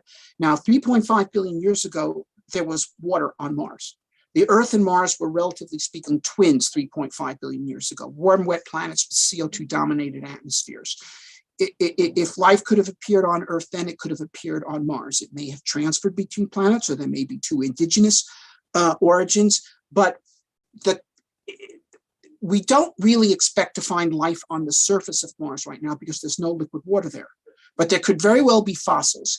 And if there are, the kind of fossils we're looking for are not dinosaur bones, although we have found dinosaur bones in the Mars Desert Research Station. And in fact, we have found them in SIM. And one of the finds, when it was followed up by professional paleontologists, has led to the largest dinosaur bone excavation in North America in half a century. It's a major find, and we did it in SIM. And I can tell you, since I was there the day we did it, no robotic rover could have even got to the place where we found those bones, or even found the place which you had to climb down into to. That's amazing. I've never heard that story. Okay, and it was done in SIM, and it proves the value of human explorers. Okay, but we're not looking for dinosaur bones on Mars. We're looking for stromatolites, and in the Australian station, if it gets built, we will be able to practice looking for exactly what astronauts will be looking for when they go to Mars. Now, finally, we have plans for a station in the Gobi Desert, Mongolia. People may know I just came back from there. We have an extremely strong Mars Society chapter in Mongolia. It's called Mars V. It has 3,000 members, including many influential people, bank presidents, cabinet ministers, this kind of people, as well as a very dedicated core of activists and others. And anyway, the Gobi Desert is vast. Now you're talking about a desert the size of France, okay? And with not just one kind of geology, but numerous types of very interesting geology. And the Mars Society of Mongolia, Mars V, has identified 20 promising sites. And invoking their nomadic heritage, they've come up with a concept not for a stationary Mars base like we have at the Mars Desert Research Station or in the Arctic, but a portable Mars base. It's actually based on using the GARE, essentially yurts that they have, but built to look like Mars habs, and each of them could be 8 meters in diameter, which is the same diameter as MDRS, except there's be single floor, so you'd have two next to each other. You'd have the same amount of space at MDRS or a flashline station. And they can be erected, in hours, and the supporting infrastructure within a day or two. And next year, they intend to begin operations in May in the Mid-Gobi in a site that I visited. Now, I'll tell you, both of our Mars stations that we have, the sites were chosen after considerable preliminary exploration. I mean, we explored all over the American West before we settled on where MDRS is. It was really, and that's what you have to do. You have to have a severe selection process if you're going to have a permanent station. But with a temporary station, you can try your luck in the first place and then go someplace else the next year. Or go someplace else, even if it's great, because you want to explore a different kind of geology. Now, the place that I went to, it was a gigantic labyrinth of erosion features that, as far as the eye could see, it was like looking out over the ocean. But it was a maze in it of erosion features. And if you looked at it, it was not apparent how far you could penetrate into this on an all-terrain vehicle. And, hiking on foot in a spacesuit, especially in this kind of stuff, you're not going to get very far. And so it was great interest to me if we could find a path into it. Now, after some looking and using an aerial drone, they found a path that led, more than a kilometer into that. And beyond that, we didn't keep looking, so it could go much further. But the point is, this is exactly the kind of place where you want to practice combined operations, combining the virtues of satellite data, aerial drone reconnaissance, pedestrian and motorized astronauts on all-terrain vehicles, the crew at the HAB, a remote science team in Ulaanbaatar, that working all these together to try to, how to figure out how to effectively explore such a region. So there's an art of combined operations there, analogous to military combined operations, where you have to combine the virtues of infantry, artillery, helicopters, fighter aircraft, satellites, whatever, to come up with the best result. But here it's these other entities that have to work together, but also telescience, okay? Because, well, everyone's heard, I think, about the idea of telemedicine. It's become fashionable. It's even being practiced to some extent.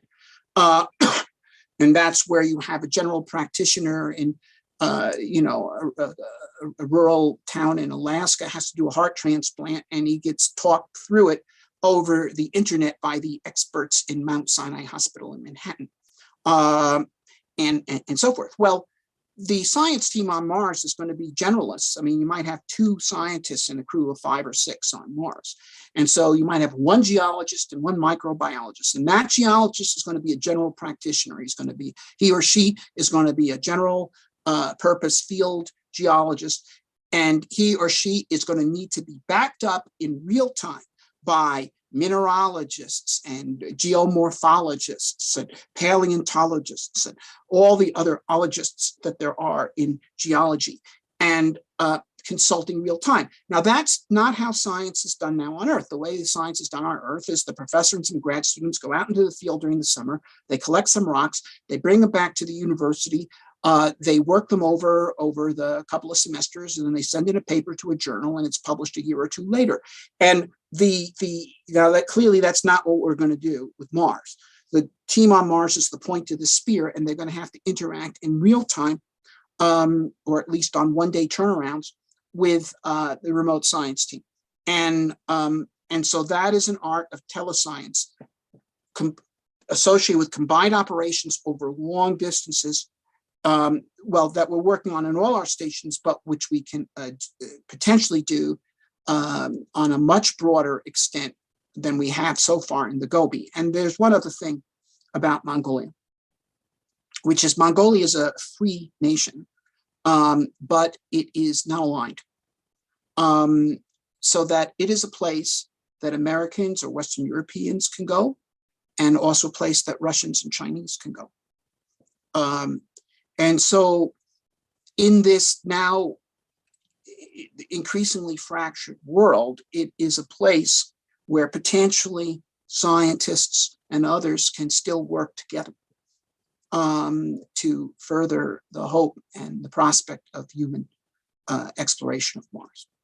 And I should add that people in Mongolia, the older generation, they speak Russian as a second language. The younger generation speaks English. So, and there's probably some people that could speak Chinese, although I didn't meet them. But there are people that speak Chinese, come to think of it. In fact, when we were in a little coffee house, there was a girl on her cell phone, a young woman really, and she was switching between Mongolian, English, Russian, and Chinese on some kind of business call. I have 2 brilliant Korean women that work with me right now in the State Department visa. They're fluent in a way I never even imagined. Yeah, it's quite amazing. It's difficult. I mean, frankly, it's difficult for me as an American to understand how facile Europeans are with multiple languages. I guess it's because growing up here, you don't really have an incentive to learn foreign languages as they do in Europe and elsewhere. But I mean, some of the Mongolians that, we did a rollout of the Mongolian edition of The Case for Mars, and the master of ceremonies was this woman, Sorao, and she spoke perfect British English. And then there was a secondary MC who spoke perfect American English. And anyway, I digress. But look, I'd really like to take questions rather than just talk on. So let's open it up to questions. Terrific, terrific. From Andrew Bond, he's asking, how critical is the temperature for analogs? It's not that critical. It's of some interest, but the temperatures are of more important for engineering research. In other words, if you want to see if your tools will hold up in the cold temperatures and so forth. Look, any Earth analog is going to be different from ours. It's going to have Earth gravity, and it's going to have an atmosphere. Now, in Mongolia, in fact, they were quite high on the fact that in Mongolia, the temperatures do swing between plus 40 and minus 50. That doesn't But sound fun. from my personal point of view, that's less important. And in fact, we're targeting the field seasons in Mongolia for May, June, because by May, the snow is off the ground, so the geology is exposed, and it's not yet too hot. And the station's going to be mostly solar powered with just a diesel backup because, these places are is much further away from supplies of things like diesel fuel than, say, the Mars Desert Research Station is. And so we'll have to bring some in, but we want to minimize it. And we have maximum sunlight, of course, in June, second most in May and July, but July is too hot. And we get back to good temperatures in October, but then you have minority sunlight. So May, June's the field season for Mongolia. Feel free to, for the audience, feel free to post questions. We're getting them from two channels on YouTube and then our internal. But one of the things that I was wondering about is the site the cruise selection going to be similar to what you're doing at MDRS, or are there different crew requirements? Well, the crew selection for both the Australian and Mongolian stations are going to be done by the Australian and Mongolian chapters, respectively. So they will have a chance to test out different protocols for crew selection than those that we have done. I have told the Mongolians about how we do it, but it's up to them. Cool. Interesting. Because all of the speakers today have referenced how MDRS is very intercultural, interdisciplinary, international. And I was wondering if that was a criteria, or is that just happenstance? And would that no, it's at our stations. Okay, well, in particular, MDRS, we've had international crews with different people, 6 and everyone is from a different country or even a different continent. And we've had crews that are all American or all Australian or all German even, and crews that were half American and then a couple of internationals. We've done the gamut. Yeah. And personally, I believe that almost any, that no such type is necessarily the best type. It depends on the individuals. That is, a one nation crew could be a very strong crew if it's composed of flag patriots and really want to show you, what Australians can do. Right. On the other hand, an international crew, however, composed of flag patriots would be a bad crew.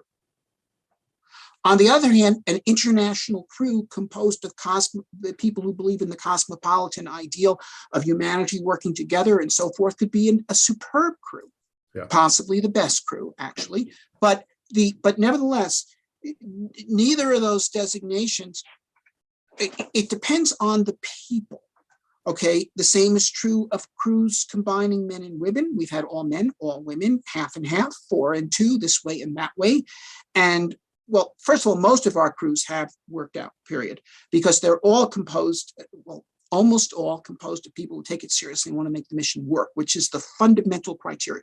And we've had When we've had crews, and we've had a couple, where people are just there doing this for a lark, and then they goof off, and then they come back saying, this is all bullshit. All we did was goof off. And you say, well, whose fault was that? Okay. Right. A sim is only as good as the commitment to the crew to do a sim.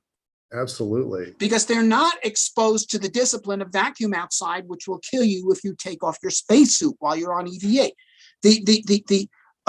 So the sim is as good as the people. Most of our people are good. And I, by the way, this is a point, guys.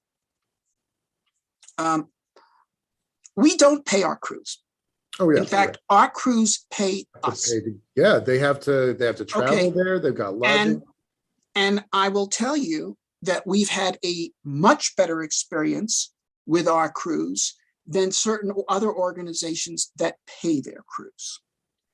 And the reason is, if you're paying to do something, you're going to want to make it work. Whereas if someone else is paying you to be there, then what's that?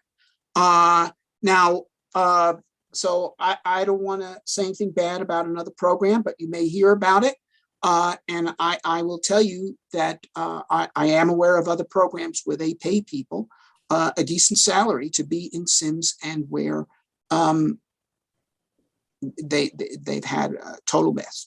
Because it's all about the commitment to the crew fundamentally. Now, first thing is commitment. Now, second thing is, the Mongolians asked me, what kind of person should I choose? Should we choose? I say, choose the kind of people you'd want to go on a camping expedition with. Okay. That's exactly who you want to choose. People who are willing to help each other, who are not trying to show each other up, people who don't get grouchy when things go bad, but can kind of laugh. Isn't life incredible? Just when I was going to get a chance to do my science, the EVAs all broke down. Okay, or it snowed, or whatever, and can just laugh at that instead of throwing a tantrum that, why was my science delayed so long? Because I'm not going to get a chance, because just as we're about to go, the weather changed. Didn't you realize that the weather was, about to change? So forth. Okay, no, you don't want that. You want people who can just, grin when things go wrong, and you want people who have a one for all for one attitude. And then after that, skills. Yes, you want skills. Skills. Yeah, skills. Okay, first and foremost, you want someone who's good at fixing things. Okay, that's the most valuable player in the crew right there. Most valuable player in the crew is the person who's good at fixing things. Electronics, software, plumbing, the motors, and I would say, actually, some of our best crews, I haven't done a formal study, but in a couple of crews where I had the ability to observe, and I used to be a lot more involved with the day-to-day of the crews than I've been in the past 10 years or so. But in the first few years, I directly managed the station, and then so forth. People who grew up on farms. Nice. Are great. I never thought of that. Okay. And by the way, this was in a period of time when we didn't even have a greenhouse at MDRS, and we never have had one at Flashline. So it wasn't about farming. It was about looking at a generator and not needing to look at the manual and just going at it and fixing it. Having a certain kind of attitude towards machinery that, for example, I don't have. But people who grew up on farms or ranches tend to have. Wow, that's an unexpected insight. It makes perfect sense. I knew guys in the Marine Corps that would disassemble and reassemble stuff on the fly. I never had that skill. It was dumbfounding to me, but that's a really interesting insight. Earlier today, Jen and Mark have both given us like a list. I think I've got like 15 key items. They echo what you said, be cooperative, have a sense of humor, roll with the punches. Everybody's saying that, right? You've got to be resilient. You've got to be able to kind of adapt in all the different ways. So that's what the Australians and the Mongolians are looking at. They're looking to figure out how do we put crews together. Are they Well, going to be the same sizes? With a nomadic system, Well, you're not really limited to size. You could just put it well, up in your- no, but the size, okay. Our crew size has been generally about 6. Yeah, And, if you've read my book, The Case for Mars, I say 4. there. But the 6 is doable, and frankly, it's better. The reason why I preferred 4 in The Case for Mars is it's the minimum that you could really do a mission with. It's the smallest number you can split into 2 groups and have no one be alone. It's the smallest number where you could have redundancy in the 2 primary skills, which are mechanical fixing and field science. But 6 is a little better, and 6 is a doable thing. And at one point or another, NASA did agree with 6, although they're always changing their mind. But it's a credible number, and it's one that we could house in our first station, the Flashline Mars Arctic Research Station, and the Mars Desert Research Station is basically a copy of that. And it's a good number. Now, whether they will agree with that, there are people out there who think you need to have 12. There's people out there who think you need to have 50. Exactly what the concept is going to be. The Mars Society, the international chapter, is not controlled by me or anything of the kind. They're fraternal organizations. They all have their own budgets. They all have their own membership criteria. They all set their own priorities. They all identify what political initiatives they would support or not. It's a fraternity of independent organizations, what the Mars Society is. I mean, I don't dictate to the French Mars Society how they should prioritize things at all. Occasionally, we ask each other for help. I was asked by the Europeans to talk with a certain social democratic science minister back in 2000 when Germany was thinking of pulling out of Mars Express, and I did. So we're willing to lend a hand. And certainly we've had many, Australians and Europeans and even Russians at our Mars Desert Research Station. So, we've made it open to people from all over the world. And I think, the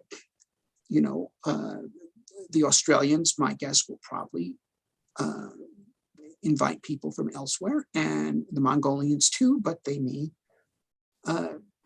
either by convenience or by commitment have a much larger percentage of the people from their own nation in there than, well, I'm sure they will have a larger percentage of people from their own nation in their own station than we've seen in their representation at MDRS. Right.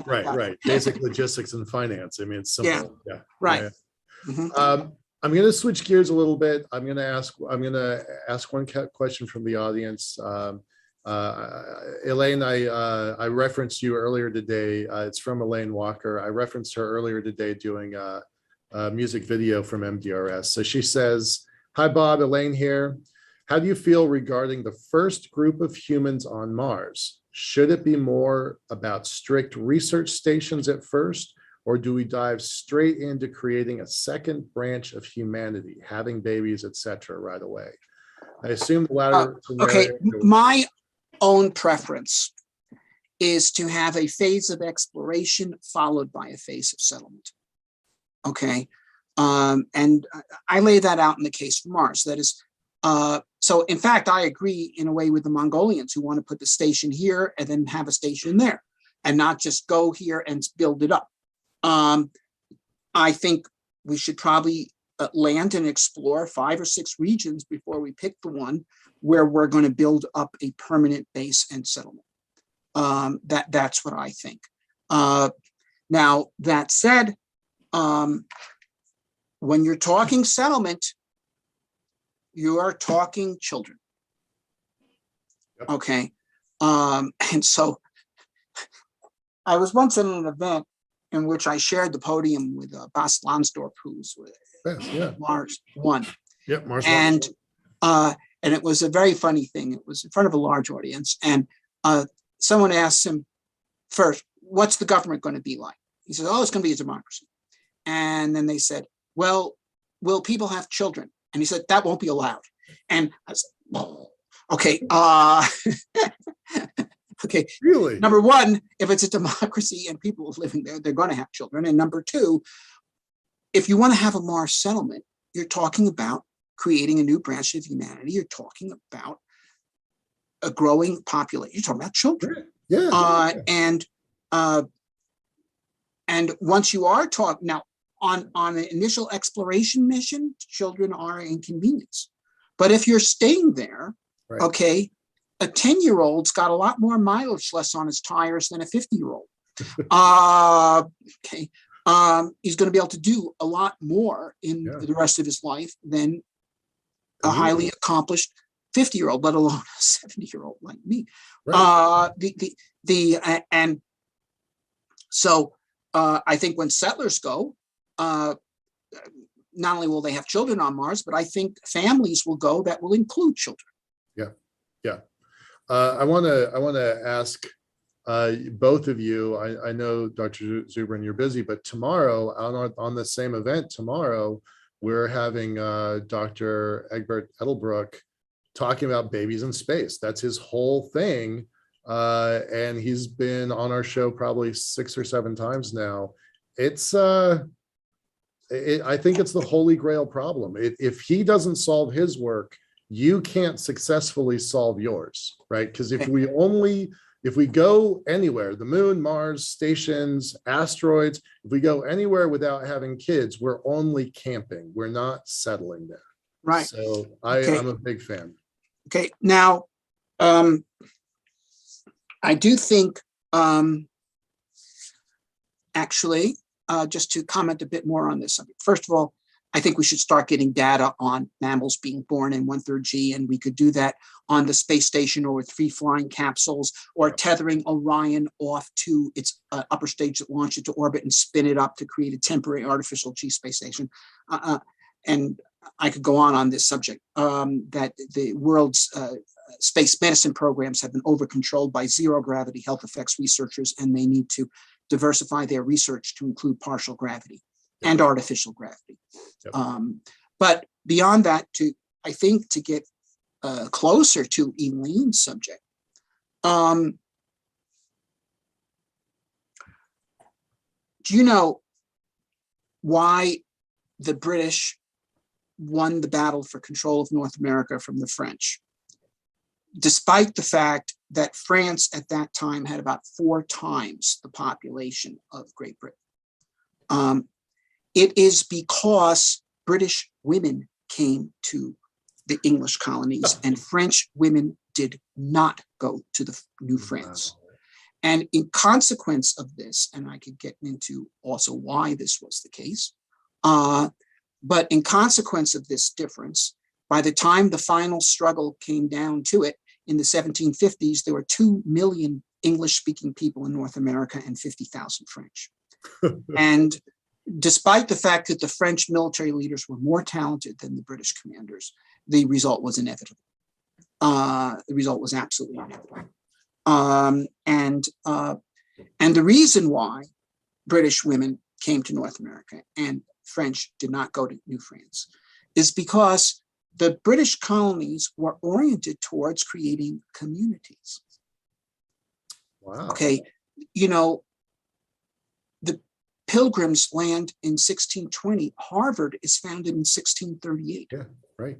Okay, and not just the universities and churches and schools. And you know, at the time of the American Revolution, literacy in Massachusetts was 90%.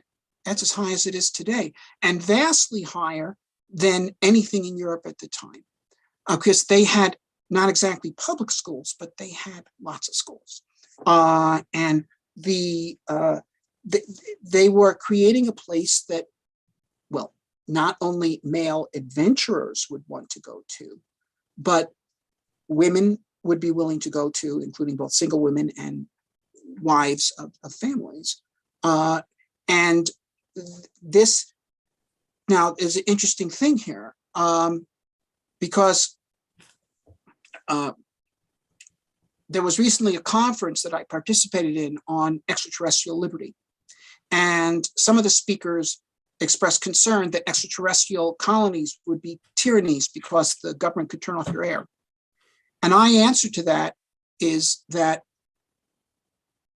no extraterrestrial colony that succeeds and grows can be a tyranny, because no one would want to move there.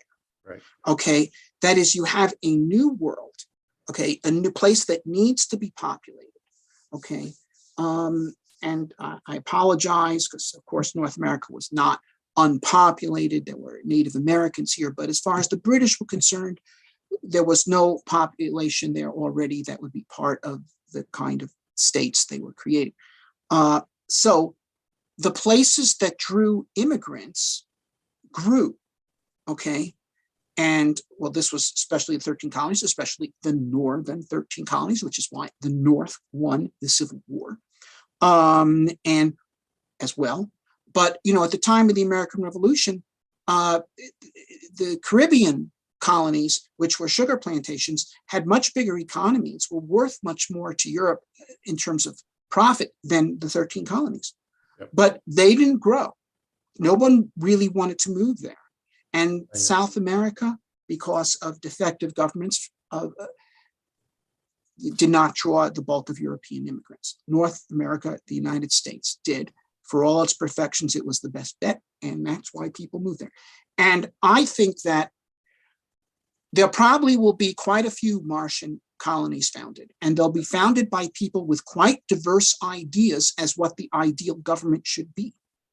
Okay, in our own, Mars city-state contest, we've had 170 submissions. We had at least 100 different concepts of what a government should be, Right. and spanning the range from social democratic to libertarian, and some things that don't fit in the spectrum at all.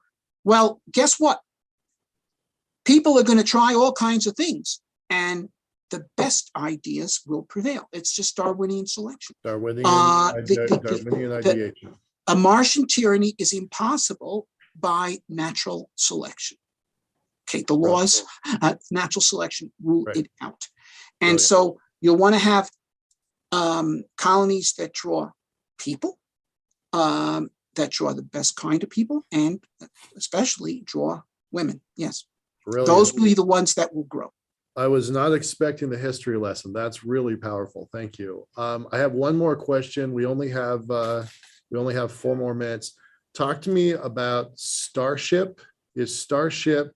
I think Starship is central to what we're going to do next, whether it's the stations, free floating space stations, the moon, Mars, the asteroids.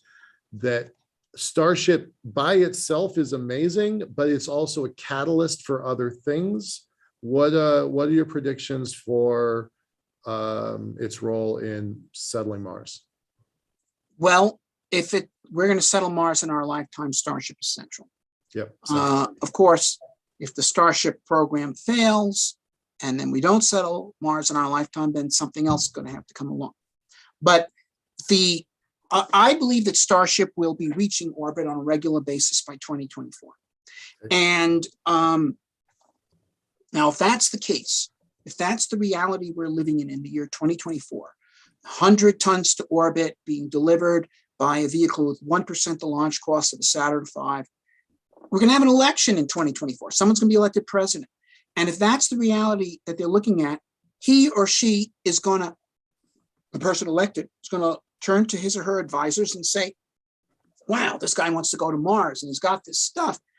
If we got together with him, could we have people on Mars by the end of my second term? And the answer is going to be, of course. And they say, well, is it going to cost $1 trillion? No, it could probably be done within NASA's existing budget, because he's got the main stuff. He needs a whole bunch of odds and ends. They need surface power. They need surface spacesuits, vehicles, this, that, ISRU plants. We could develop that. If we got together with him, this could be done. In other words, by making the mission practical, he's going to make it sellable. and Musk is. Now, there's nothing inevitable about this, okay? You know, we're going through some very risky times right now. We're potentially in a pre-war situation that could throw this entire vision of the future off the rails. And Musk himself is a risk taker. You know, look at Boris Johnson, okay? Boris Johnson, actually, in dealing with the Ukraine situation, is by far the best leader in the free world, with the possible exception of some leaders of Estonia, Lithuania, or something. But in terms of major countries, he's head and shoulders above Biden or Macron or any of these cats, okay? And yet he's crashes because he held a party during COVID, and was not wise in his selection of some subordinate minister or something. And now here's Musk, you know, this guy taunts the SEC, you know, does all this kind of stuff. He's kind of like Boris Johnson in that way, catch me if you can. And well, he may tempt fate once too much. It's possible. He skates close to the edge of the ice, so he could skate off the edge of the ice. It's possible. He's a risk taker. Almost all of the risks he's taken have panned out, which is amazing. Though that then leads to a temptation not to listen to anyone warning him not to take another risk because they've always been wrong. Kind of like the generals who warned Napoleon not to march on Moscow. Why don't you just take Poland? To call it good? No, you people have It'll be fine. always been too cautious. Yeah. So he could fail, but even if he does, in a certain way, he will have won because he's proven a point. He's proven that it is possible for a well-led entrepreneurial team to do things that the mainstream space programs had deemed would cost 10 times as much, take 3 times as long, or be impossible altogether. He's shown it can be done. And if Musk should fail, there will be others who will pick up this banner now because he's shown them how to do it. Brilliant. All right, sir. Thank you very much. Always a pleasure chatting with you, Dr. Zubin. Okay. Good luck with the rest of the conference here. Thank you. Safe travels. Okay, Take bye. care. Bye-bye. All right, y'all. Direct from the proverbial horse's mouth. Thanks a lot. I'm going to bring on Anastasia. And let me bring her bio up. Anastasia, are you here?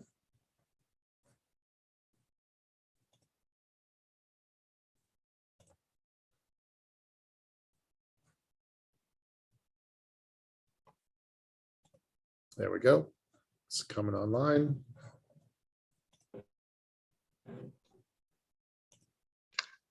Hello. Hey, how are you? Good. I'm happy to be here. I'm glad you're here. I've told all the speakers so far, I'm brand new to this topic, even though I've visited the MDRS twice. I'm taking just pages and pages of notes. It's fascinating. It's, you know, even though we put this thing together, I didn't know that much about this topic. So I've just had a great time today. Let me read your bio here. Mars 160 involved the same 7 people Mars 160 involved the same 7-person crew doing similar science operations for the same period of time, 80 days, initially at the Mars Desert Research Station in southern Utah in the fall of 2016, and then continuing at the Flashline Mars Arctic Research Station in northern Canada in the summer of 2017.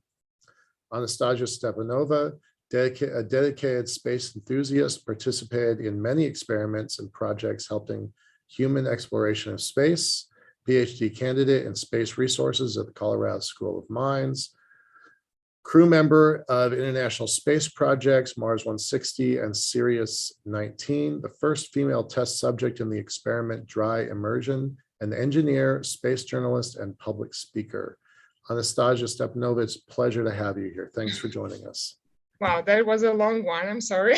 Oh no, it's great. No. I'm like I say, I'm learning about the programs, but I'm also learning about these people. So this is a world I really don't have.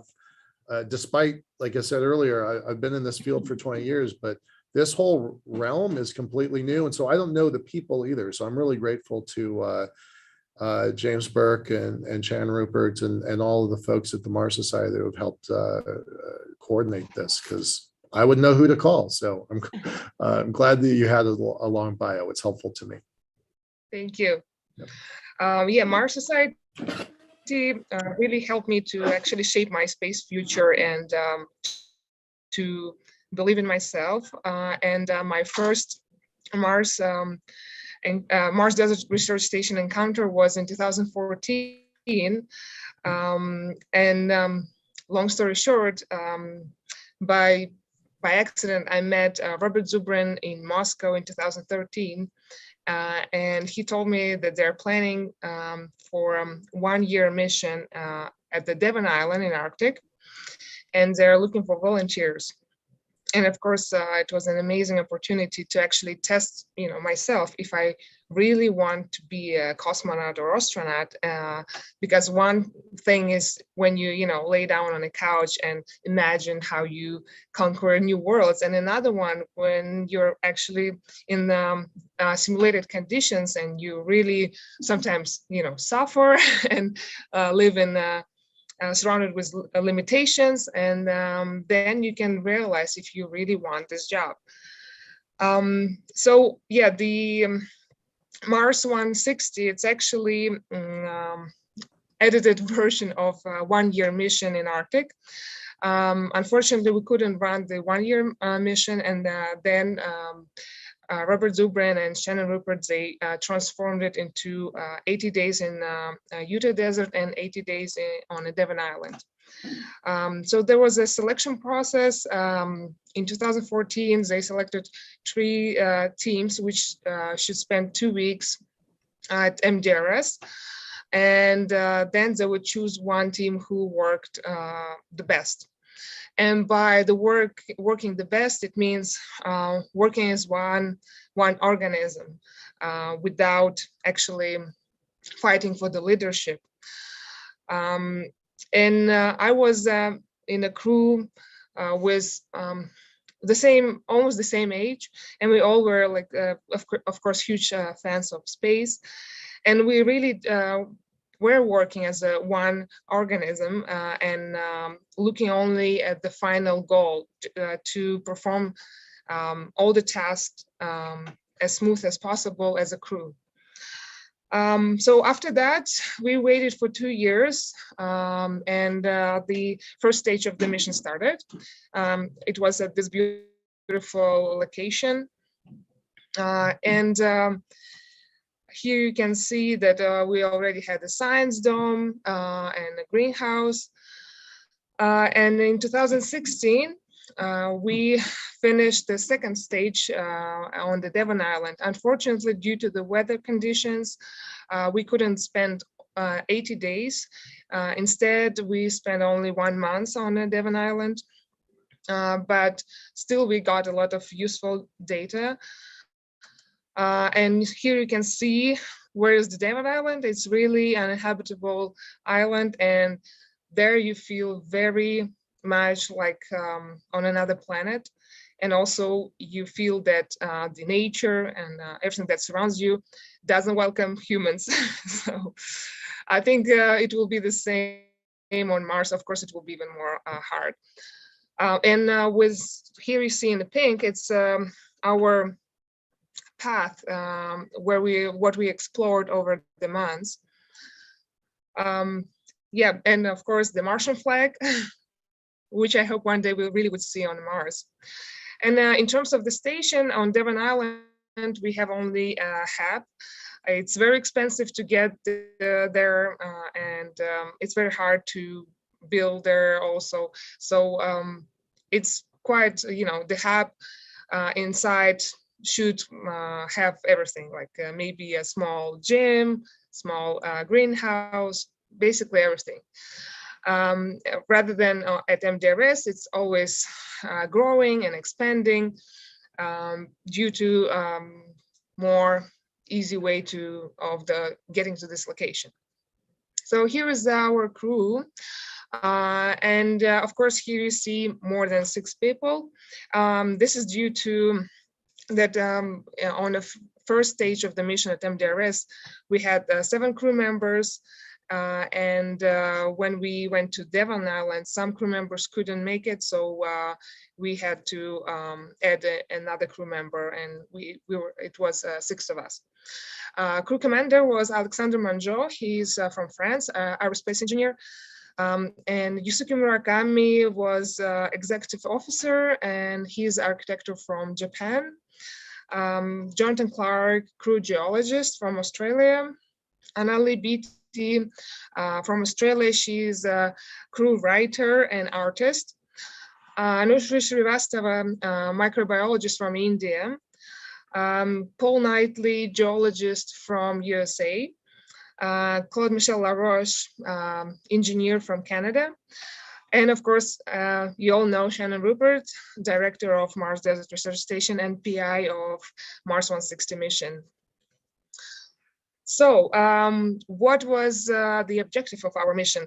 I must say that our mission was really unique. Before, Mars Society didn't do this, to have almost, the same crew members, the same research and science objective, but different locations. First of all, of course, what we will do when we go to Mars, we will look for life or traces of life. And so our main objective was is microbiology and geology. We've been looking for microorganisms which survive in extreme environments. And my favorite ones, for example, is halophiles. They live in gypsum. And on the left-hand side, you see gypsum that we found in Utah, and on the right hand in Arctic. And it's quite different, but both beautiful.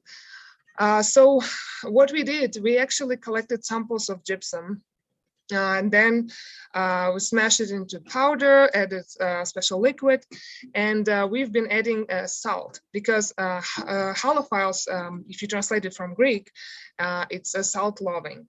So these microorganisms, they love salt, and we've been monitoring them, and I think in 2 weeks after adding salt more and more, they woke up and started to eat it. And then we had to send these samples to NASA research facilities, because we don't have the expensive equipment to actually analyze how old are those halophiles.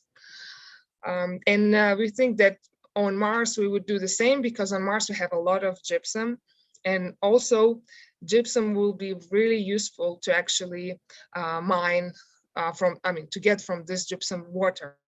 So it's another water resource on Mars.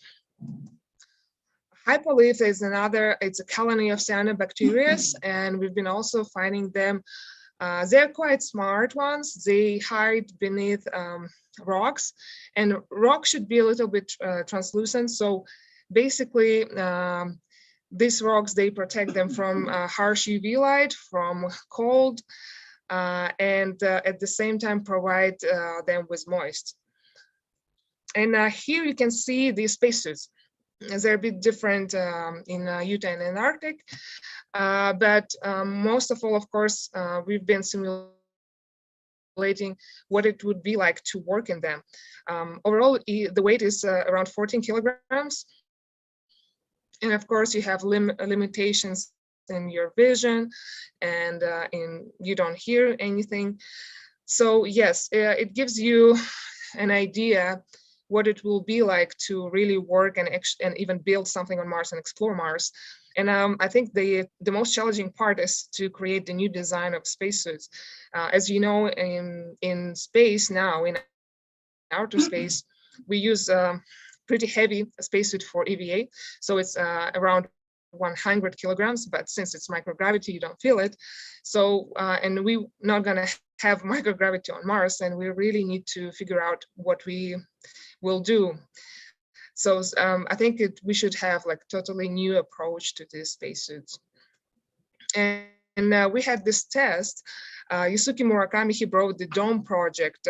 He came up to this idea when there was an earthquake in Himalayas, and he brought this domes that you can put together quite easily in 30 minutes. And it can be like a temporary shelter. So we did the experiment. We put it together without spacesuits, and it took us 30 minutes. And then we did it in the spacesuits, and surprisingly, it took us 3 hours and a half. So it also tells you what should be done to the spacesuit, the bulkiness of your gloves, the limitations in your view. So I'm really curious for the future projects and what we will see, what design finally will be approved for the Mars mission.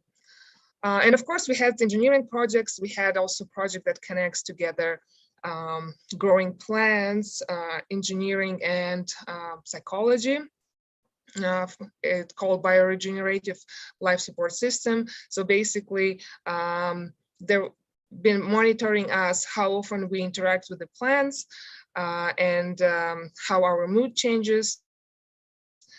To predict what it will be like, and how the station should look like on Mars, and how important greenhouse should be, not in terms of eating the plants, but actually for crew morale. And on top left, you see German rover from German Space Agency. The name is Sherpa. It's an amazing machine. So basically, he can really rotate his arm on 360 degrees, and he can climb at the angle of 45 degrees. And it's really new generation of rovers. I don't know when it will be sent to Mars, but I hope to see it soon. And our crew commander was also adjusting the spacesuit design and putting different sensors that would help crew members on their EVAs. Of course, the food is dehydrated. And since I've been to different missions and different durations, so my longest one is 4 months in isolation and eating dehydrated food or canned food, I just imagine that it will be really hard to stay on Mars for several years with the same menu. So what happened with my cruise is that after 3rd month, you stop having a pleasure from the food, and you just eat it because you have to eat. So your portions start to decrease, and people started to lose weight. And this can be also quite a big problem if we talk about spending 2 years on Mars. And here you can see the crew quarters. So it's basically 3 meters long and 1.5 meters wide. This space is quite enough if you're not claustrophobic, and I think it's quite good just to spend some time alone with yourself. And of course, we use the general space wisely, so it can be a gym, it can be a living room or a lab. Yeah, you have to be creative to live in these conditions. Okay. Yeah, and I hope it will play. Oh my God.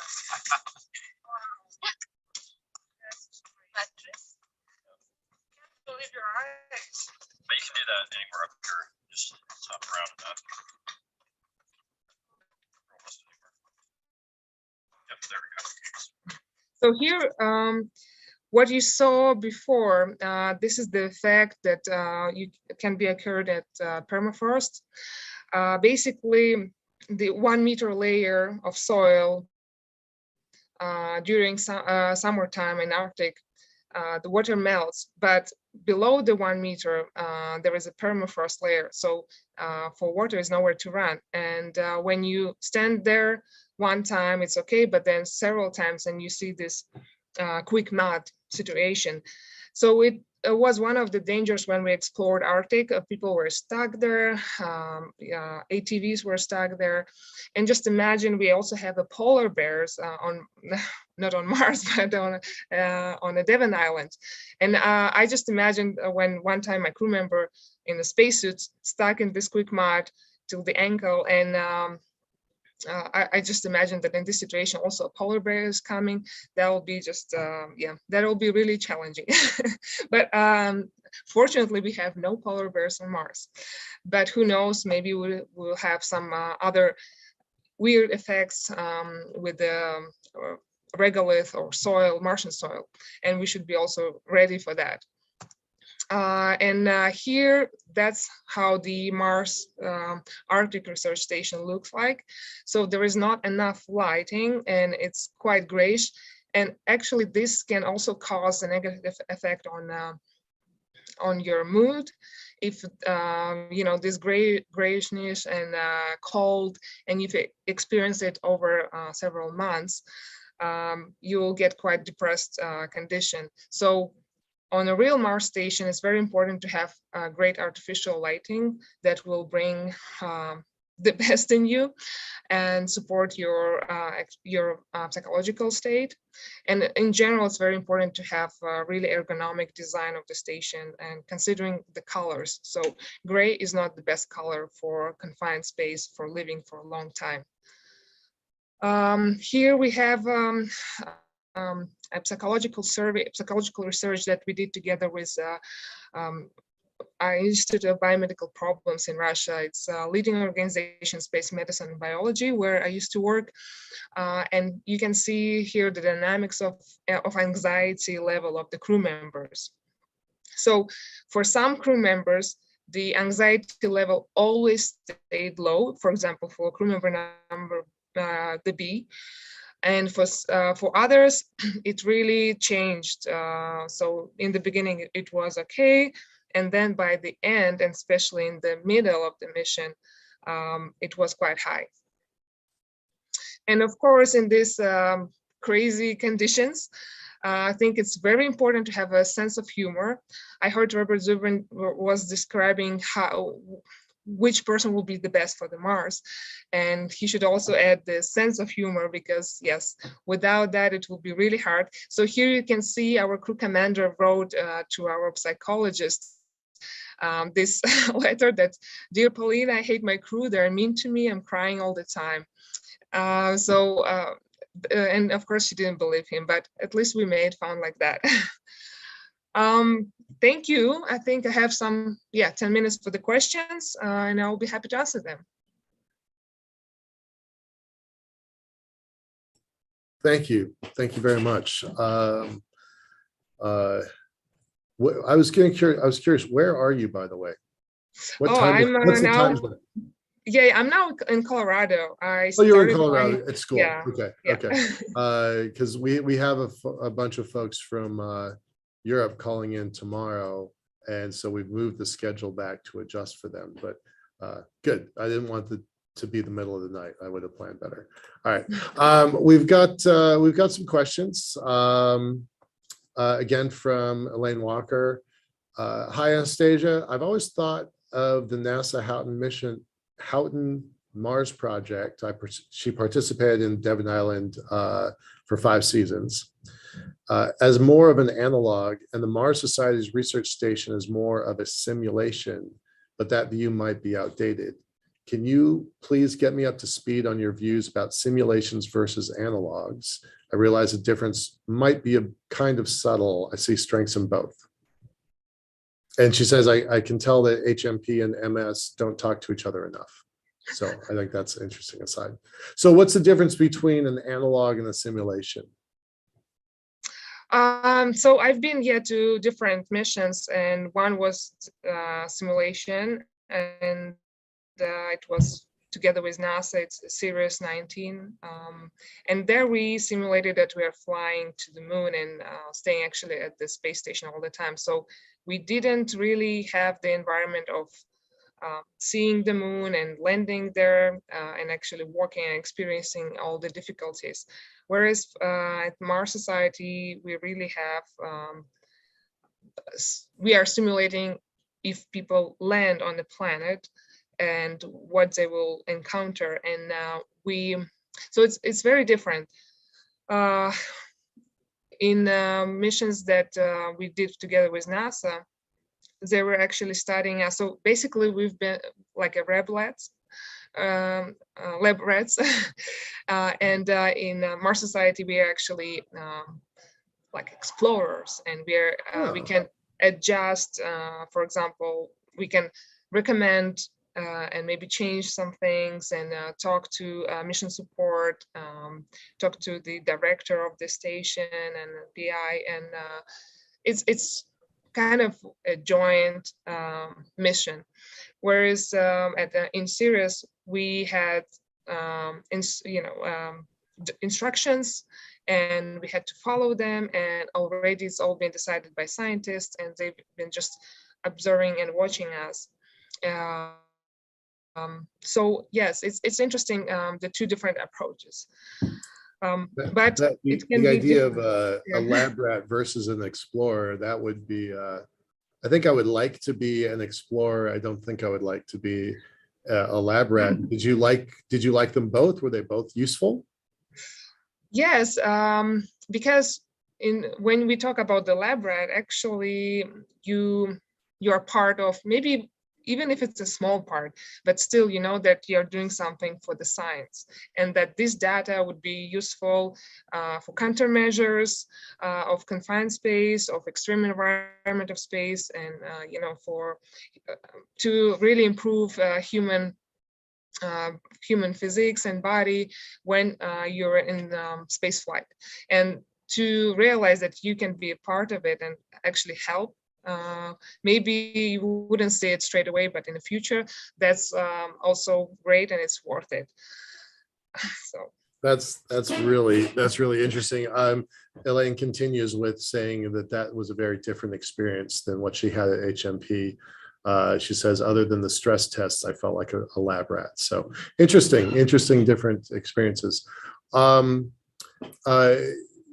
Would you mind throwing up that slide that had the stress levels and the things because earlier today, two different people have talked about the 3/4 effect, where they get to 3/4 of the event. So I was trying to look at this, and I'm thinking I see it in F and G.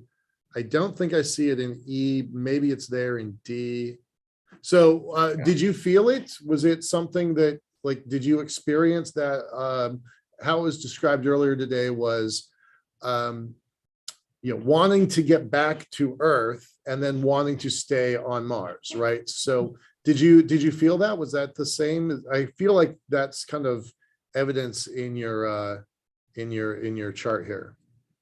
yeah, here is a trick. If you know about this phenomenon, then you would think that, did you program yourself to feel this, and you knew that it's coming, so you are feeling down, or is it really happening? But also another positive thing when you know about this effect is that you can prepare for that. And even if you feel grumpier and depressed in these days, you can actually remember that, oh, I guess I'm having this effect. Nothing wrong with me. It's just overall. And in mission planning, I think it's important when we have this third quarter period to give to the crew something exciting, some new assignment, or something at least a little bit new.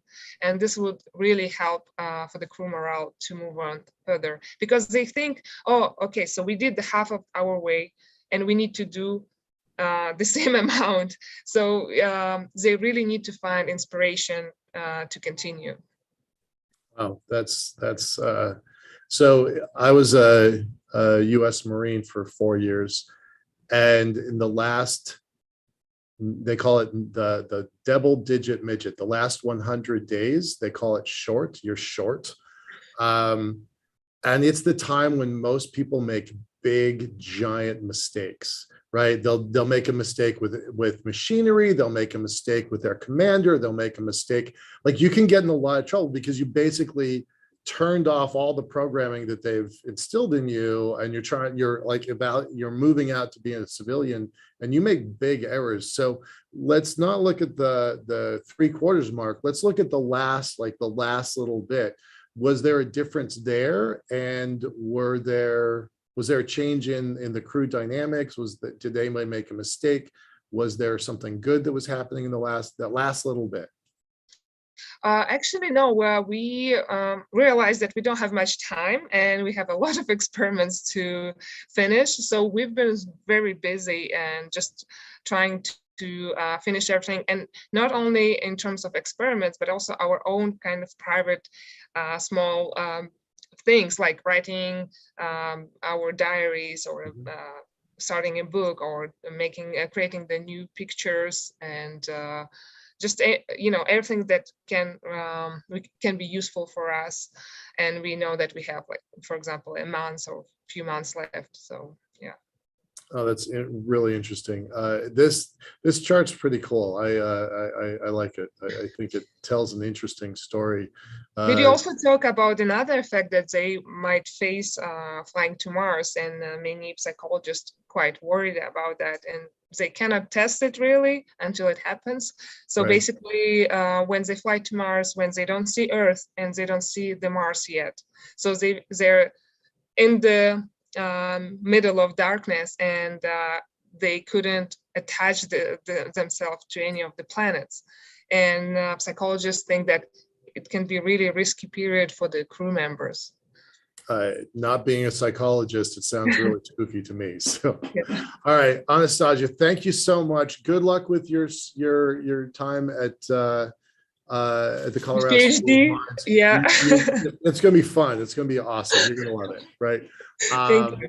Thanks so much for your presentation. And with that, we're going to wrap up the day. I'm going to invite everybody to come back tomorrow. Tomorrow will be interesting. We'll continue our conversation about Mars as a research station, and also the North Dakota program that's more of a lunar simulant. And we're going to talk about a somewhat controversial conversation about babies in space. It's one of my favorite topics. I think it's underappreciated, under-researched, underfunded. And if we don't get it right, we're not going anywhere. So please join us again tomorrow. Looking forward to it. And with that, we're gonna sign off. Thanks everybody for being a part of this. We really appreciate it. Bye-bye.